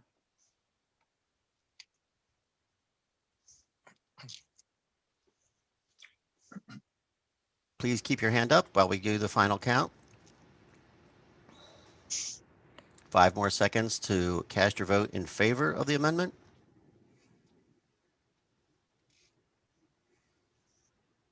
Okay, I have a number. If we can lower all hands now.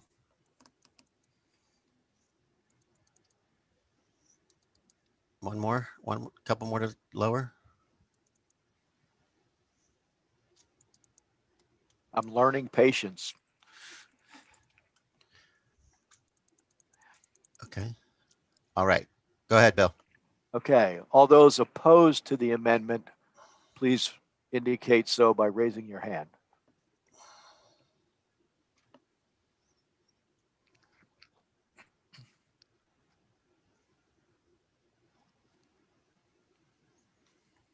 Okay, if we can have 5 more seconds to raise your hand if you are against the amendment. And keep your hand up, please. Okay, I have a final count of 53 to 5 in favor. Okay, the amendment is adopted. Back to discussion on the full resolution. Is there any further discussion on the full resolution? Rich Norris has a comment. Go ahead, Rich. Looks like we lost him. Oh, he's back. Go ahead, Rich. Thank you. First time the unmute didn't work. This is for lines 33 through 37.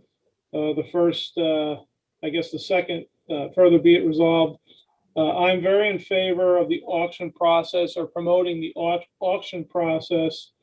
However, I don't believe that with an auction process, which is a very fair and open process, that a current farmer should be able to match a highest bid, because with the open auction process, I believe that the current farmer should be able to match the open bid that way. If it was a closed bidding process or a sealed bidding process, then I believe that would take an effect. So I think that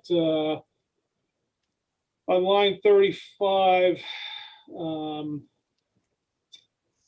and such auction should always provide any farmer currently leasing public land to match the highest bid should be struck. And I'm making that as a motion. Okay. You want to leave that last part in, the last part of that? Let's see. I think we could probably word that a little bit differently, just to recognize. The they have already made is a reference to the farmer that is currently leasing. That's the reason I ask. I mean, that whole set of. Then maybe just strike the to match the highest bid would be more appropriate.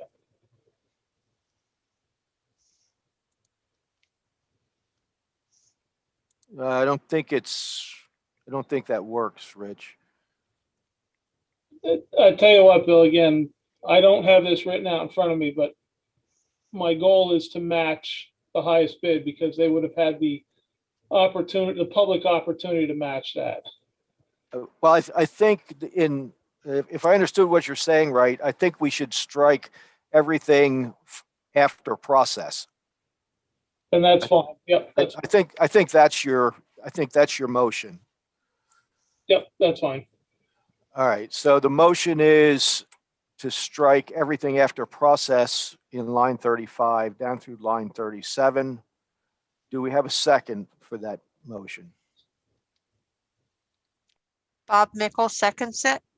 So we have a motion and a second. We have discussion on the motion to amend. Mitchell Jones would like to make a comment. Okay, go ahead, Mitchell. My only comment to Rich would be, should we include some language in there that if there isn't an auction, we recognize that we want to have the option to match the bid if it's not an open auction? I would be fine with that.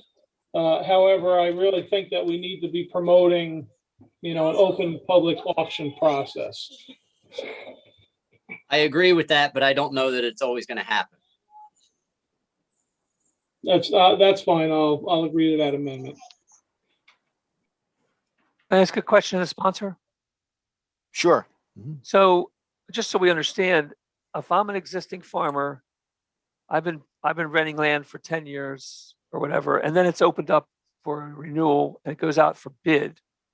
And I've done all these inputs, kept this land in good shape. And then it goes out to bid and there's another bid that's higher than my bid. Are you suggesting that that farmer get the opportunity to match that bid or to not match that bid? Doug, and this is Rich Norris again. So what I'm proposing here is that as long as there is an open auction process, anybody would have the right to be able to go the highest bid. It's a decision that you could make. In a sealed bid process, you could lose the property over a nickel and not be able to retain it. I do realize, and I think we all realize, that there is certain criteria for leasing public land that has to be gone by, such as, you just can't indefinitely have a piece of property. Right. It does have to somehow go out to the public. So I think, with that process, it's giving everybody, putting them on the same playing field to be able to bid the property. So it's an open bid, whoever bids the highest gets it. Yes, that's what I would think would be the most beneficial to everybody. Okay, thank you. So, Jeff, the language where you have if that does not exist, I think maybe might be clearer if we said, and in the absence of an open public auction.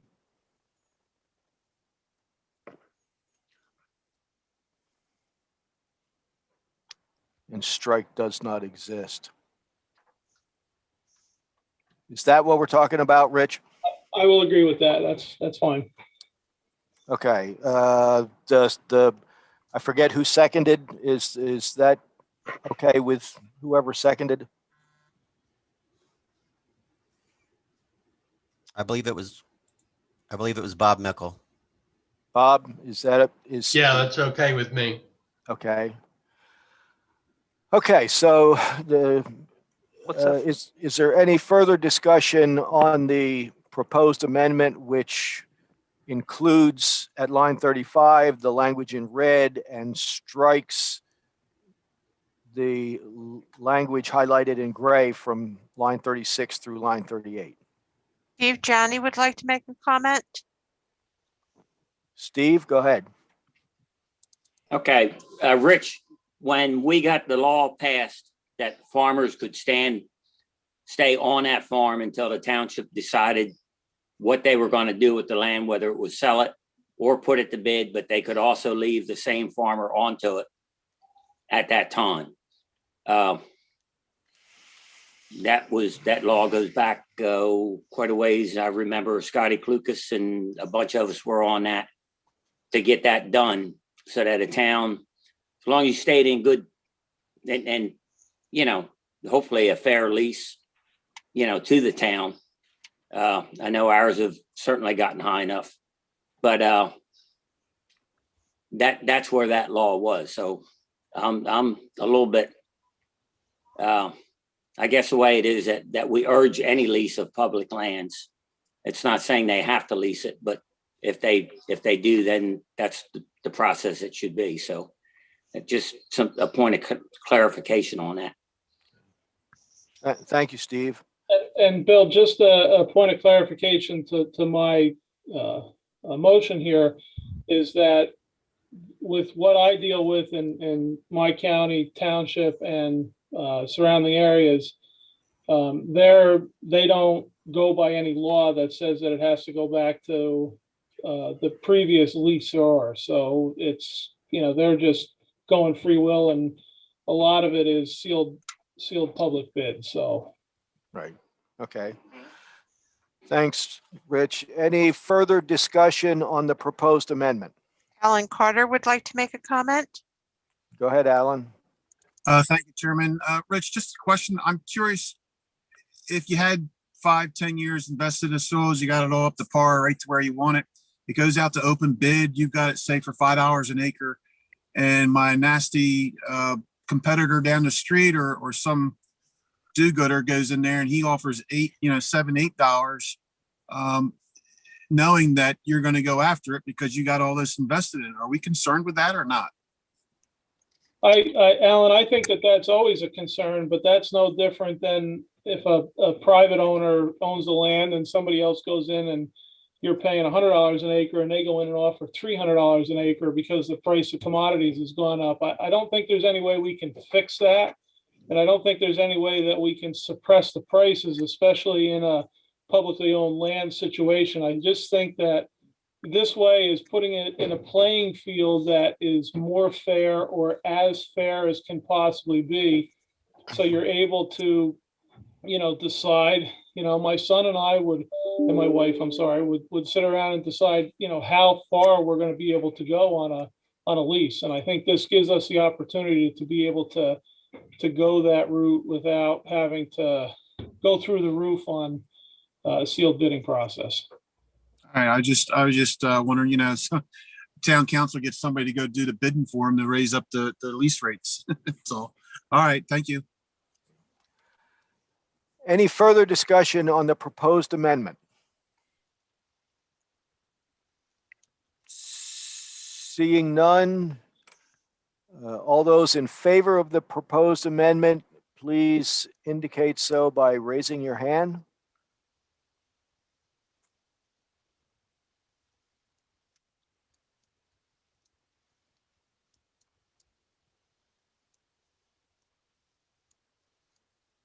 Okay, we have about 5 more seconds to raise your hand in favor of the amendment.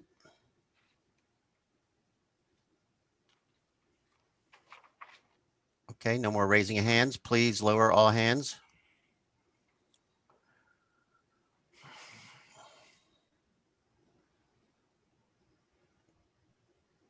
Looks like one more to be lowered. There we go. Okay, Bill.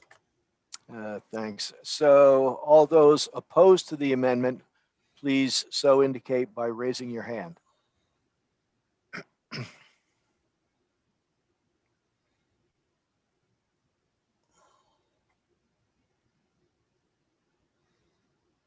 Okay, we'll give it 5 more seconds to raise your hand against the amendment.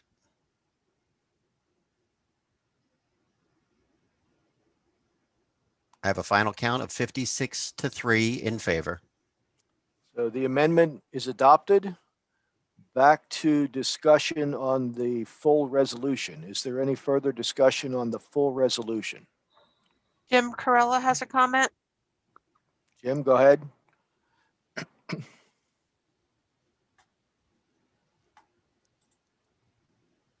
Jim, you need to unmute.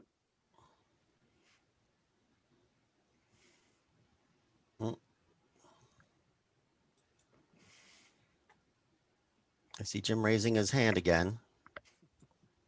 Jim, if you can unmute. If you're having trouble unmuting Jim, please use the Q&A feature on your screen.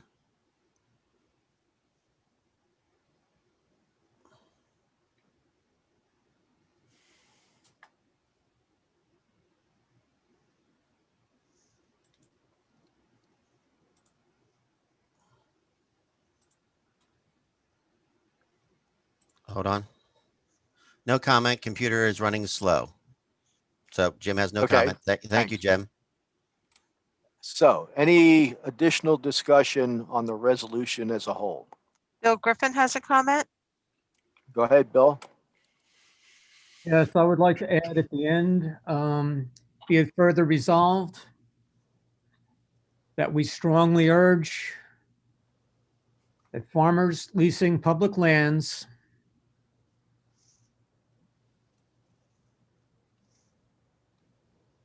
have the right to protect their crops from any and all pests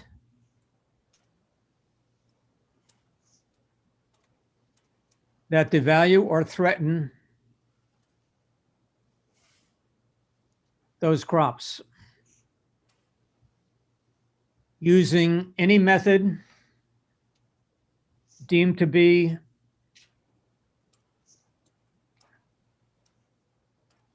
an appropriate BMP.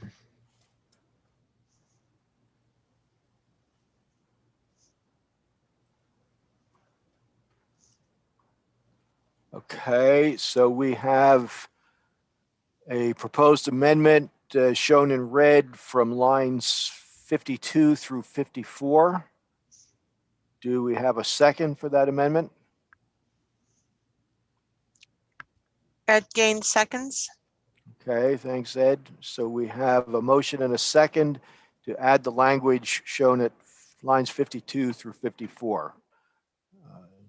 Is there any discussion on the proposed amendment?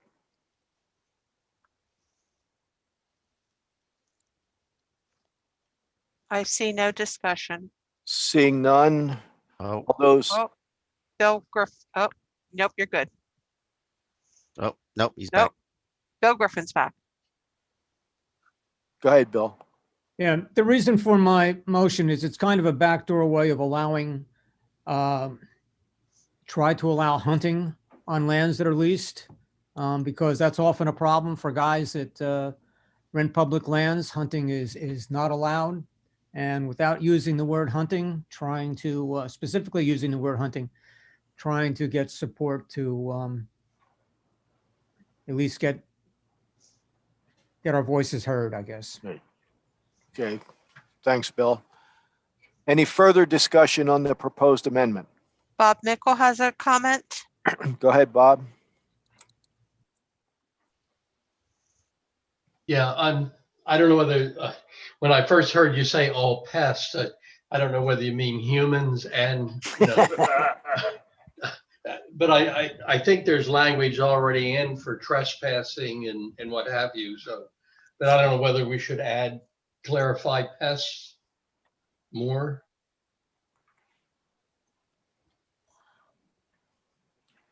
Yeah.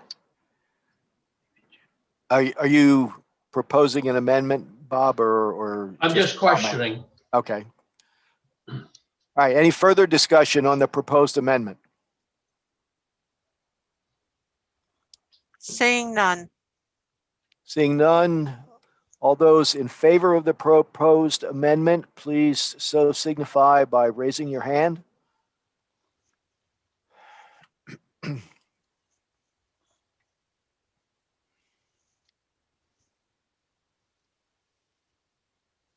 about 5 more seconds to cast your vote in favor of the resolution or the amendment.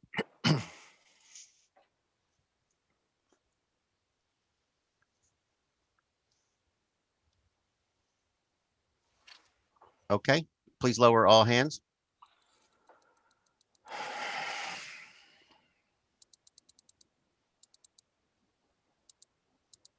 Go ahead, Bill. All right, All those opposed to the proposed amendment, please so indicate by raising your hand.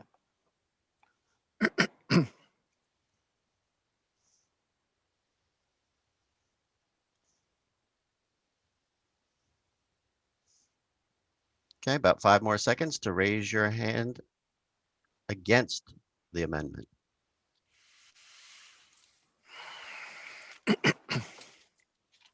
Please leave your hand up if you're raising your hand against the amendment.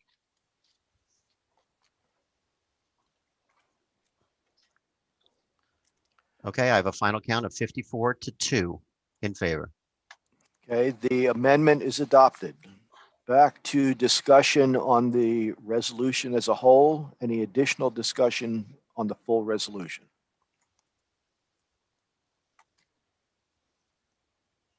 I see none. Seeing none, we will now vote.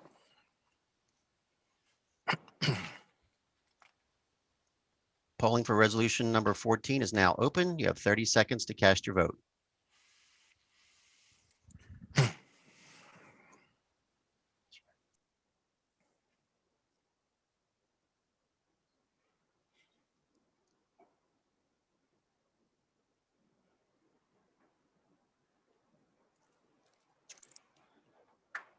Ten seconds remaining to cast your vote on resolution 14.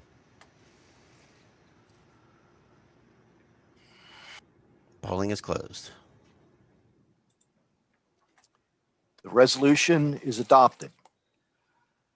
So that completes action on the resolutions that were listed for discussion. We had no motions that were tabled, so we don't have to deal with them. We have not been advised of any motions to be presented from the floor, so I would ask at this time, are there any motions to be presented from the floor?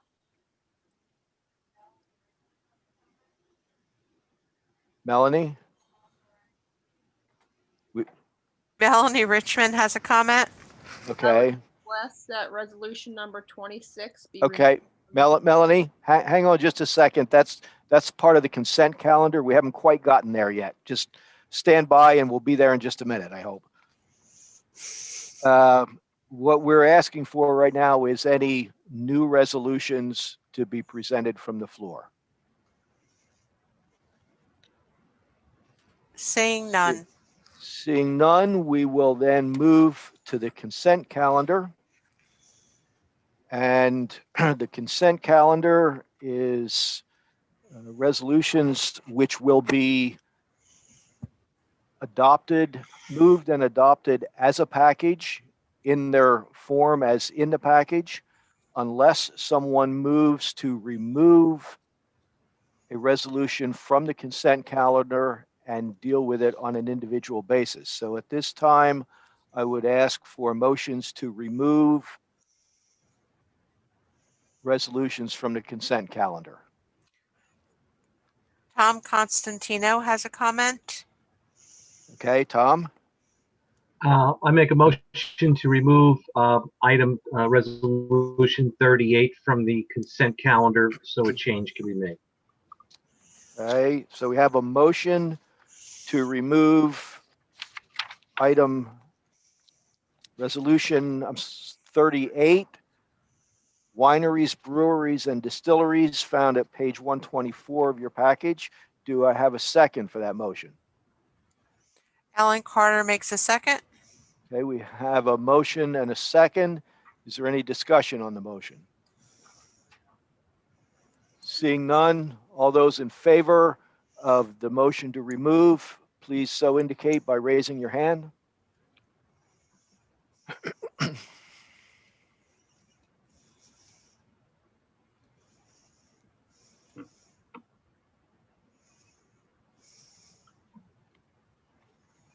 Okay, we have about 5 more seconds to raise your hand in favor of removing resolution 38 from the consent calendar.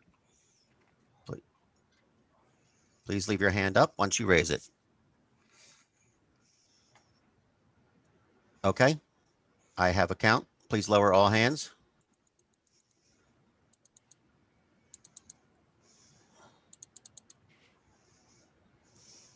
All right, Bill? All those opposed to removing resolution number 38 from the consent calendar, please so indicate by raising your hand.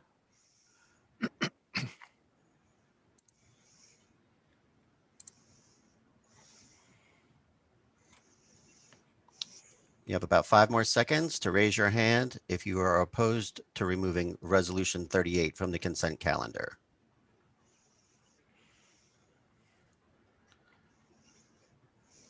Okay, I had a final count of 43 to 1.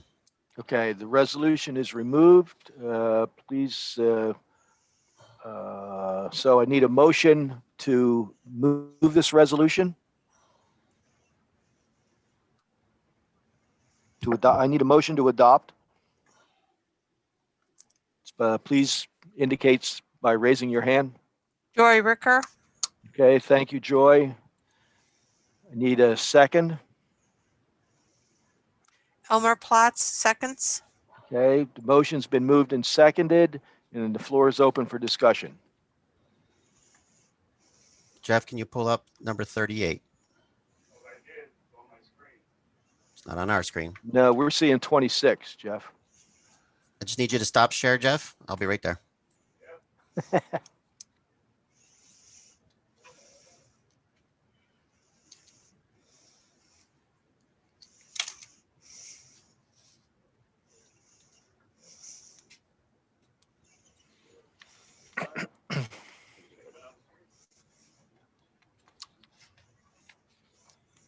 Okay.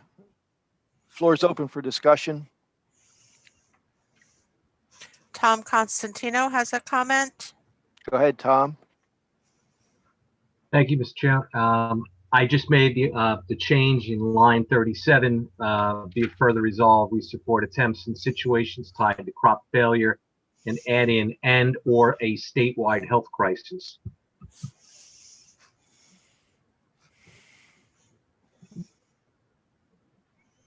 Okay, so we have a motion to insert the language in red at line 37. Do we have a second for that motion? John Vanini. Thank you, John. So we have a motion and a second to adopt that language. Is there any discussion on the amendment? Tom, this is Secretary. I'm just wanted to know when you say health crisis, because there's lots of crises that come about. Why specifically health crisis?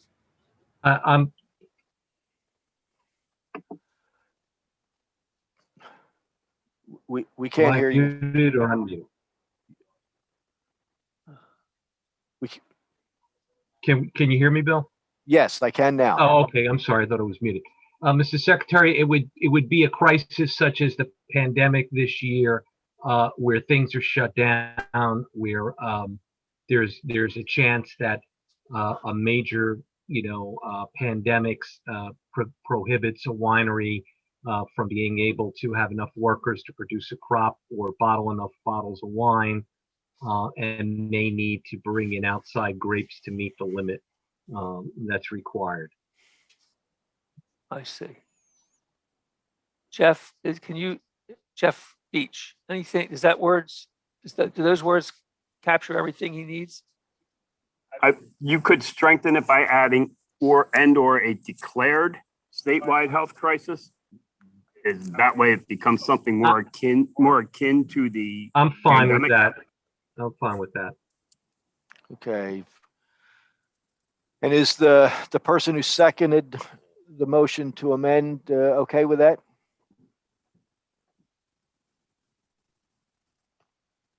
Who was our second, Nancy? I believe it was Elmer Platts. Okay, Elmer, are you okay with that change? Or I'm sorry, I believe it was John Yeah, I Vanini. think, yes, I think it was too. John, are you okay with that? Yes. Okay, thank you. All right, any further discussion on the proposed amendment shown in red at line 37? Joan Smith has a comment. Okay, Joan, go ahead. Thank you. I'm wondering if, excuse me, we should add in there after the word statewide, not just health crisis, but what about a national weather disaster, a hurricane, or the freezing weather like it's being experienced in Texas, if it happened here, what that would do to some of our crop production. So I would recommend or move that we amend this to say declared statewide natural disaster or health crisis.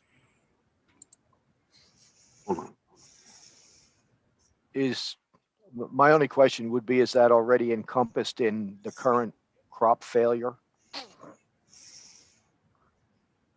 I mean, it sounds like the situation you're talking about would result in a crop failure.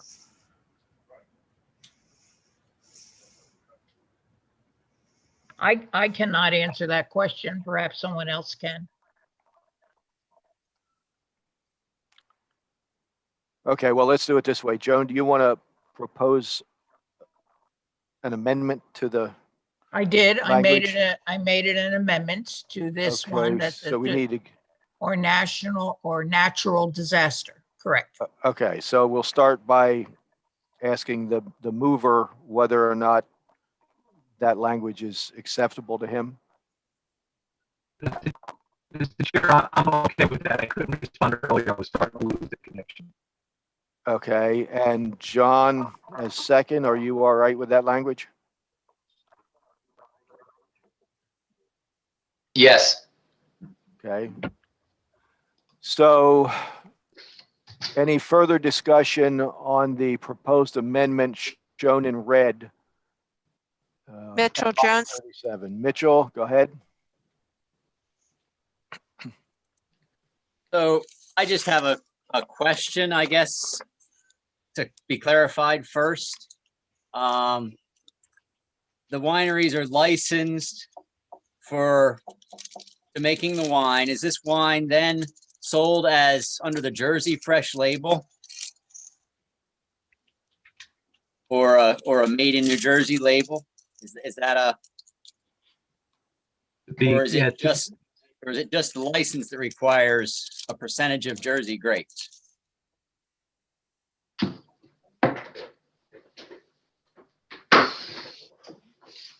These grapes are made from vines and grapes grown at New Jersey wineries in order to meet the qualifications of calling it New Jersey wine. We have to meet the certain criteria of the percentage of grapes in that bottle, otherwise it's American wine. This is basically if there is a huge natural disaster, a major crop failure, or a major frost, or something happens from a health perspective that knocks out the ability to harvest the crops. This would be covered, that we would be able to use grapes from outside the state in order to fulfill the needs of producing product for the customer. But so we'd be diluting the New Jersey or Jersey Fresh logo. We don't use Jersey. There's no Jersey Fresh logo on the wine bottle.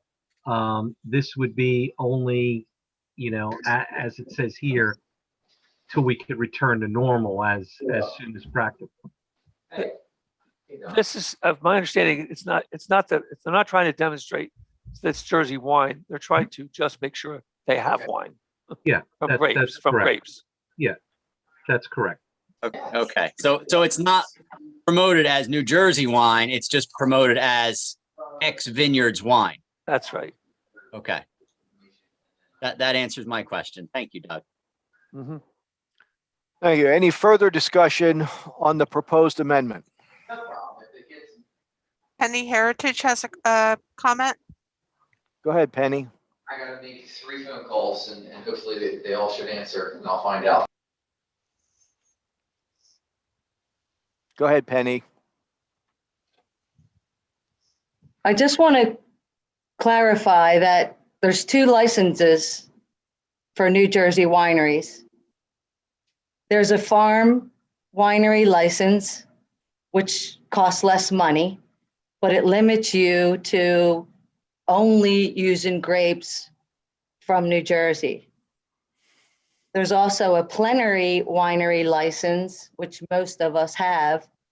It costs a little more money annually, but it does allow for those situations to purchase outside of the state without any waivers or anything.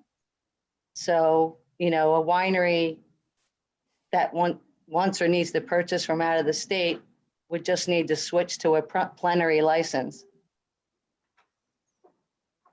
That's all. Okay. Okay, thank you, Penny. Any further discussion on the proposed amendment? Does Tom have any added comment? No, and I agree with what Penny just said. I just was putting this change in because it was specifically talking farm winery licenses. Gotcha. Thank you. Again, any further discussion on the resolution or on the proposed amendment? I see none. Seeing none, all those in favor of the amendment, please indicate so by raising your hand.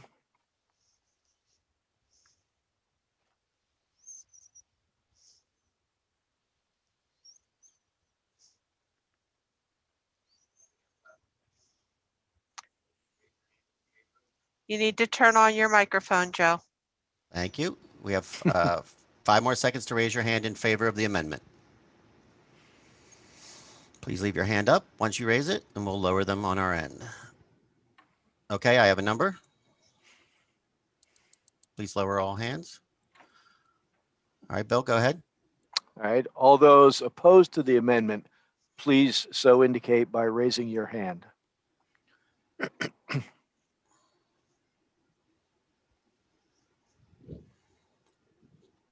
All right. 5 more seconds to raise your hand against the amendment.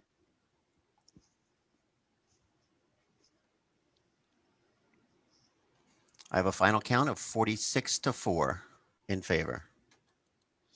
Okay, the amendment is adopted. We will now move back to discussion of the entire resolution. Any further discussion on the entire resolution? Jerry Fertel has one. Jerry, go ahead.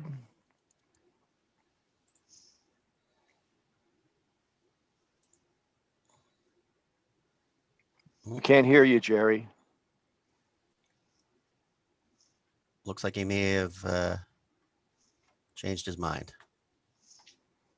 Jerry, if you're still interested in making a comment, there you are.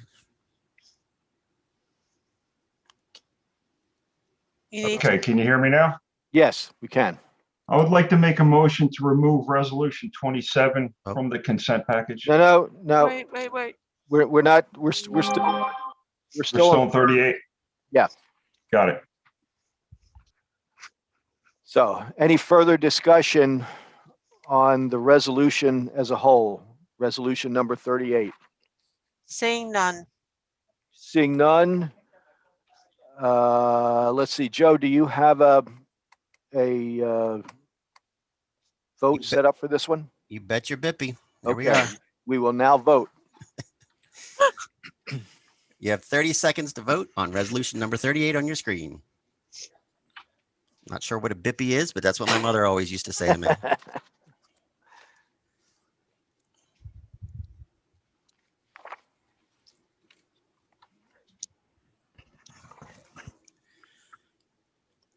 Okay, you have 10 seconds left to cast your vote on resolution 38.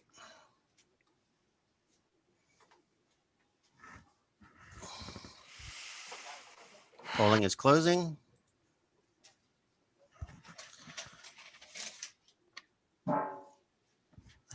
Mr. Chairman, you have your results.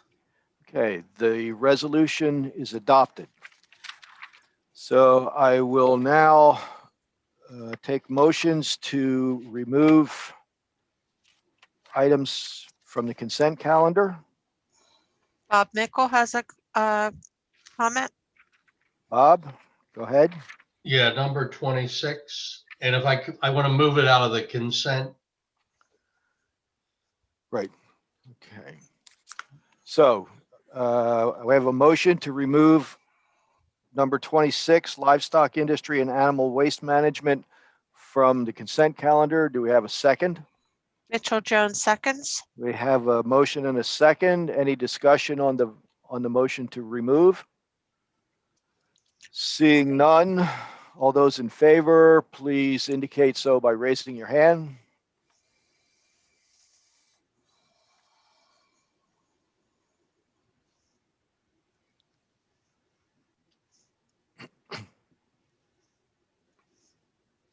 All right, you have 5 seconds to raise your hand in favor of removing or in favor of resolution 26 coming off the calendar. Leave your hand up. Okay. Please clear the hands, lower all hands. All those, Can we lower that one last hand? Trying. Okay, thanks.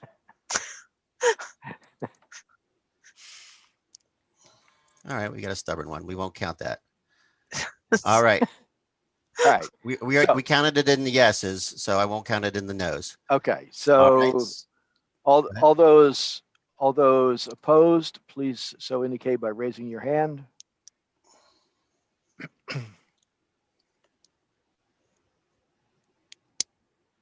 Five seconds to raise your hand against removing it from the consent calendar, resolution number 26. I have a final count of 46-0. Okay, so the resolution is removed from the consent calendar. Now, before you make your motion, before we start with this, let me just say this is the motion. This is the resolution that we made substantial changes to during the lunch break, which was emailed to all of you. The changes are substantial. There's a lot of reading in here. It's now 3:45. We have a deadline of 5 o'clock, where when we get to 5 o'clock, we have to stop the YouTube stream and I guess somehow try and restart it. But so we'd rather not go past that if we can, and we still have a lot of items left on the agenda. I just mentioned that so that you know we really need to keep moving if we can, but we also need to get the resolutions in the right format. So when we get to the major changes in this, I'm going to ask for consent to not read all of the changes and try and cut down on the time a little bit. This was emailed to everyone during the lunch break, so hopefully most of you have had a chance to see it. So having said that, I need a motion to adopt the resolution so we can get it in place for discussion. Bob Mickle makes the motion. Okay, if a motion to adopt, do I have a second? Pat Butch seconds. Okay, thank you. The floor is now I'll open. ask you a question. So Yes. we're liable to have other ones that are going to be tabled as well? They're taken off the consent calendar, rather? This is the only one I know of. I can ask right now, is there anyone who wants any other resolutions removed from the consent calendar? If so, please raise your hand. Jerry Fertel.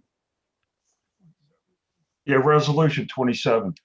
Okay, and is that a major change, Jerry, or what are you looking for in that? I know there are a couple errors in there that we're already aware of. Gramoxone looks like it's included as an insecticide. We already have that down to change on this under the staff resolution. I would like the resolution removed. Okay, all right, then we'll hold that. Let's deal with 26. Can we find out how many we have, though? Just before. Yeah, So we have an hour left, so we need to know how many are Right. going to be. How many are going to be asked to be taken right. off consent? Right now we have 38 and 27. 26 and 27. I'm sorry, 26. We've already done 38. Yeah. Sorry, 26, 27. Is- So is there- ask us anybody else. Yeah, is there anyone who wants to remove anything else from the consent calendar? I see none. Okay. So, Thank you. So let's proceed on item 26 and deal with that. I'm sorry, I forgot where did we get this moved for discussion? We didn't take a vote yet on this. No. So we have a motion and a second. In discussion. Yeah, to adopt the resolution. The floor is now open for discussion. So Bob, go ahead. Bob Mickle. Okay, real quick, I want to thank the committee for expanding and enhancing this resolution. The one thing that I see throughout the whole format on the first and end of the second page, I'd like to clarify processing, because the issue for the livestock industry is that we need USDA inspected slaughter and processing, and also custom non-inspected slaughter and processing. And I'm looking at, let me go, it's the second whereas.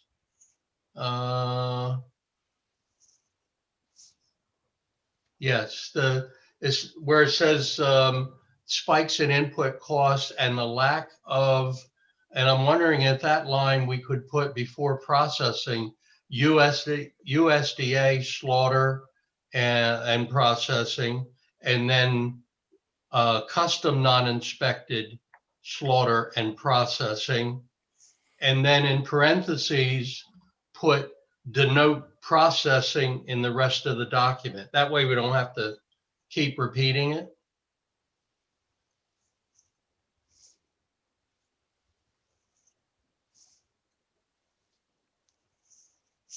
Hello? Okay. Yeah, Jeff's still working on it. So then Joey wants to put after processing parenthesis processing. Yeah, or have that denote processing through, or okay, yeah, it does. All right. Through the rest of the documentation. Okay.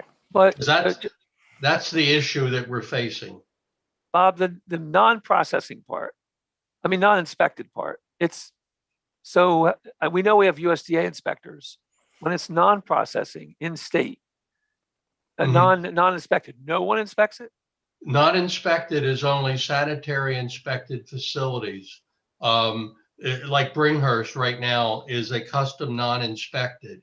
They have sanitary inspection from the county, and it may even be, I don't know whether it's from the state too or not, but they are allowed to slaughter and process that animal for individuals that pre-sell their animals to other buyers.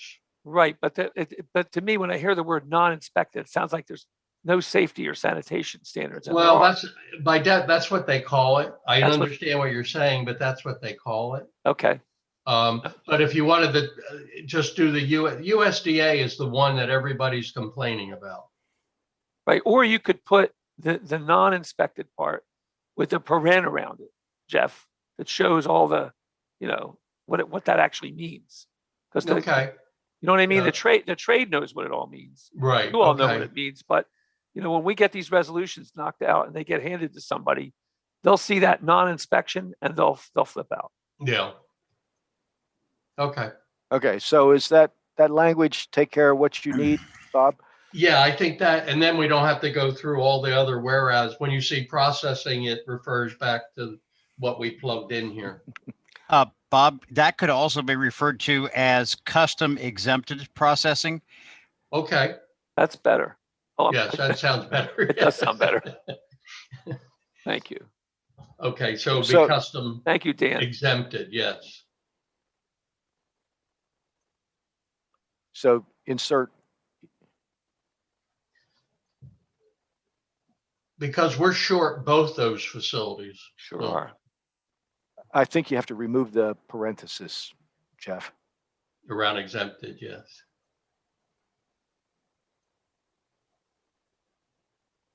Good. Okay. All right. Is that right, so we have a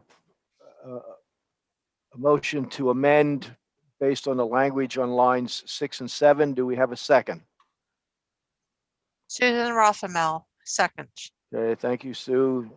So we have a motion to amend and a second. Is there any discussion on the amendment? Seeing none. Seeing none, all those in favor, please indicate by raising your hand.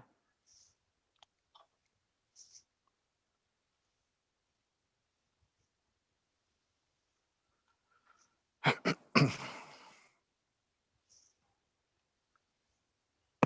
right, if we can take 5 more seconds to vote in favor of the amendment by raising your hand and leave your hand up once you vote. Okay, I have a number. Please Okay. clear all Yeah. hands. Okay, go ahead, Bill. All right, all those opposed to the amendment, please indicate so by raising your hand.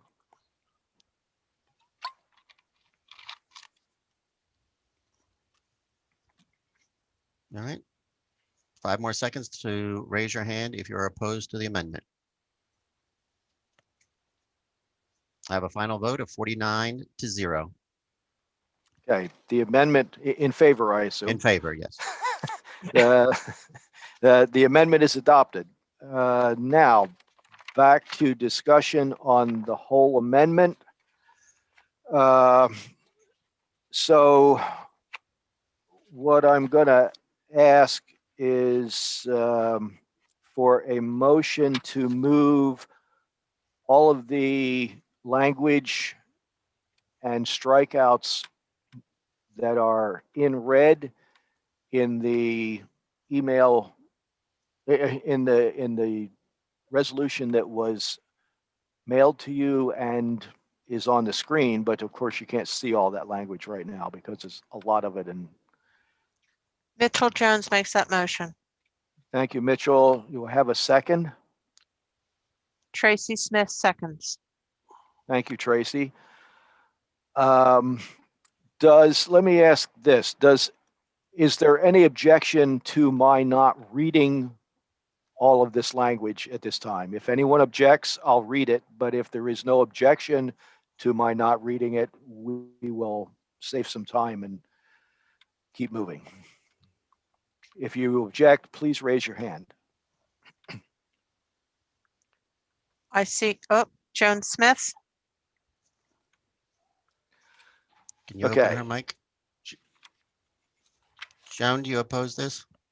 Sir, are you just talking about the redlined whereas part, or are you talking about not reading the lines 135 and below? Which part are you talking about? I was talking about all of it. If you would like to split it and have me read the now therefore parts, I will be happy to do that rather than read the whole thing. Yeah. Well, I would think the whereas is the supporting documents. If we let that ride, but to assure that everyone understands the extensive changes that have occurred in the rest of this, perhaps it should be read, would be my recommendation. Okay. Then what I will do, unless there is an objection, is read the be it resolves that have been changed.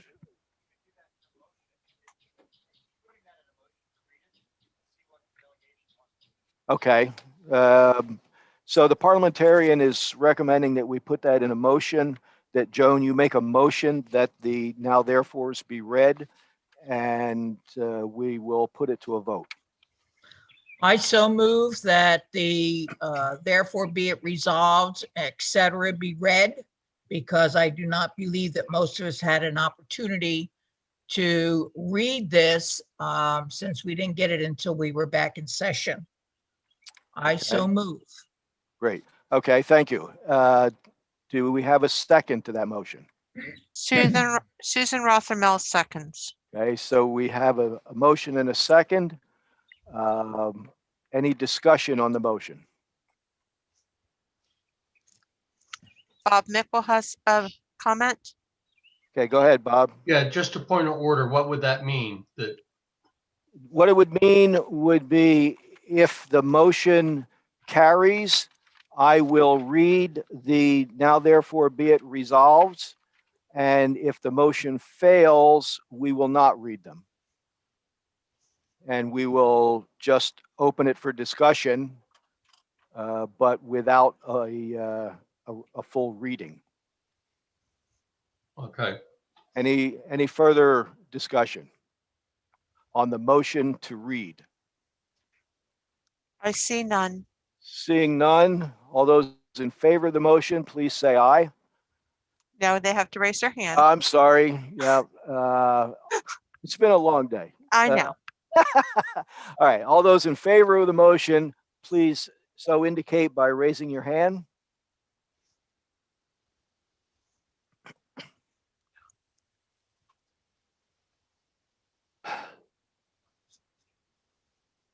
Okay, 5 more seconds to raise your hand in favor of reading the document.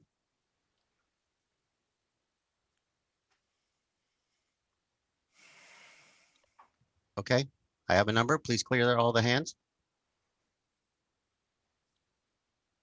Okay, Bill, go ahead. All right, all those opposed to the motion requiring reading, please raise your hand.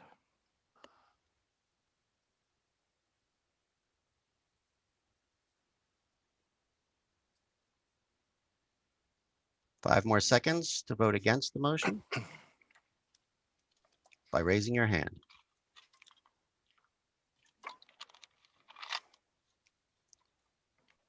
Okay, I have a final count of 24 for, 29 against.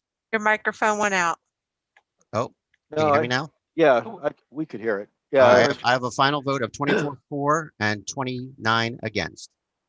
All right, the motion fails. We will proceed to discussion without reading of the resolution. So the floor is now open for discussion on the resolution as a whole with the amendments shown.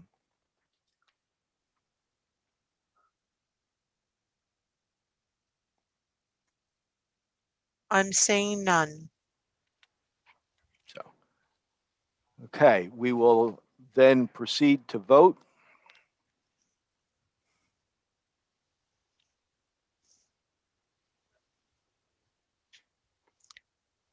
Your microphone's off, Joe. This is resolution 26, correct? Correct. All right, launching now. Polling is now open for resolution 26. You have 30 seconds to cast your vote.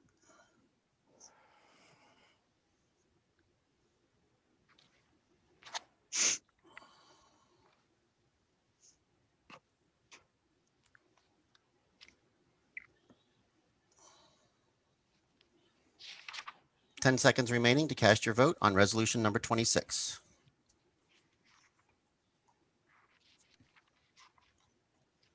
Polling is now closing. The resolution as amended is adopted. Okay, we now have a request, I think, to remove number 27 from the consent calendar. I'll entertain a motion to do that. Jerry Frotell makes that motion. Okay, we have a motion to remove. Is there a second to that motion? Ellen Carter seconds. Okay, we have a motion and a second. All those in favor of removing item 27, neonicotinoid, chlorpyrifos, and paraquat insecticides from the consent calendar, please indicate so by raising your hand.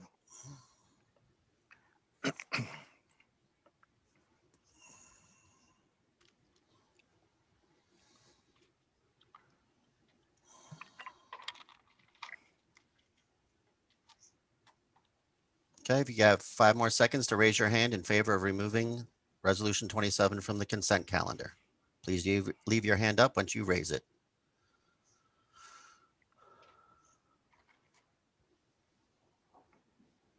Okay, I have a number. Please lower all the hands.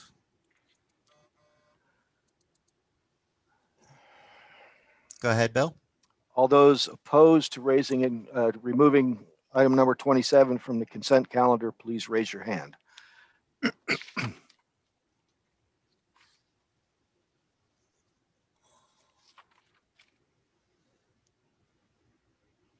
Okay, 5 more seconds. If anybody is opposed to removing resolution 27 from the consent calendar, please raise your hand.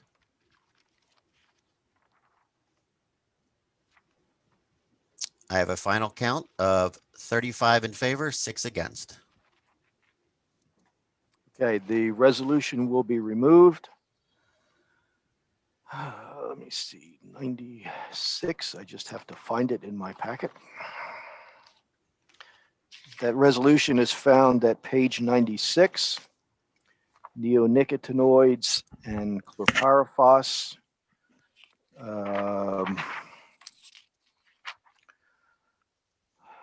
This one's short. I can read it faster than we can do a motion. So I will begin reading at line 80, page 99. Now therefore be it resolved that we, the delegates to the 106th State Agricultural Convention, do hereby urge the department to support the continued availability of neonicotinoid, chlorpyrifos, and gramoxone pesticides for the agricultural and veterinary applications they have been used for to date. Be it further resolved that we propose any legislation to ban the use of neonicotinoids, chlorpyrifos, and gramoxone insecticides as the scientific evidence does not support the drawbacks of using them outweigh the substantial benefits when applied in accordance with the label instructions. Be it further resolved that we encourage an educational program on the proper use of these insecticides be undertaken as an alternative to legislation banning their use, emphasizing the precautions to be taken when using them with experts in the field creating the educational materials. And we urge the New Jersey Department of Agriculture to closely monitor the effects of the use of insecticides on local pollinators. I will entertain a motion to adopt the resolution. Joy Ricker makes that motion. Okay, I have a motion. Do I have a second? Susan Rothermel, seconds. Thank you, Susan. The motion is moved and seconded. The floor is open for discussion.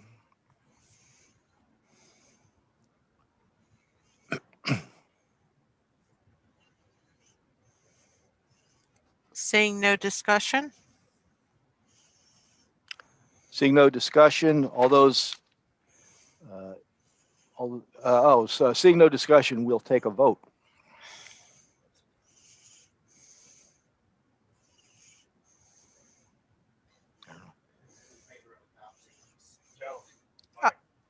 In favor of adopting, Bill? So Yes. this is a raised Yeah, hand vote. There was no discussion on the resolution as a whole. So the next step is to adopt the resolution. Wait a minute. Bill Pettit has a comment. Okay, Bill, go ahead. Don't have a comment. Did it by accident. Okay. You're not the first one today. Okay, let's proceed to vote. All right, so there's no amendments to the No. Correct. So you just have to launch the poll. launch number 27. You've got it.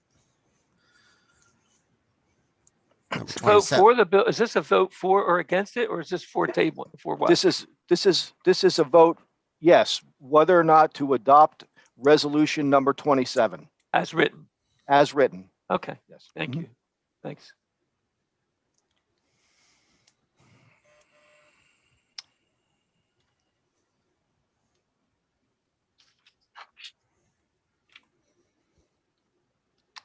Okay, you have 5 more seconds to cast your vote for resolution 27. Okay. The resolution is adopted. Do we have any additional requests to remove any items from the consent calendar? Seeing none, Mr. Chairman. Seeing none, I will now entertain a motion to adopt the consent calendar, less those items which we have previously removed from it.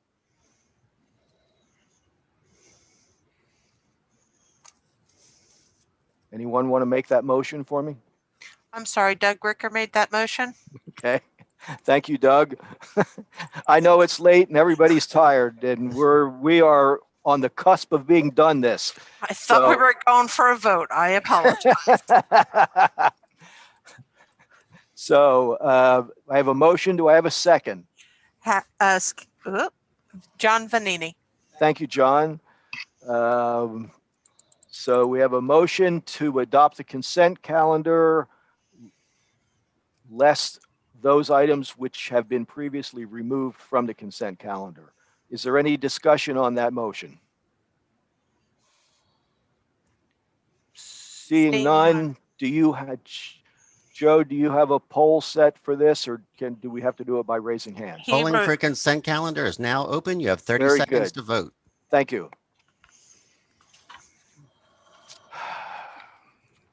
We're almost there, Bill. We're all getting a little punchy. It's Yeah, okay. so We have 10 seconds left to cast your vote for the consent calendar.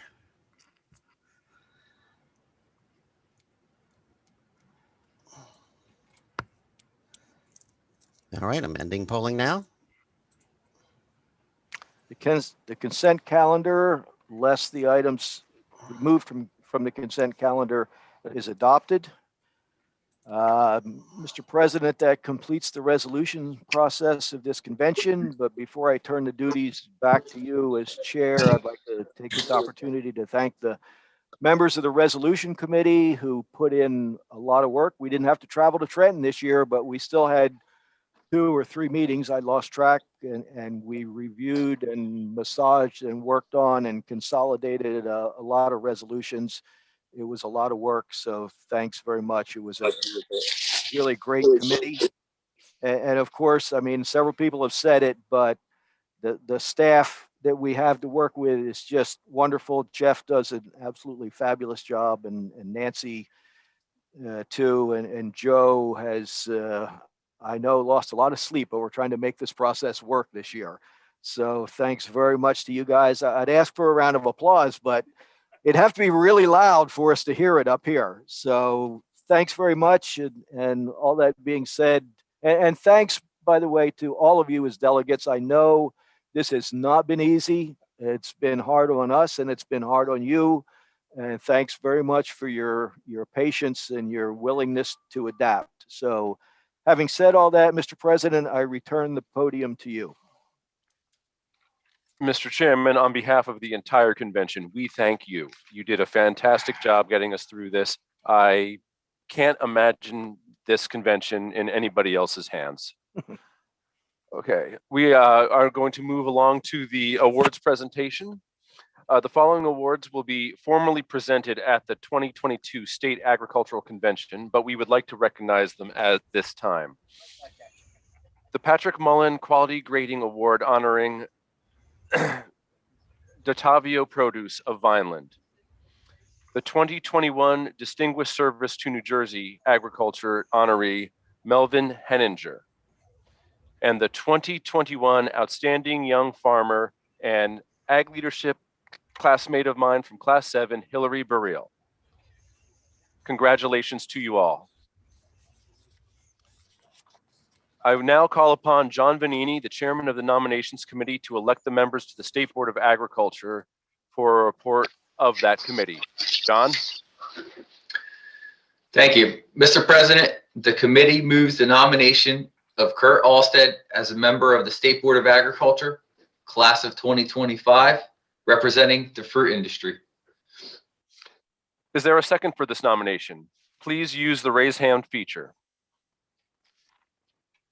You're muted. Sorry, Mitchell Jones seconds. Thank you. Please lower your hands. Are there any nominations from the floor? Please use the raise hand feature if you have another nomination. I see none. The nominations for the fruit industry seat are now closed. We will now launch the voting screen. All in favor of the nomination of Kurt Alstead as a member of the State Board of Agriculture for a term ending June 30th, 2025, vote yes. All opposed, vote no. Delegates have 30 seconds to complete their vote.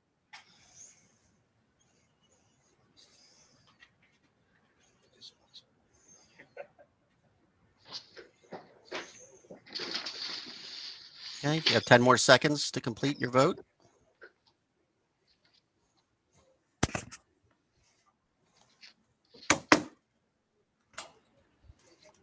Polling is closing.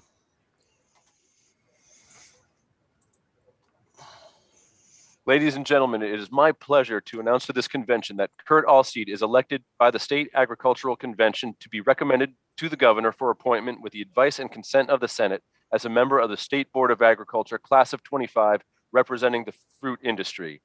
Kurt, would you like to say a few words? Yes, thank you very much, Eric. I just want to say thank you, and I'm looking forward to serving all of you and representing all of you on the state board. Thank you. Thank you. It would have been a pleasure to serve with you, but I will be retiring. Maybe I'll have to get a bow tie. He passes it. You'd rock it. Mr. Vanini, I turn the floor back to you.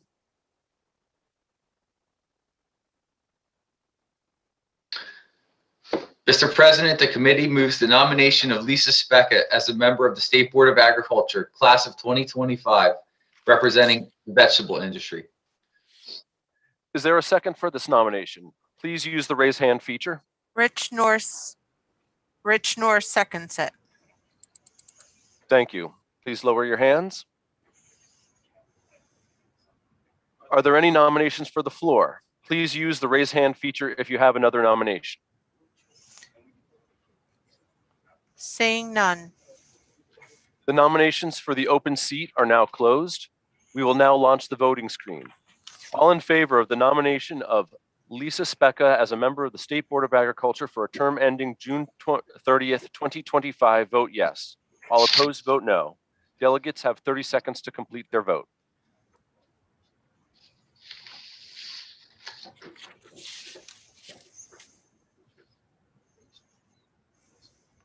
That's wonderful. You have 10 seconds remaining to cast your vote.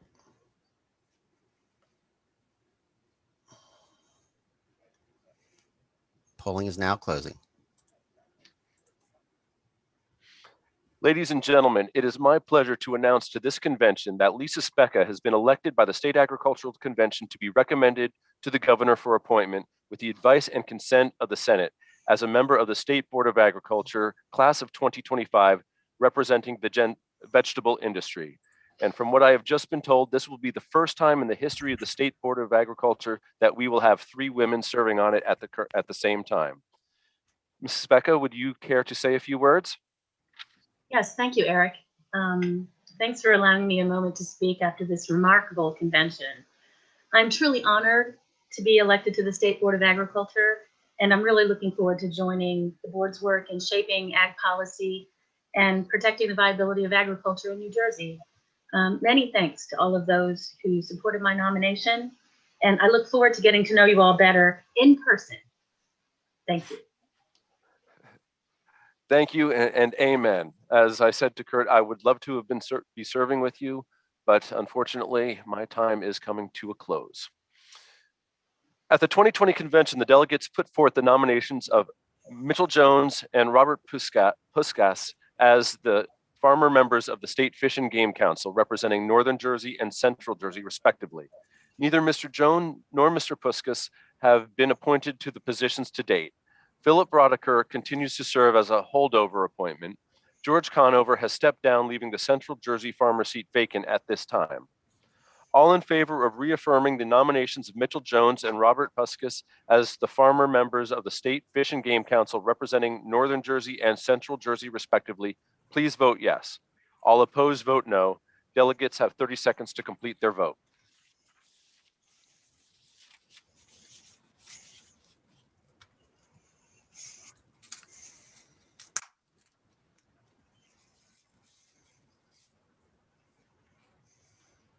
We have 10 seconds remaining to cast your vote.